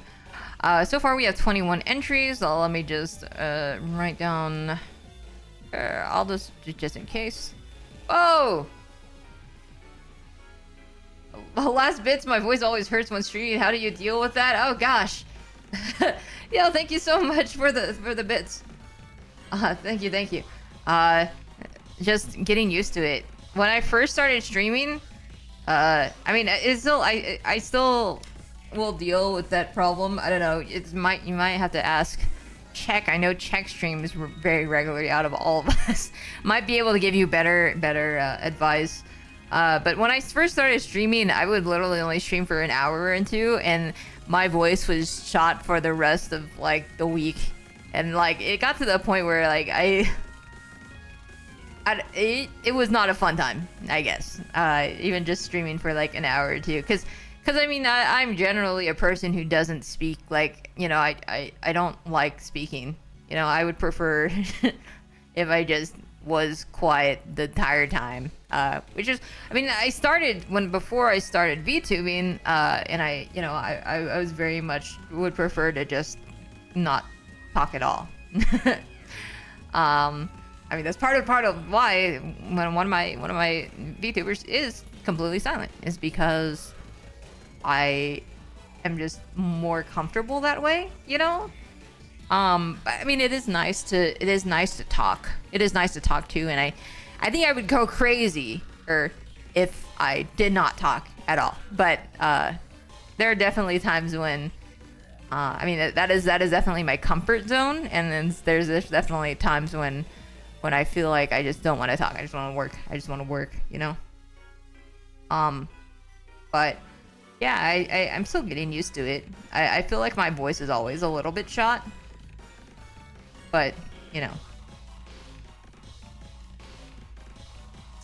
Honestly, if you do vocal warm-ups beforehand, it should help, but I can say I just pushed through the pain up to the point to where it kind of stopped. But I may have done irreversible damage. That's a little concerning. Vocal warm-ups if you're having pains. Wow. Vocal warm-ups are needed for like just anything that involves talking. I used to rush them when I did small jobs in VA. I sing so I don't want to destroy my vocal cords. Yeah, that's completely valid. I don't sing, so I can sort of destroy my vocal cords, I think. If anything, I'm pretty sure that my acid reflex is destroying my vocal cords as we speak. So, you know, maybe one day I'll enter stream and I'm gonna sound just like Corpse Hub's husband. So I'll just have my vocal cords just progressively just weird. I have noticed that my voice is a lot scratchier over the years, so I don't know. It's acid reflux definitely be doing some work for the, you know. I recently was talking to someone and they were like, your voice sounds more of a gremlin, like, and I'm like, well, I don't know what that means. Like, I think it's probably just because my acid reflux is just like destroying my voice. So yeah, I do sound a little bit different now.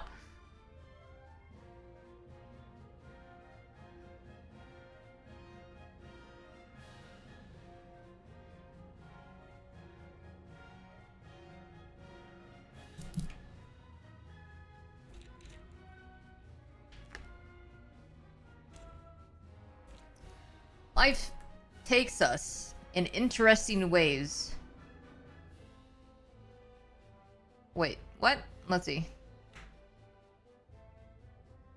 Kitchen hand harvest, casual leading hand for solar farm construction company. Wanted life took me else. Wait, I'm a little confused, but I'm assuming you've gone to different careers and changed, or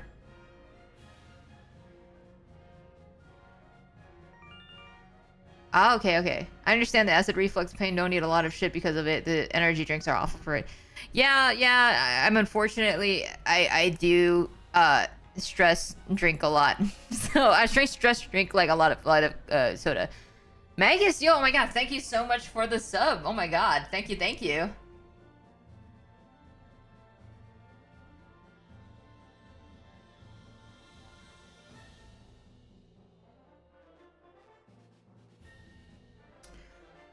Alright, let's see. Let me just... Whoops.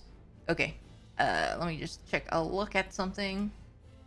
Alright, we have 8 minutes. We have 24 entries. So remember, if you have not entered, type in ! last raffle. I'll probably take... I'll write that down. Type.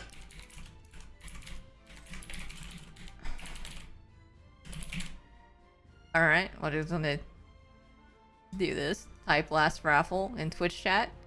It can be all caps or no caps, it doesn't matter. As long as you type in last raffle, ! last raffle, that's it.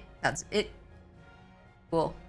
I also drink tons of soda and I don't find it makes a huge difference when I drink colas and root beers. So if you still want to drink soda, I might try and stay away from like Crush and shit. Oh no, I drink sodas and it definitely fucks me up. But no, I'm specifically addicted to Coca-Cola, not the soda type of Coke.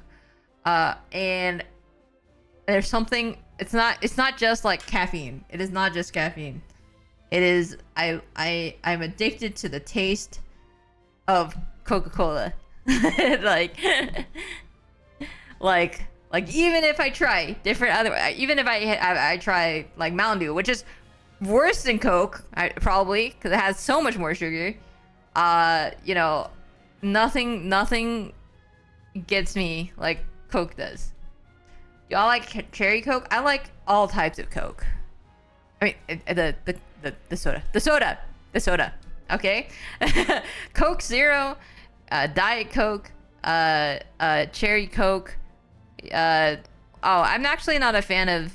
I'm not the biggest fan of the coffee Coke. Banana Coke. What the heck? Actually, I don't know if I've tried that.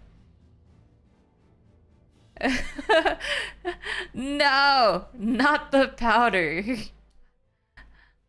The liquid. Drink whatever you want. It's your life. We're not your dad. Yeah. We recently had an Oreo Coke in the UK. We actually did have Coke Oreos. And I sort of didn't want to try it. I don't know. Historically, anything that's Coke flavored just seems bad. I don't know. It's It's awful. So you know, I'm not really a person who drinks a lot of or like eats a lot of like Oreo cookies or something. You know, like I'm not gonna eat like an entire freaking container of Oreos like by myself. Like there's no way. So I was like, I want to try it for the memes, you know. And I freaking love Coke, but I just you know, I can't really warrant that. I'm gonna want to taste like 2 cookies and then be done. Chat, can you be my father figure? Oh my god. I mean, maybe if you show up to my 3D debut tomorrow. I mean, if you've seen his teaser, you know, his abs, there is definitely some type of father figure going on there, you know. Like I'm just gonna say.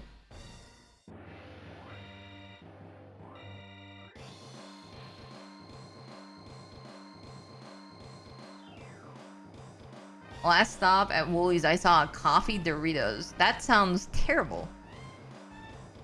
Something, the V is V-neck deeper than the Mariana's shit. Yeah. There's definitely some content there. Definitely some content.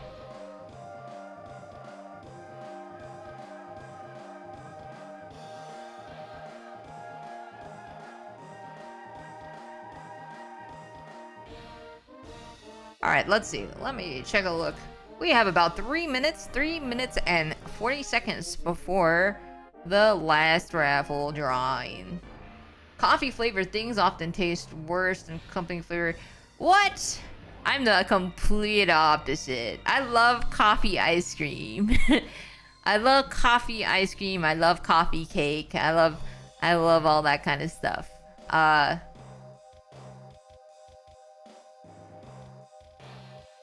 Coffee milk tea. I mean, isn't that actually just coffee plus milk tea though? I don't coffee flavored coffee. Oh yeah, so good. Coffee flavored things. Arrow. I'm not exactly familiar with Arrow coffee. I'm a pleb. I am the type of person who just loves my instant coffee, but I make a good instant coffee. All right. I make a pretty good instant coffee. Let me tell you. Yo, thank you so much for the follow, Nico Rin. How's it going? My strat is I'll heat up instant coffee, and then I'll put vanilla I'll put vanilla in there. The freaking Torinis, the Torini vanilla, and then I'll put caramel. I'll drizzle some caramel in there, and then put some milk, and it's pretty much Starbucks.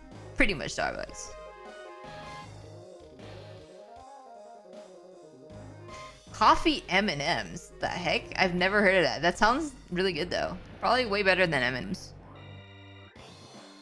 You don't run your coffee ground through nuclear fission to get the most taste? Heresy, kill them.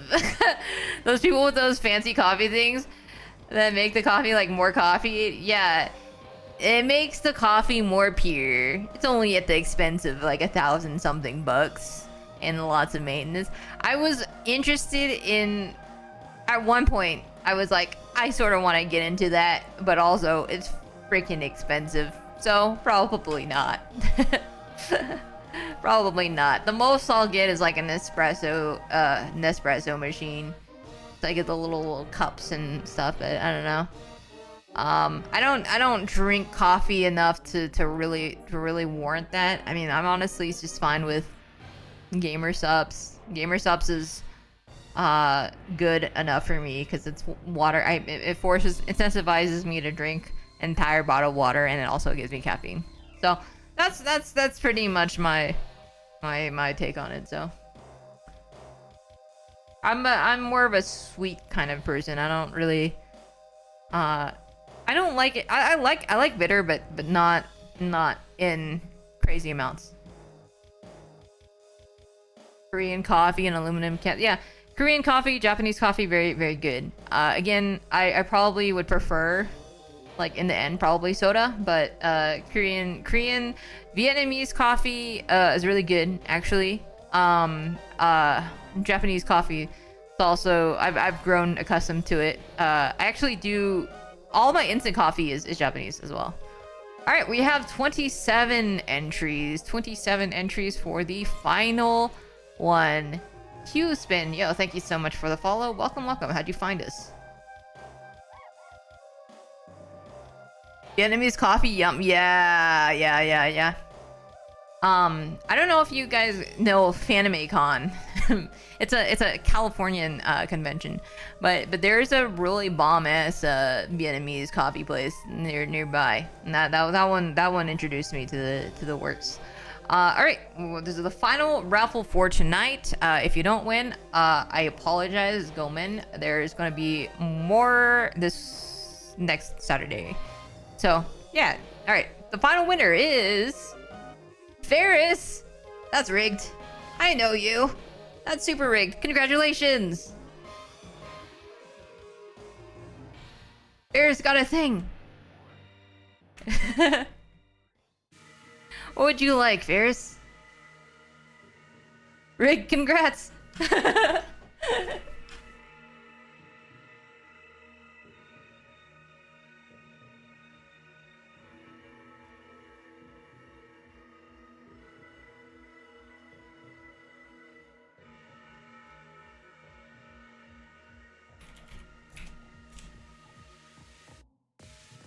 He was not prepared. You were making coffee? What were you making coffee for? What the heck? You making coffee during a coffee discussion? The heck? Ferris, where's your refs? I guess Lil Sec can get me them too. Where's your refs? Oh wait, Ferris actually. Oh wait. Damn me? Okay.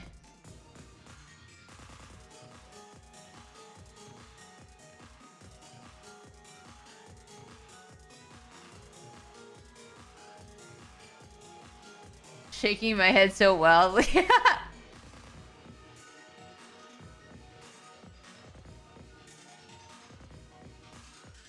Oh, yo? I haven't seen this character before. What the heck? This is cool. Where was this modeled?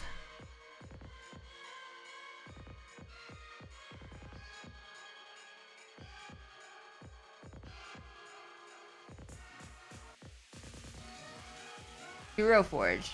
Oh, nice. What type of character are they? Are they like a human? I don't know D&D. I don't know D&D stuff. What's Hero Forge also?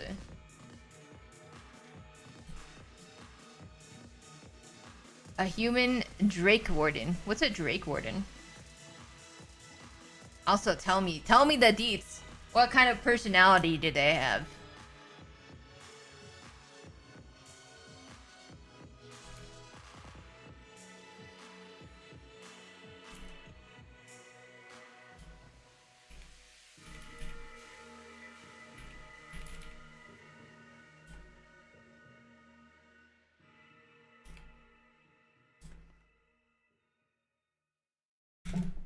Dove. How do I say dove?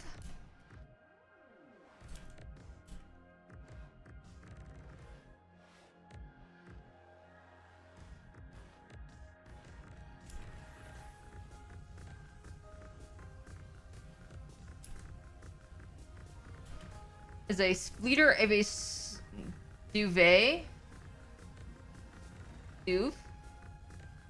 The leader of the small village? Lane reference? Serial experiments lane reference? Forced into the adventure to find out the meaning of his connection. I see.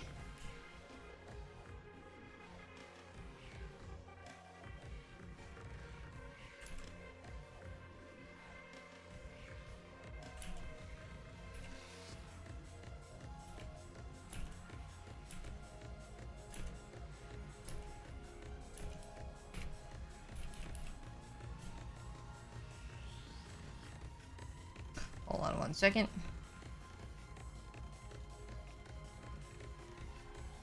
Spicy Italian sausage. I can see that. Pizza.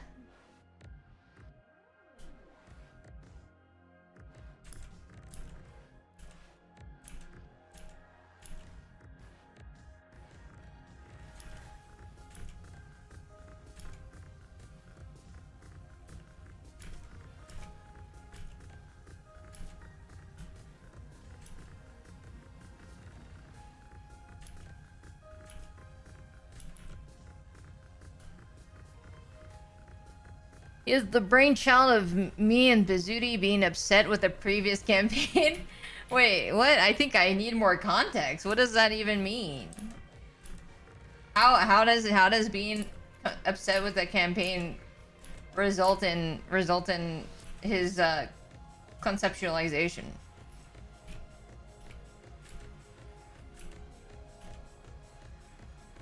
I have to write a 4-page essay on this. Good thing you have coffee. Good thing you have coffee to energize you for the 4-page essay.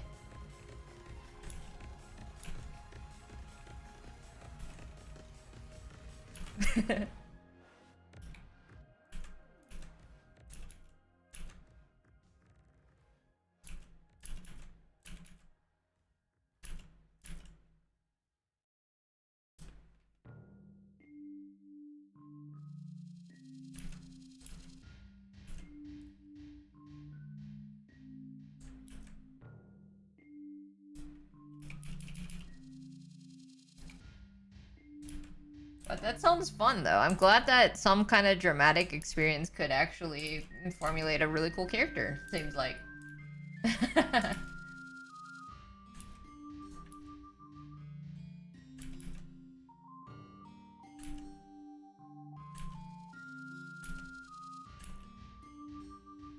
I've only ever won the raffle when I was off guard. I'm convinced there's a desire sensor. You want it too much.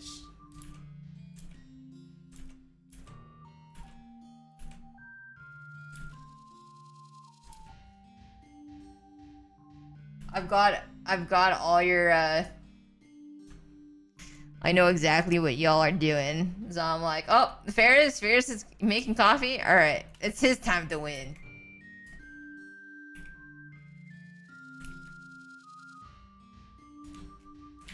TLDR, we felt like we didn't have a lot of impact over the story, so we made a very aggressive driven characters that are more villainous than heroic. Oh, I see. Well, that makes things interesting, I think, right? I don't really know how I never know how, like, D&Ds work in terms of, like, how much impact everyone has to the story over, like, the DMs and stuff, but yeah, that's really cool.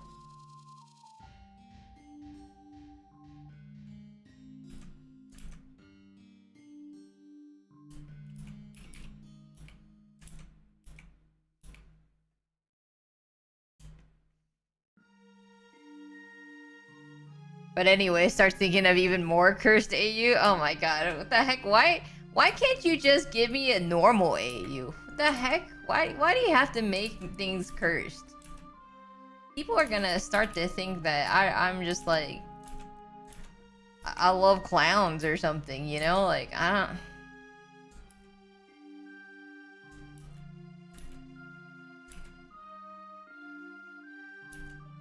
Can't you just request normal things, Dulcet? That was I asked for slasher shade? No, that's not normal. I'm a say so VTuber, okay? You can't have me being slasher, the heck? My only time playing D&D, I tried my hardest to be a nuisance and derail his plans by saying the most stupid things. Oh my gosh, so you're an agent of chaos, I see.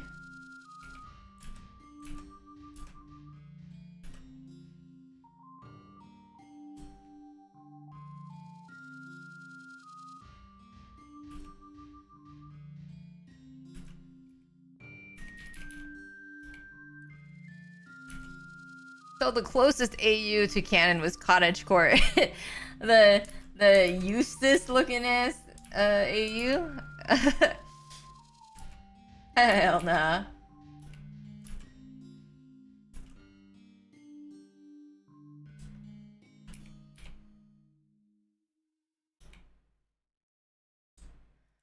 Chaotic neutral. DM made the boss target me, so I charmed the boss, fully healed them, and bound my team as they fled. What the heck? You are actual. Is that chaotic neutral? Is that chaotic neutral or sounds like more of chaotic evil, to be honest? But I feel. If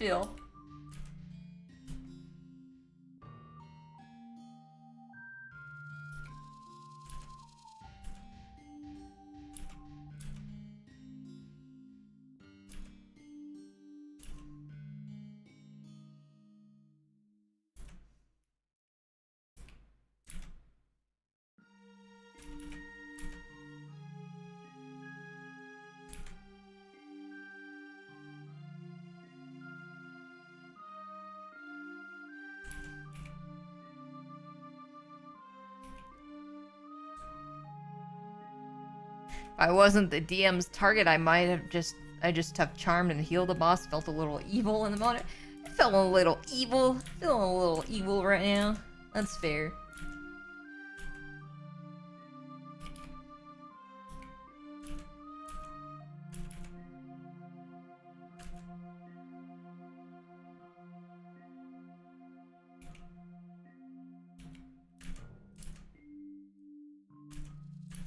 We feel a little villainous sometimes.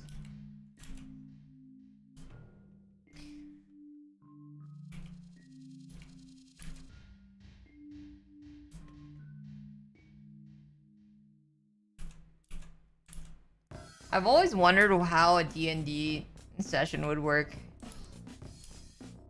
What? I don't know why, but whenever someone invites me to a D&D session, there's some life-changing event that happens. Like, I'm not even joking. Both times that I've been invited to D&D, someone in my family's died, like, immediately after. So at this point, I'm like, maybe I'm just gonna not, like, maybe I'm just gonna not join D&D groups.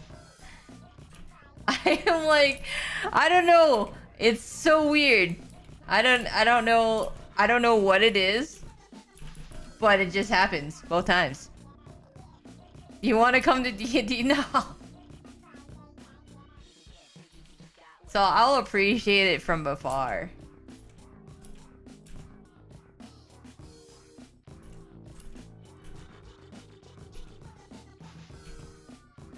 I've never been allowed back to his D&D session. I was too chaotic for a new player.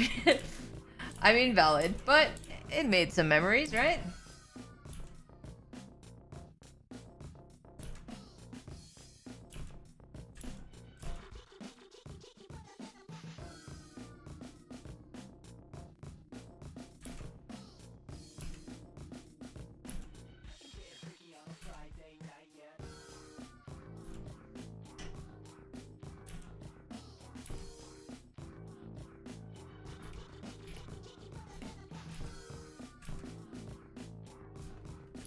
We'll see. Maybe like a one shot. One shot's gonna be fine, right? That's low commitment. But also, I don't think I'm very creative too. Everyone it's so funny because like I always see people with really cool ideas. And then when I look at like the roles and stuff, I'm like, yeah, I'm just gonna be a human warrior. Or whatever the equivalent is. I don't know what it is, you know? It's so hard for me not to be basic. I'm just a basic ass person.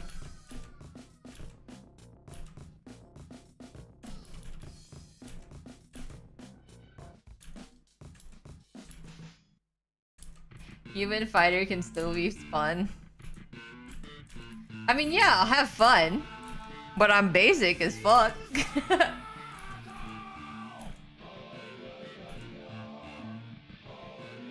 basic works, then that's what matters. Yeah. I don't know. I don't have the creative brains. All right. I'm just a simple. Me just want to hit things with sword. I'm literally the definition of like when you put all the stat points into strength and none in like intelligence. None into anything else. I'm just me dumb. Me just wanna hit things with big sword. Me guts. I wanna be guts for like just like me for real, you know. Except Guts actually has a brain, but you know, aside that, from what I just want to hit things with a great sword.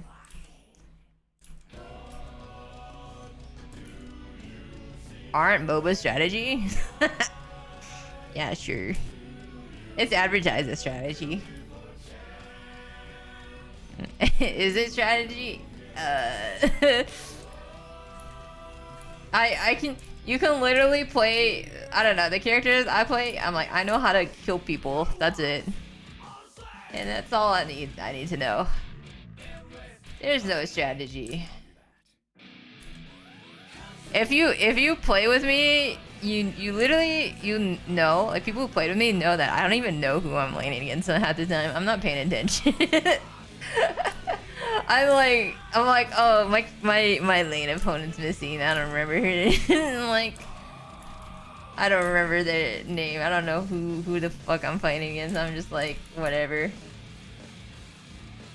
I don't know who I'm playing with either.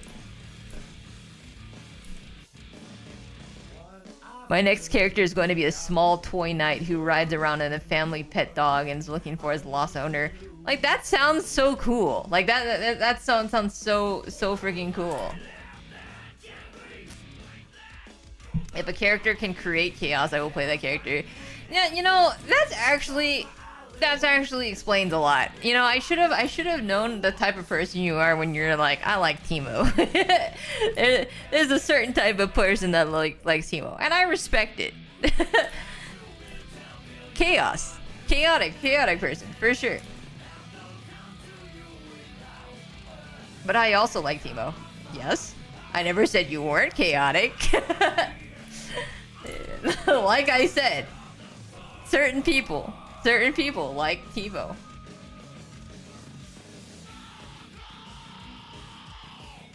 I run full ability haste and either top or bottom rivers literally stack shrooms. Yeah. Everyone hates you. Everyone hates you in the game. Wait, the Teemo is actually the devil. But I respect it. I used to be a Teemo player too. And then I became reformed. Not of my own choice, but because back then you could buy oracles for 400 gold, and that oracles was a permanent oracle lens that lasted until you died. And so the entire team bought oracle lens against me, and I never got, no one stepped on my restrooms again.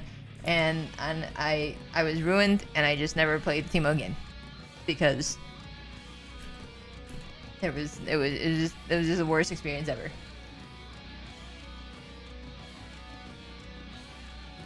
I've seen a Warwick run to chase a bot lane running away, and he died to just shroom damage. He just kept running instead of backing off. Guess he was really channeling the arcane energy there. Just full sending it forward.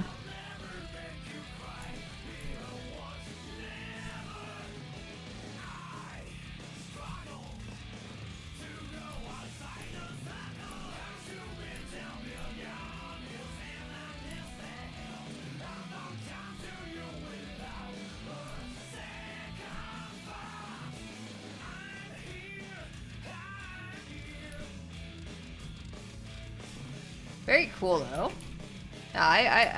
Teemo's annoying, but I you know, I respect it. I respect when people are self-aware that they're playing evil, you know.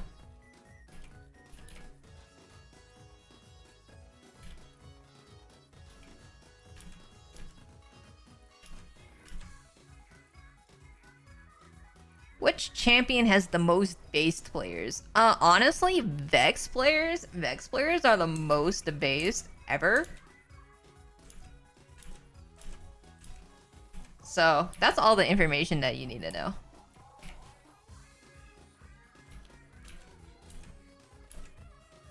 Yeah, exactly, Straw Barrel. Exactly. I can't tell if this is sincere. Well, I mean, I'm based, right? I'm the most based person you've met, right? Right? Right, Dulce? Right? Right, Dulce? Right?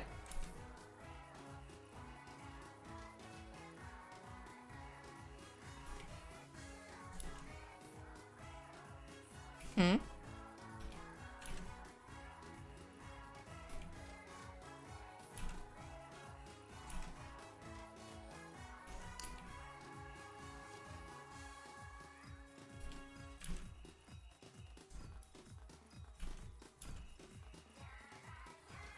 You like Johan from Monster? I mean... What does that even mean? You like Griffith, okay? You know? We both like Griffith, okay? Also, to be fair, he's not a favorite yet, because I haven't gotten too far in Monster. I like him so far. But would I... Should I be defined by him?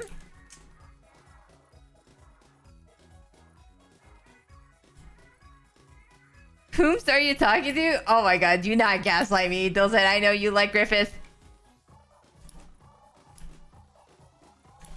Do not gaslight and and singling me out like I'm the only Griffith enjoyer. The heck?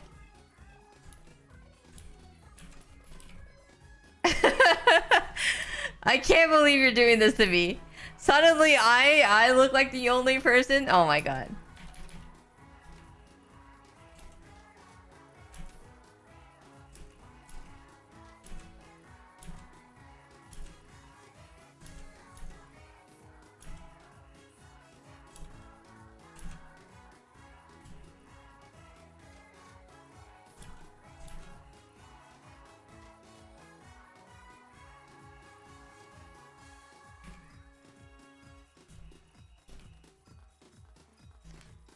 Pre-Eclipse Griffith is kind of cool, I guess, a little. Oh my god, you cannot use that smiley. I swear, you're not innocent. You're not innocent. But yes, pre-Eclipse Griffith. I mean, he's so attractive.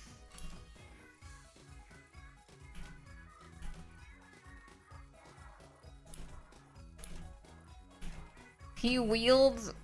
He's a freaking fencer. Alright, Band of the Hawks. Very noble man. Okay? He's very cool.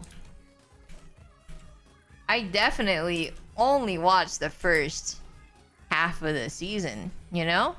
Of the old show. I never watched anything. I don't even know what the Eclipse is. You know? So, yeah. I love Griffith. He's such a nice guy.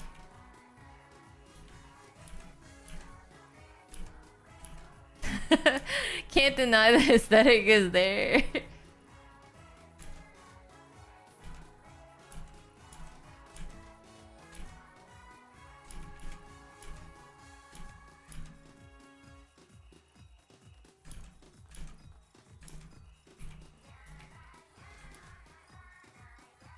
These are potentially awful clips out of context.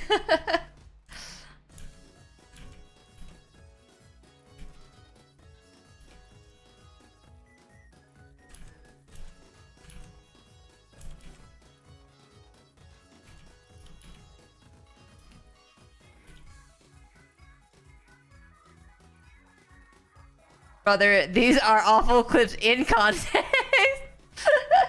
Well, don't clip it then. Don't clip it. Look, we all have our troubled, not great people that can be favorite characters because they're fictional. They're awful people, but also they might be really hot.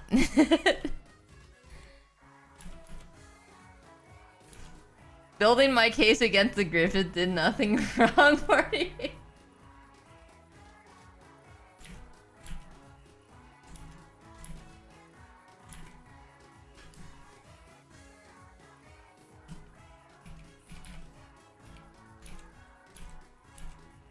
My OG main was Kindred. Only because it was a furry yin and yang design. Yeah, I love the concept of the sheep and the lamb and the wolf. Very, very cool. Very, very cool idea. And I especially love the fact that they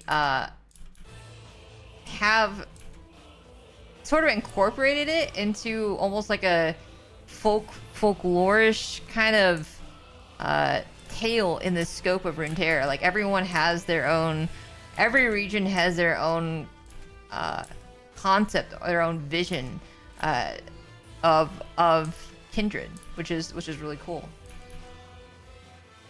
Given I went from Teemo to Kindred. Oh. I can't tell if that's reformed or worse. I don't know.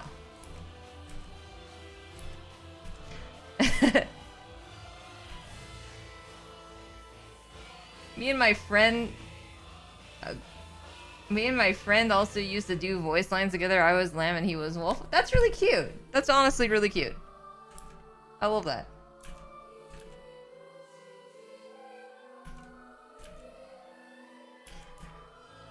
Swain is cooler. I mean, Swain is badass. How's it going, Vizzuti?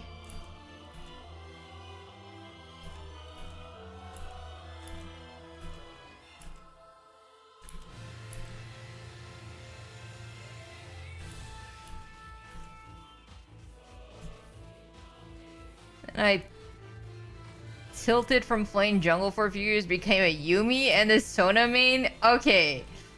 You know, things are just getting worse. I'm sorry, Alexi. These are, it just keeps getting progressively worse. Kindred to Teemo to Yuumi.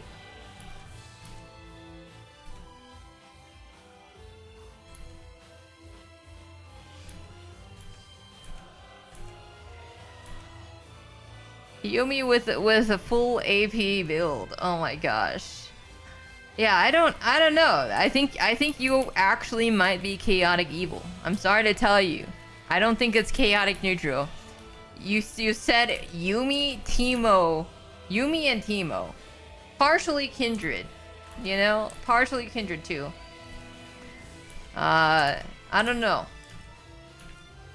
The record is definitely leaning you more towards chaotic evil. I'm gonna be real.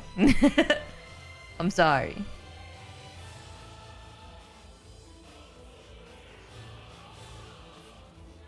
Warwick and Fiddle, those are, you know, they're still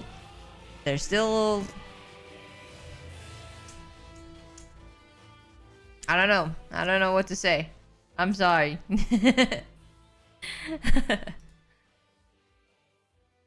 I looked up Swain and he looks cool. He should have been at Hearthstone. Swain's like friggin' like 50 years old. He does not belong in a boy band. But yes, Swain is very attractive.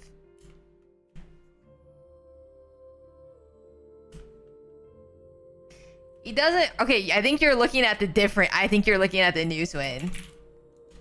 Do you? Okay, are you looking at this? Okay. This one, if you're looking at this one, yeah, he can definitely be in a boy band. This character is not Swain. It is Swain, but it's not Swain. This is Swain. This is Swain. This guy's old.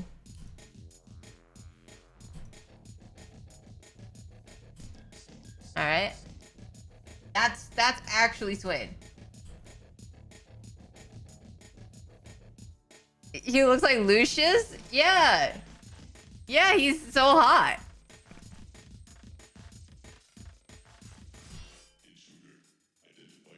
He's so freaking hot.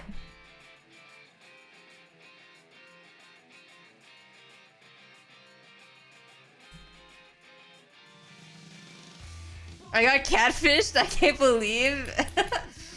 Yeah, you actually got catfished with the other Swain skin. I'm sorry to tell you. What Leaf skins will do to you. Yeah, exactly. Next, you're gonna think Xerath's a hot boy, hot like twink. But then you hear his voice, and then you're gonna be like, wait.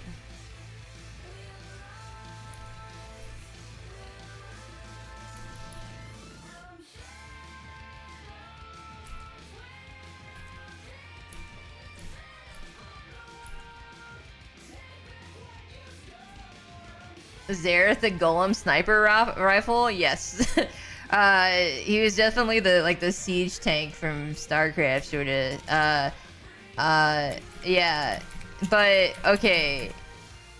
So this one, so they released a skin where he's looking like really like a twink. Look at this. This is his alternative. One of his skins, Arcana Xerath. But yes, he's literally just a bundle of rocks in the in the actual. This is literally. This is how Xerath actually looks like. He is literally a triangle. He is a triangle, an angry triangle with rocks, with a T-pose.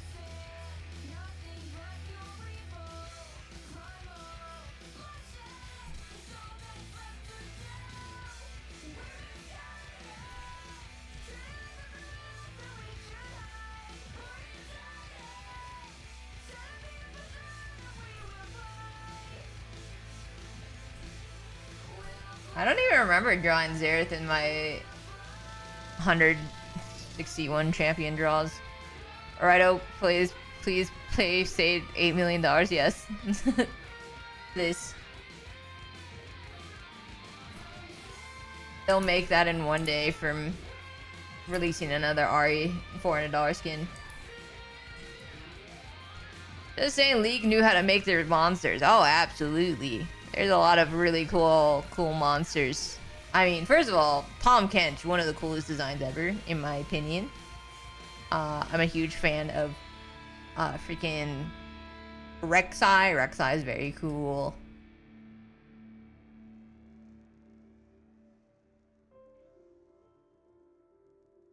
Very, very cool character. Alphonse Elric is more. What the heck? Maokai is very cool. I love him. The freaking, I love his little hand. He's like, he has like he's like this. You know? I like him, and he has a big hand. He has a big hand with a mouth on it, and he has a stick hand. Little like this.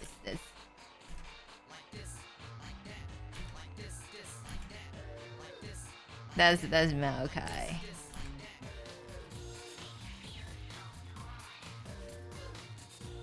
And here's the sapling.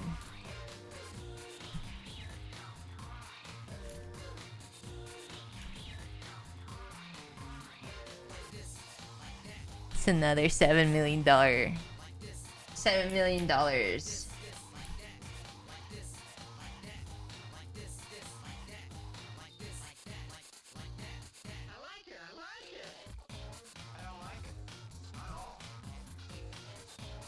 He wants people to know he shoulder charges. He doesn't even do that. He like becomes a little like he like I don't know. He doesn't really do that. He just like sort of slowly punches things and sends tree branches out at people. Chibi angry Maokai.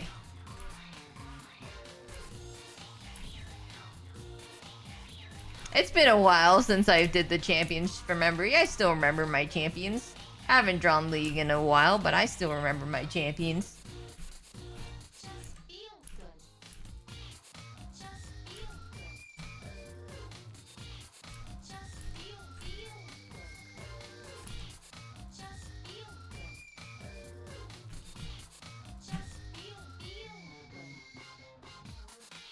Shield bash? It's funny because in TFT definitely there was definitely like a shield bashing. There is actually an augment called shield bash, and I think for a time, not this set, but there was like a thing with involving Maokai and shield bashing. But yeah, how's it going, Jenye?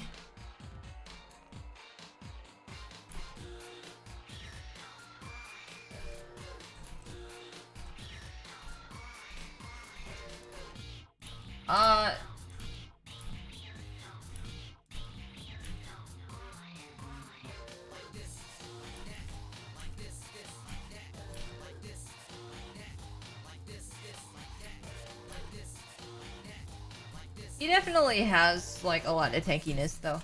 He gets a lot of that. I know he does get like some kind of shield, I think. I don't remember. I haven't played him against a Maokai in so long. But he like heals a lot of things too. He sucks the HP out of things. Not really. I mean, he doesn't like steal it, but like he'll like grab it. He'll like grab it and like just sort of take it away. Which is nice. Very cool. Very cool champion. One of the cooler designs, the monster designs for sure. I enjoy the concept of League, you know, and of course you have some really cool like Arcane came out of it, right? It's just the game itself is like so foreign from the actual like the series. Like I was playing Jace and I was just like, who is this character now? Like who is this man? Who is this guy? He's no longer the Jace that I know. Look at that guy. He's this like Superman wannabe character. compared to my the freaking Jason Arcane. This guy, like, hello? My pathetic meow meow, I think is what they would call it, right? Pathetic meow meow. That's what Jace is, right? There's like a specific difference. This or this. He's a little poor little meow meow.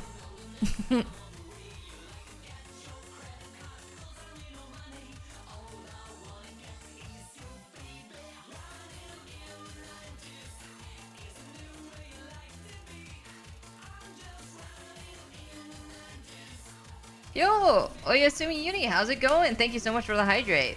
Yeah. What about sick Twinkie meow meow?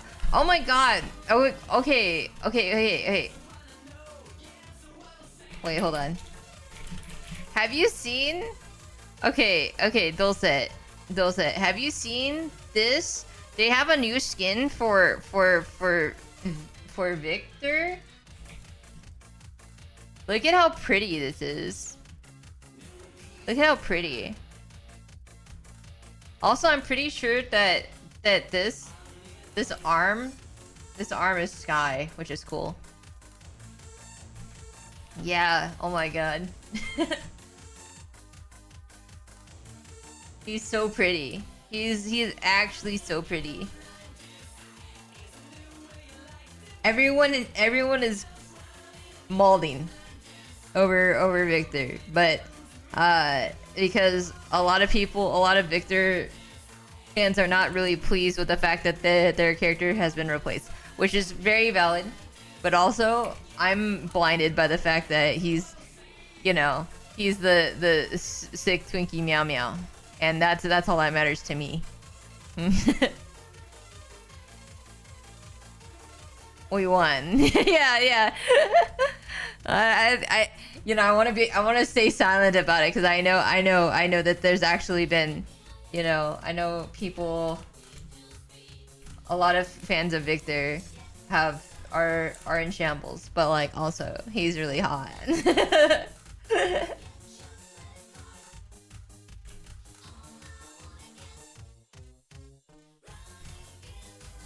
He's very attractive.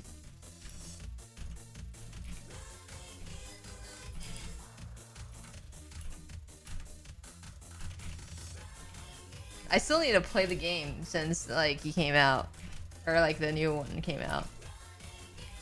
Hey, that was Victor. No more Doctor Doom. Yeah, yeah, sort of spoilers, but yeah, he's. They changed his design completely, and I don't know if you've seen Arcane, but yeah, he is completely different. He does have the mask. That one for sure. He does have the mask. It does not look like Doctor Doom at all. No, and they definitely got rid of a lot of the. He's less Doctor Doom and more like Jesus. That seems very out of context, but like, yeah. Sort of a fucked up Jesus, I guess. Yeah. Yeah, that's just an Arcane thing. Yowie Jesus. He's a little fucked up Jesus. That's all I can say. They really went hard on the allegories, so that's what the mask. That's what the point of the mask is. Yeah, exactly.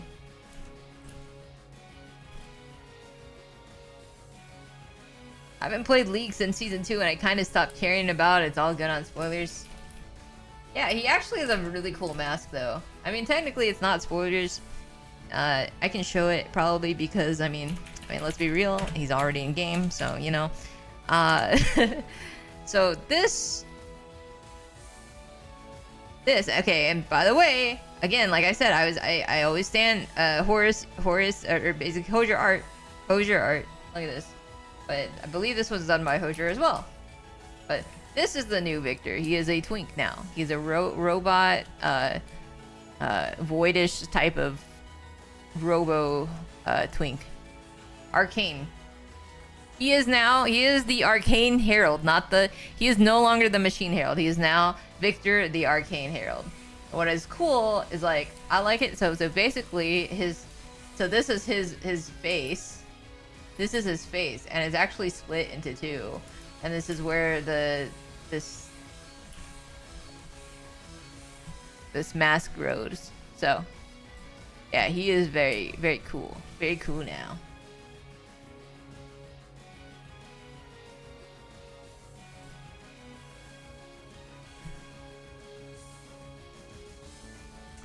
But a lot of people are sort of mad because yeah, they definitely got rid of the old Victor, including a lot of his. Okay, also like, okay, can we like talk about like, look at how like he's sort of he's sort of fabulous, you know? He's sort of fabulous. He's very snatched, yeah. Like, damn. The way he walks, too. He's swaying his hips side to side like he owns the place. Like, he's wild. He's wild. He's actually serving.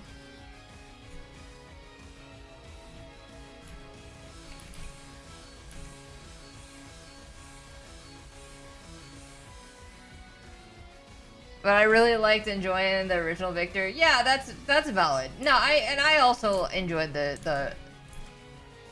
I also enjoyed it. Do I like, I don't know, I just like twinks, yeah. I don't know what to say. So I will prefer the new Victor. However, I do feel for the people that we're Victor fans, because they actually have changed his character like a lot, and I actually I would have much preferred his characters, his old lore. I wish that they sort of kept the true essence of it. I'm not a huge fan of sort of what Victor became in the last like few episodes.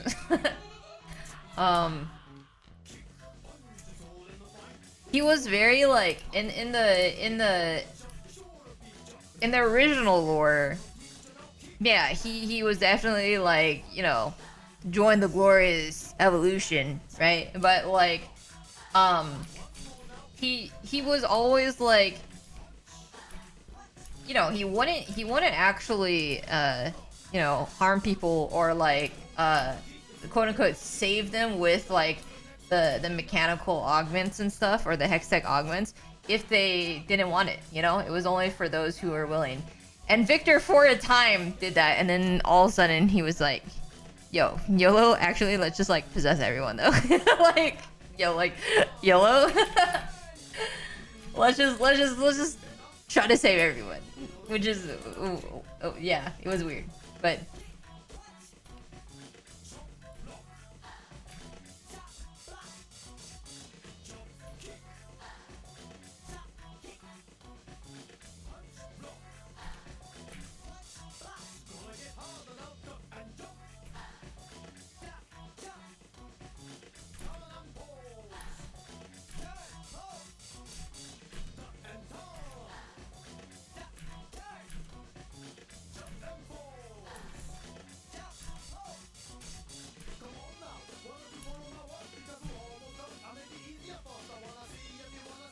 yeah, a lot of like Victor supporters or like Victor enthusiasts were definitely like, yeah, I would have liked it. They wanted Arcane Victor to be more of a skin rather than like an entire destruction of their character. Yeah. Or alternatively, just having like a new character, because Victor is definitely one of those characters that I feel like out of all, they made drastic changes to everyone's lore. I mean, Echo, they made changes to, obviously Jace. I mean, there wasn't really lore for Heimerdinger, so they didn't really change anything for that.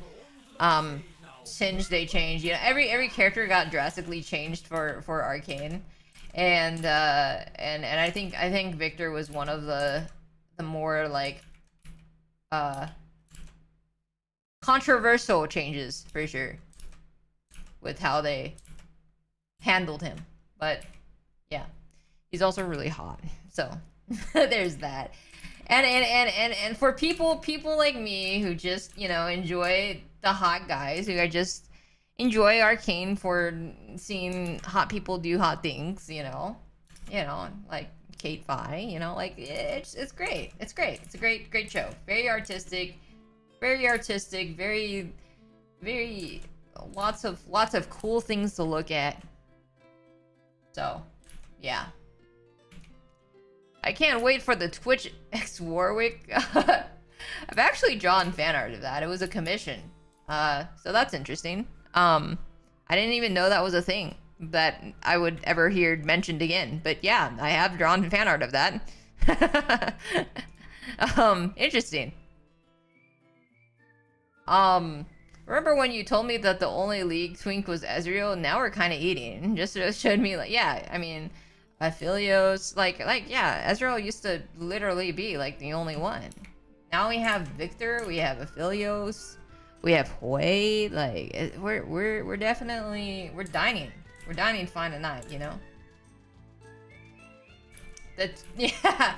I think they're actually going a little bit too ham. I feel like they're sort of just printing things out, printing them out now, and it's a little bit like, all right, I like even for me, I'm like, okay, like I appreciate the food, but give me some variety, you know, give me some more monsters, give me some yordles, give me some, I don't know, just like some non-standard pretty people, you know? Give me more like strong women or something, or like, I don't know.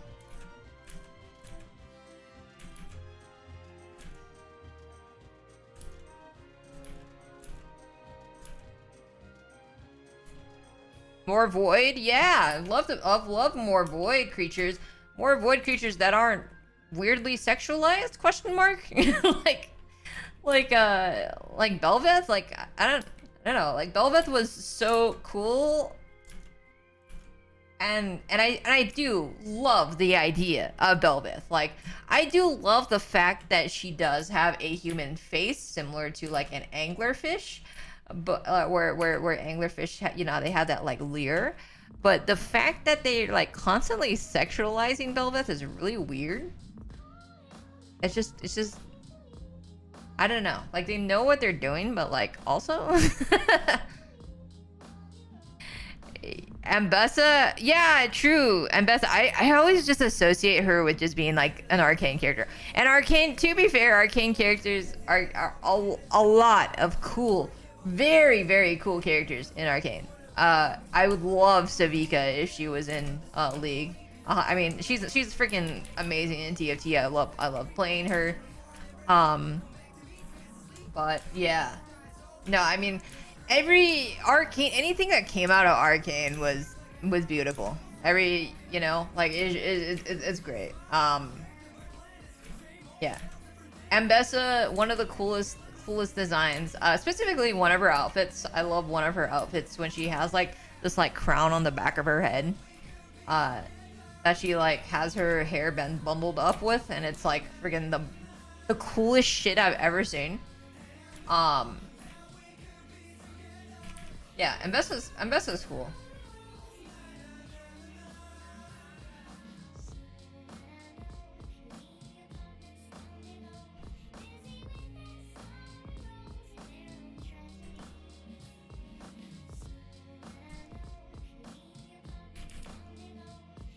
I sort of forgot she was a champion in League, but I haven't been playing League that much. I've been playing TFT. She's cool in TFT as well. Emissary.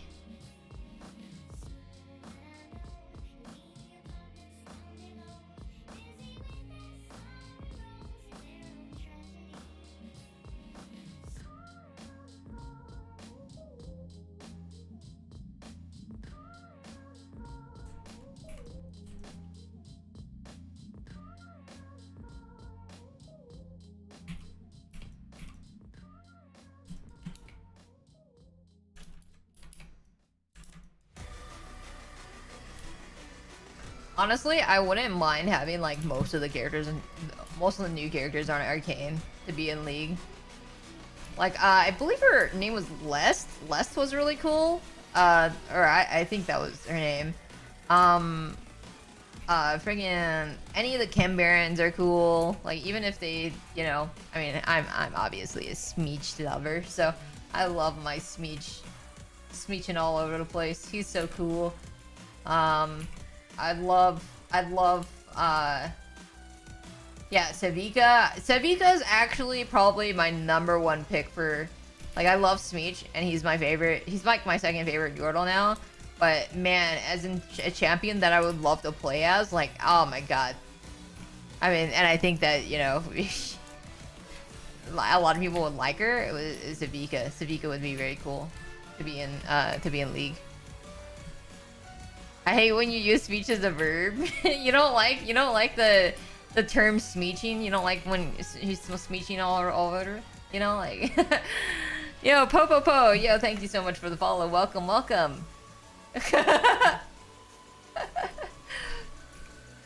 don't know. That's like a TFT thing too. Everyone is just like Even the main dev is just like, yeah, you know when he's smeeshing all over the place. I don't, like even the dev, even the Riot dev says that. All right, I can see it. It's fun.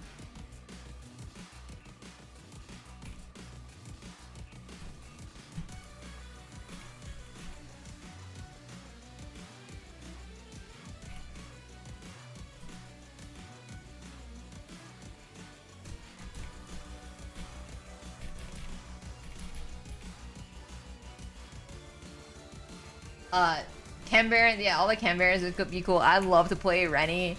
I mean, Chainsaw Lady, Chainsaw Woman. There's not too many chainsaws in League. And I feel like the chainsaws that they do have in League don't really make that much sense. They don't really give the feel of chainsaws. Like, I think it's like, was it Urgot or whatever that shoots like random chainsaws out? But I'm like, I don't know. It's not really what chainsaws do. You know, I love the in TFT. I really enjoy Rennie, who's the chainsaw woman from Arcane, because what she does is her ability is she literally chainsaws someone in the air, and it looks really freaking gruesome. I mean, as much as, you know, it's a PG-13 game, so there's no blood or anything, but she just like holds them in the air while she just drills them to death, and it's friggin' looks sick as fuck.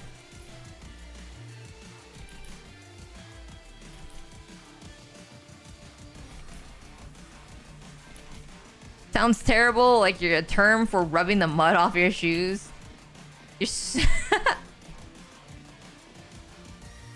It does sound terrible. It does sound terrible. I love it.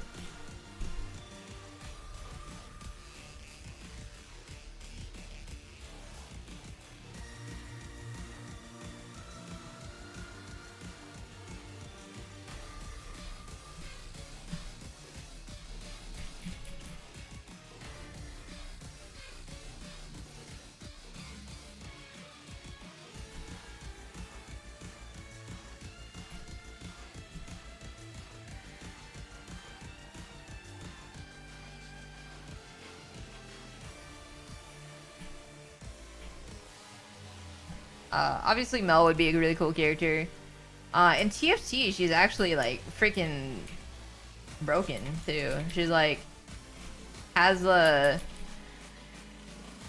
she's like AP Kaisa or something. It's so weird, but yeah, she's like super strong. Mel's very cool character. Very pretty.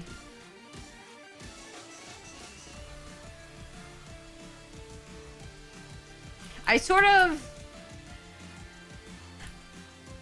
of like on the whole magic thing though. I don't know, but that's just my personal bias. I know it's gonna be a very like unpopular opinion, but I like when characters are physically weak, but they are huge powerhouses just off of like intellect or wit, you know.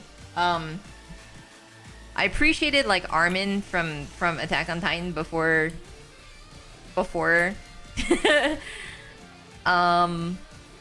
he also became very physically strong, you know. I like technically I'm not a huge fan of the writing, but Lelouch was a cool concept, at least from Code Geass. Where it's like, oh, you know, he's very technically sort of like frail. I guess he's not like super. He's not. Well, okay, I think he is like sort of strong, but like he's not like super crazy. Yeah.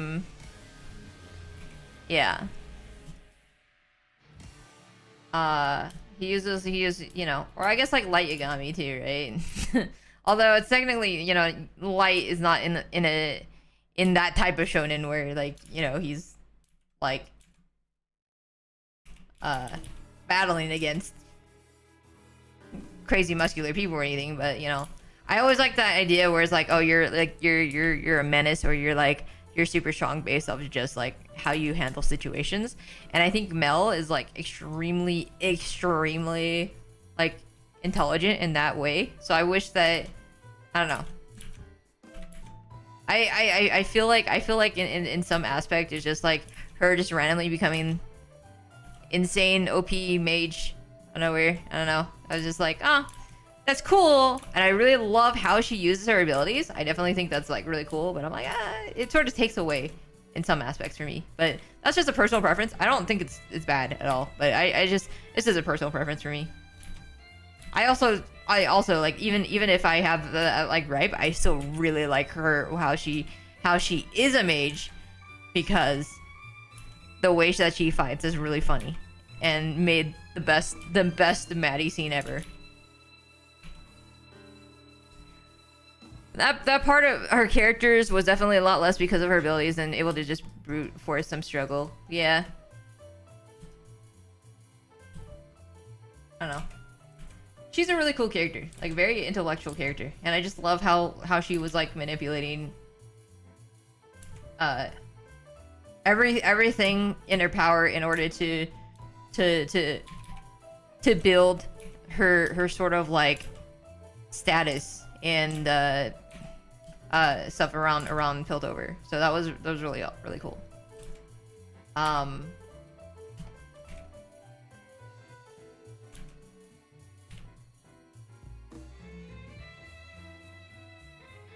But yeah, she's cool.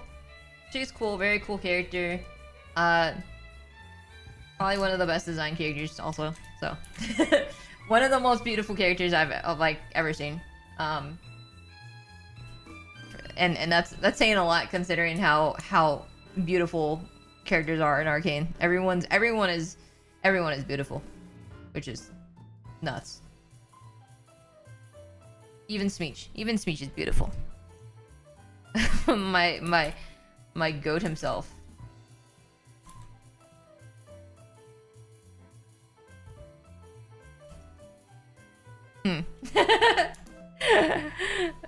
Smeechful, yeah. He's so Smeech. He's so Smeechy. What happened to Smeech again? You know, he just went to little Bandle City. You know, he just he got his face smashed in by Savika. But you know, it's okay. He's probably enjoying the time of his life, just frolicking in the fields in Bandle City, like nothing ever happens. At least if we're going by the League of Legends lore, it's just a little Yordle, a kindred Yordle spirit, just frolicking in the fields, running around on a farm in Bandle City. Yeah, exactly. Probably formed a band with Heimerdinger, you know? He's probably enjoying the time of his life. Shimmer free.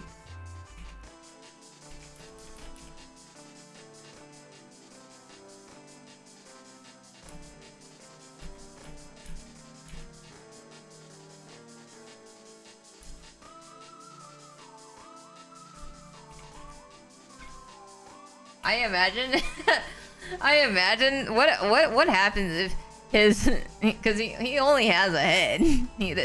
His body is completely mechanical with Chemtech.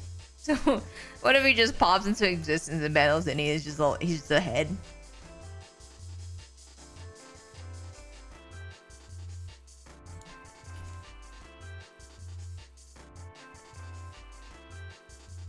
Oh no.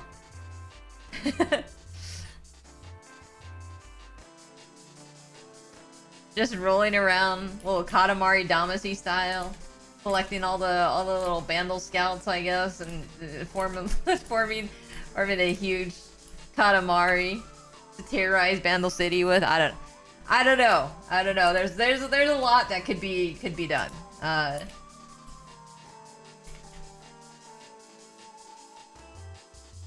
You'd bounce around like the heads and Spirited Away. Oh yeah, yeah, yeah. Oh my god.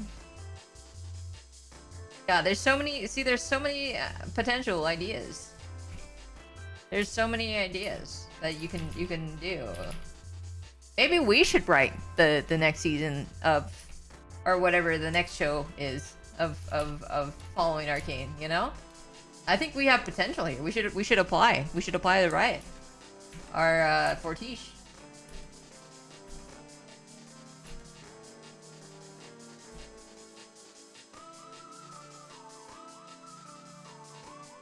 Are we writing a Bandle City season? Yeah, sure, you know. It's sounds good. We can formulate I don't know, I think we have some potential here.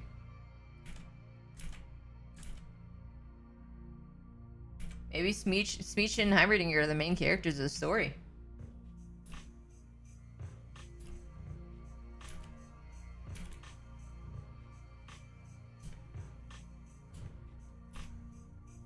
Sounds like a very Smeech heavy season. Have you seen the ship Chem Bomb? Chem Bomb, I don't know why that's a thing, but people were posting pictures, photoshops of Smeech X powder, like the AU powder, the one that was like with Echo, and yeah. It's just, I hate that. Yeah.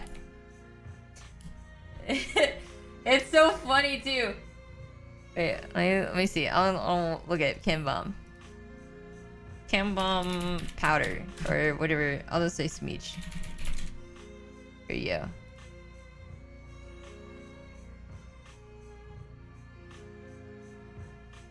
Here you go. Here's This is the funniest picture.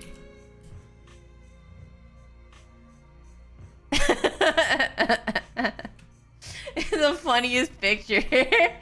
Look at that. Look at these memories, these core memories.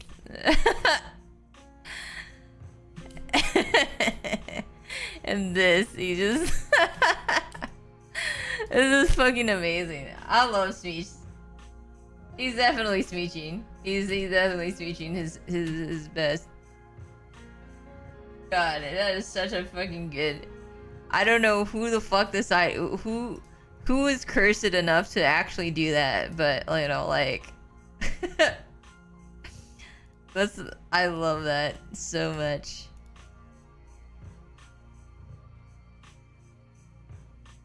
What the hell? Hey, how's it going now? Great for you to join us, you know? Great for you to join us, alright? How's it going?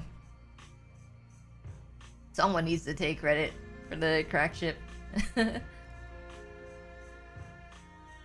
Have you ever got, like, known someone who's like, I'm pretty sure this has, like, everyone has to have that. They have a friend who has, like, who is an extremely, like, unironic, like, shipper of a crack ship. I remember in high school, there was someone that was extremely obsessed. Like, I would always draw, like, comics and everything with, was it Sakura? No, was it Sakura? Wait, was it Sakura in Itachi? I think it was Sakura in Itachi.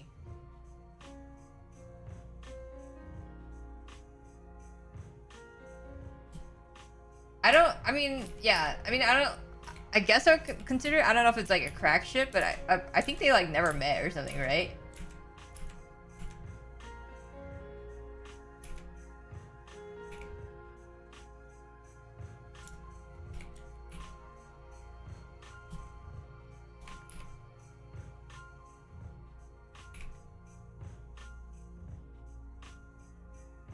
Is it either Sakura, Itachi, or what's her name? Ten? I don't remember, but I know she would also draw a lot of 10-10 fan art. But I think it was Sakura Itachi.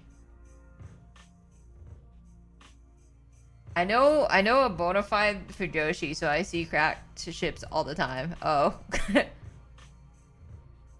Sakura 10-10. Oh, it was definitely Itachi and someone else. I think it was Sakura Itachi.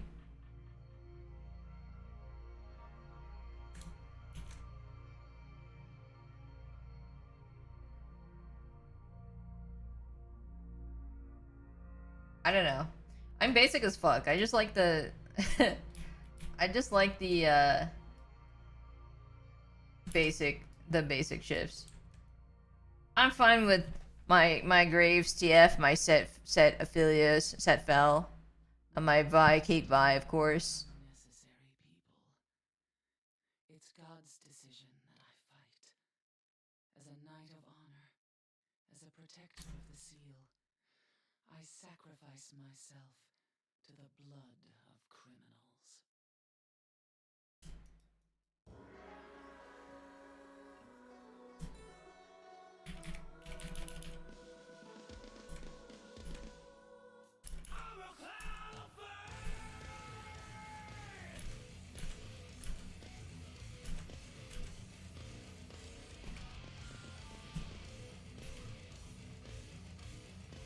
The fact that they cut the YK scene was wild.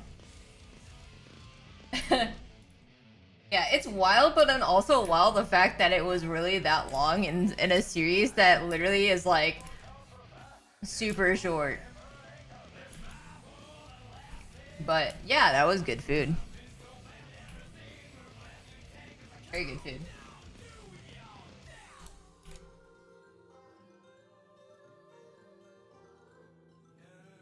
I kind of wish I were powerful enough to crack ship. I just can't suspend my disbelief.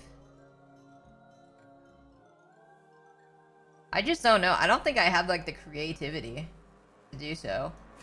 You have to like really like go like to really go like research. I mean, I know the character a lot and be like, this one instance might be like the one time that they've interacted or something, but like also like I don't know what really constitutes how crack ships are formed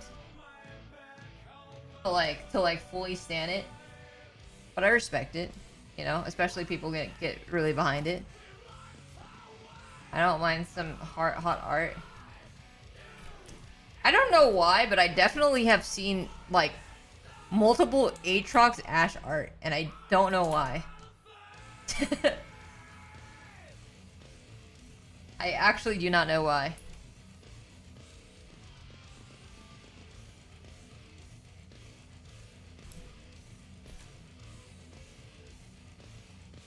Huh? Yeah. I don't know. I don't know. Do not ask me. I would not know. Oh, is that just? I mean, would that also be like a? It's a crack ship though, right? I don't know.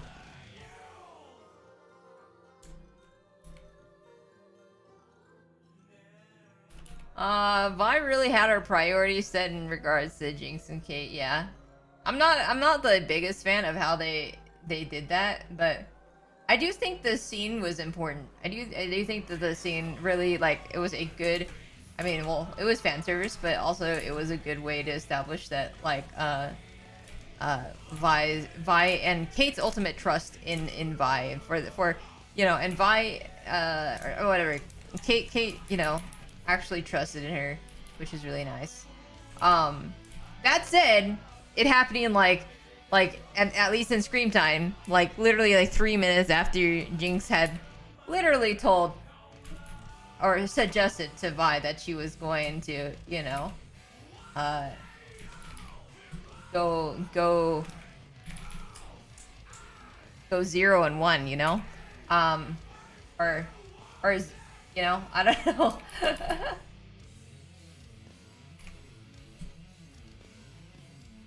There was a weird thing where it was like Vi's always been super concerned about Jinx the entire time, and she sort of just was like, but also Cupcake.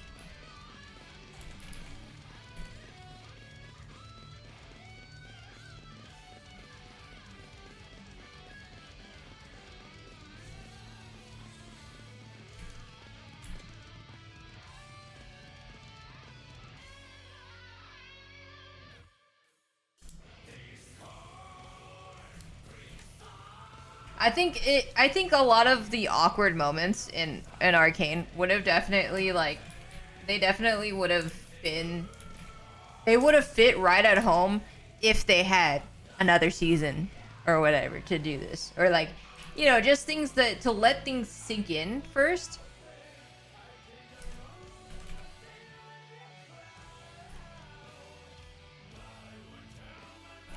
I think even another few episodes would have done a ton for the show, but yeah.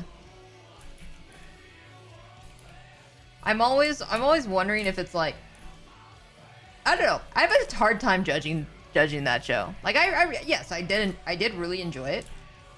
There's a lot of, I mean, I immediately bought the art book. Like it's freaking amazing, right? Like everything about it is phenomenal. But you know, I have a hard time judging it from a narrative perspective.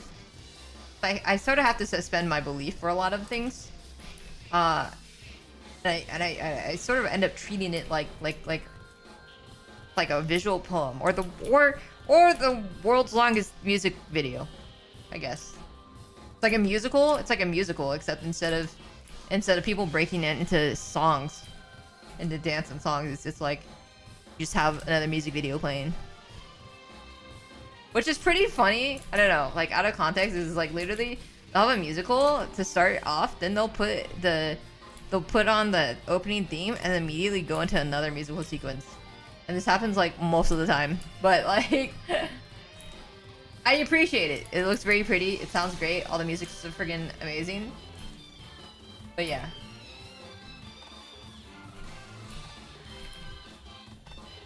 I wish there was a buffer episode for Warwick Vander instead of him just having one good line after being healed and it going to shit. Yeah, that's true. That's true.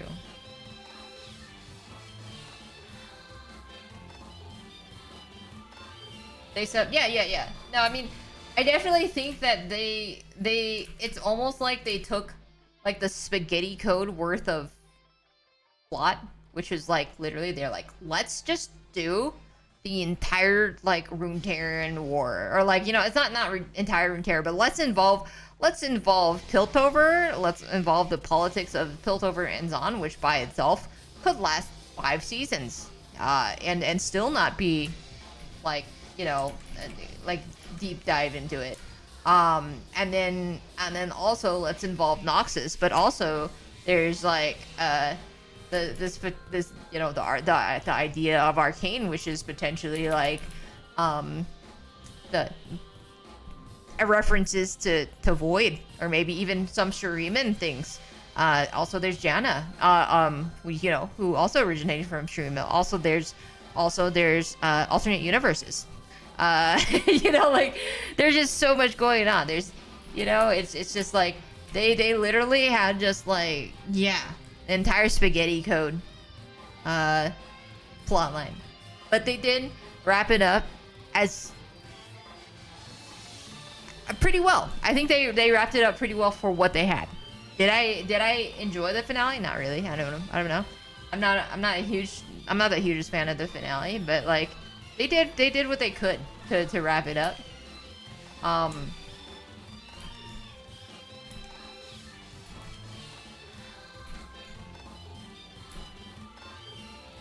I mean, I thought there were some cool parts of it. I thought the Maddie scene was really funny. The fight scenes were cool. Songs were cool.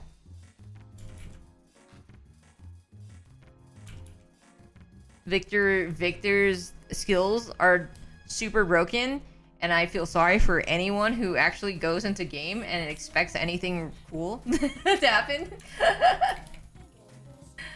When they find out his W is only this little dinky ass circle, that's just like, oh, you mean you don't actually gravity the entire room like the fight with Warwick and Vi and Jinx? Like, oh.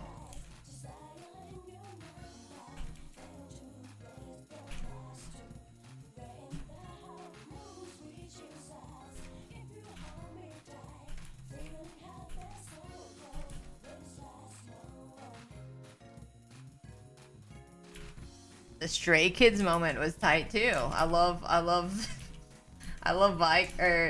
Jinx coming in and playing Stray Kids. That was cool. Tom Morello collabing with Stray Kids is something I never would have expected, but it happened. I love Tom Morello, so that was cool. Stray Kids is also really cool. There's a lot of setup we didn't get to enjoy until everything. Yeah, it's just plus it was just like there's like 30 characters in this too, right? And even main characters felt really, some of their stories were sort of rushed. I think they could have delved a lot deeper into the relationship between Jace and Victor. But in season 2 I felt like there wasn't much until the last few episodes. But also there's other things too.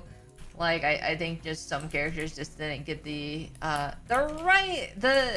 theatrical character ending that I thought that they deserve. I guess like Savika is the one that I think that was teased a lot to have more of an importance, and then she sort of like disappeared after the first 3 episodes, and then never showed up again until the end fight. And then at the end they're like, hey, you're part of the council now. You're a representative, which I do think that is cool. I like the idea that they've always have her as a character that has deeply cared about Zahn, and is frustrated with the with freaking the inequality and discrimination that they faced, but at the same time she's always never had a voice. She's always been the second hand to everyone, despite the fact that she really has a lot of ideals on how to make Noxus united and fight.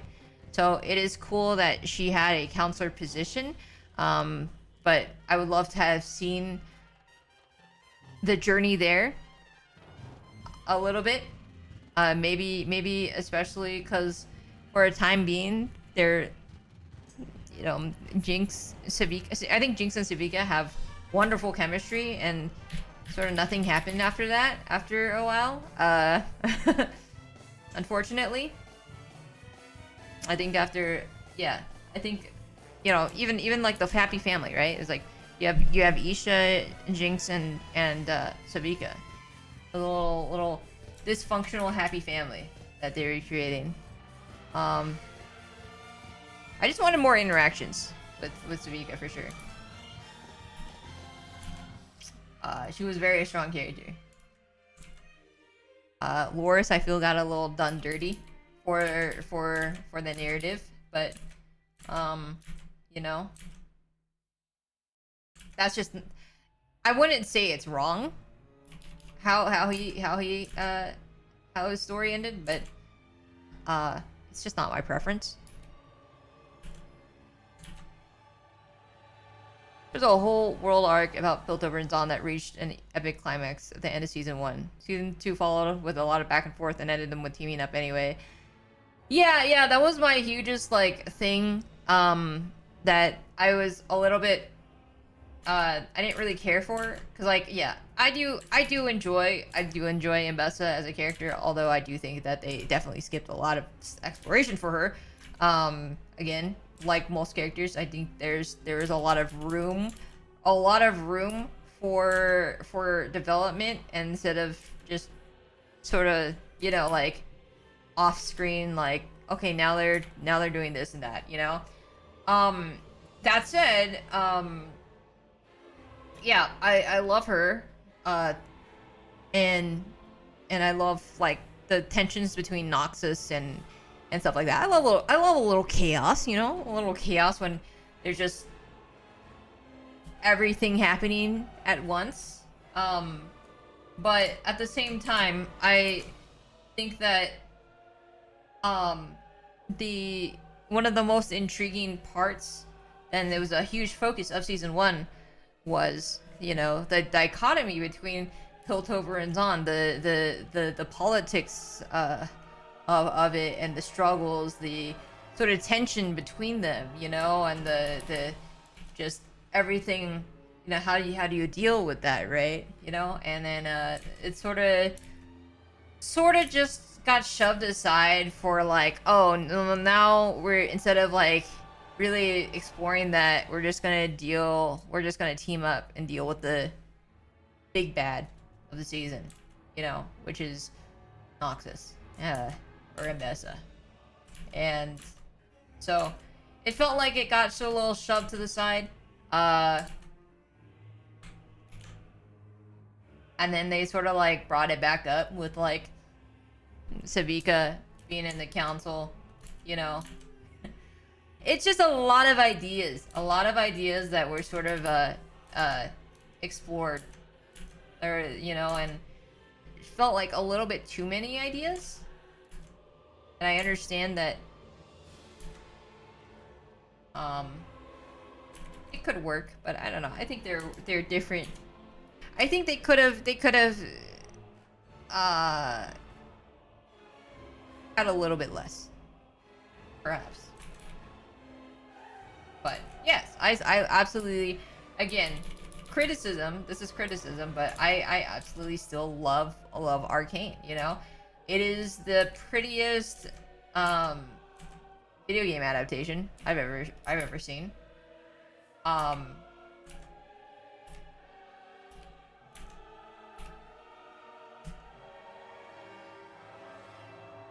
Kind of wouldn't want to have less. Yeah. Well, I think that's also preference. I'm the type of person, and I know that I'm probably like, you know, I'm not the main audience for this. But I do tend to like stories that are a little bit more drawn out and slow, and you have time to really digest. Like my favorite show is Better Call Saul, and that show, I mean, it's, you know, it's great, but there's a fair amount of like Breaking Bad fans that just don't like it, and I understand it. I understand you know, why they won't like it. It's not action packed.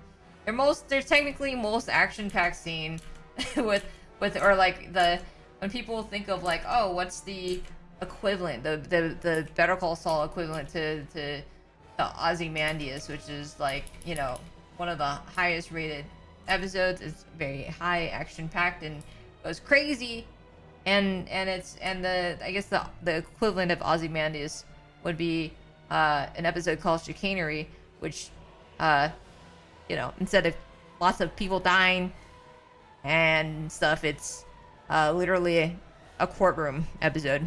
So there's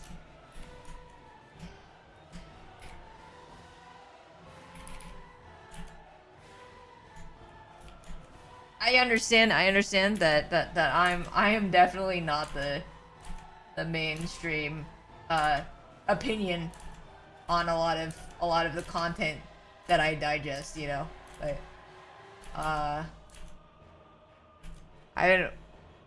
haven't watched Better Call Saul, but I really love Nimona for being on story. I do think that Better Call Saul, if you like how characters are written, in Breaking Bad, you'll really love. You'll really love Better Call Saul. I think if you like Breaking Bad because it's action packed and there's lots of like badass characters doing badass things, maybe maybe Better Call Saul might not be for you. I mean, I love that also in Breaking Bad. I love, like, for example, when Gus Fring does badass things. But I guess I'm definitely a lot more interested in the more toned down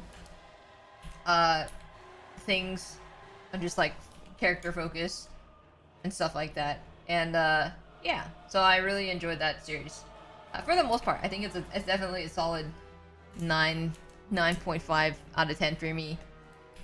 And it's my favorite TV show. I still have problems with it, but yeah, it's my favorite.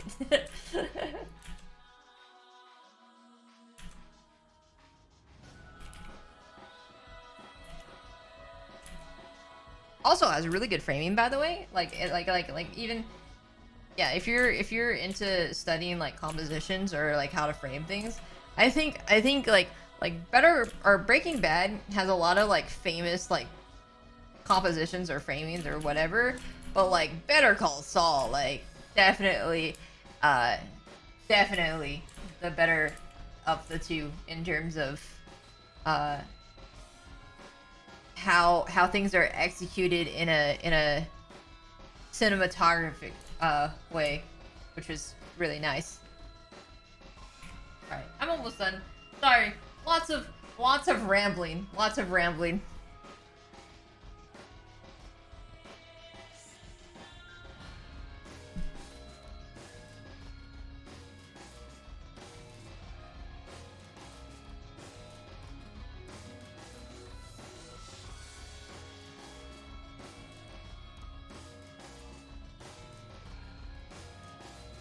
But I really enjoy a lot of that type of content.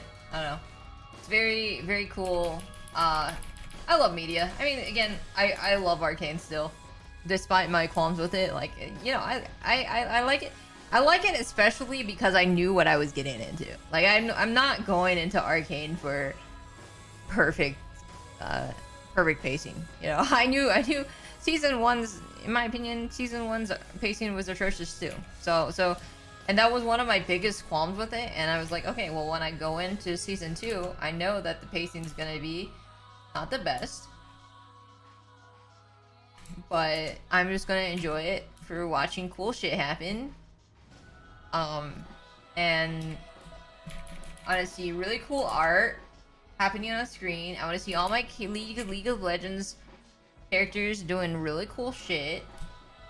And yeah, that's, and in that aspect, if we're just looking at artistic value, the music, the sound design, phenomenal. The characters just being, you know, League of Legends, you know, 10 out of 10, absolutely. So when I watch it, yeah, super enjoyed it.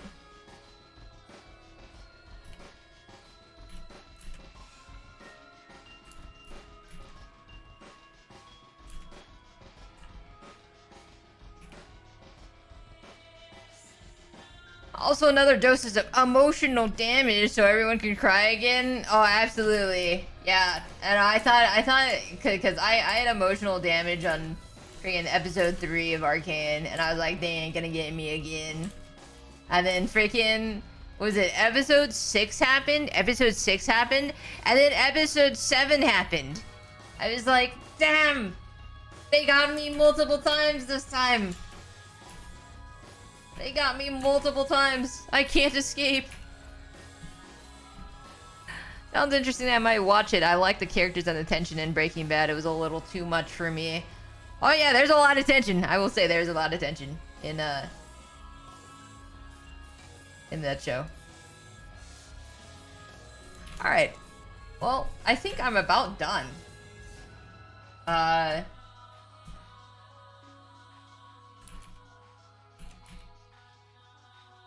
For Ferris.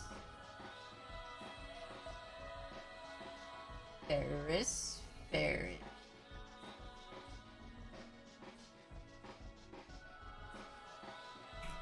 Alright, cool. Here we go. So we have the four characters. We have Ominous's all OCs, which is awesome. Got to learn learn more about them. We got Ominous's character. We have Thunderclouds. We have Magus Fendar, and we have Ferris's. I will be posting them on the whatchamacallit? Yeah. Oh my god, I'm just in time for the Amazing Digital Circus. Okay, anyways, yeah, this is great. I will be posting them on Twitter. Yeah, twitter.com. So I think I have this. Yeah, there we go. Very cool. All right. Well, thank you. It was awesome. Let me see who to raid. Let's see. Wait, is Matcha still doing art? Matcha is doing art. They're doing... Oh, with the art friends. Okay, awesome. Let's go raid Matcha. Again, Matcha, really freaking cool artist. VTuber, everything. Give them lots of love. Matcha artista.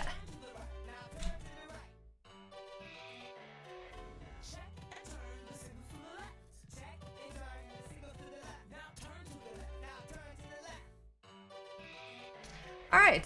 Well, without further ado, thank you so much for the thing. Oh my god, for hanging out. Thank you. I'll see you later.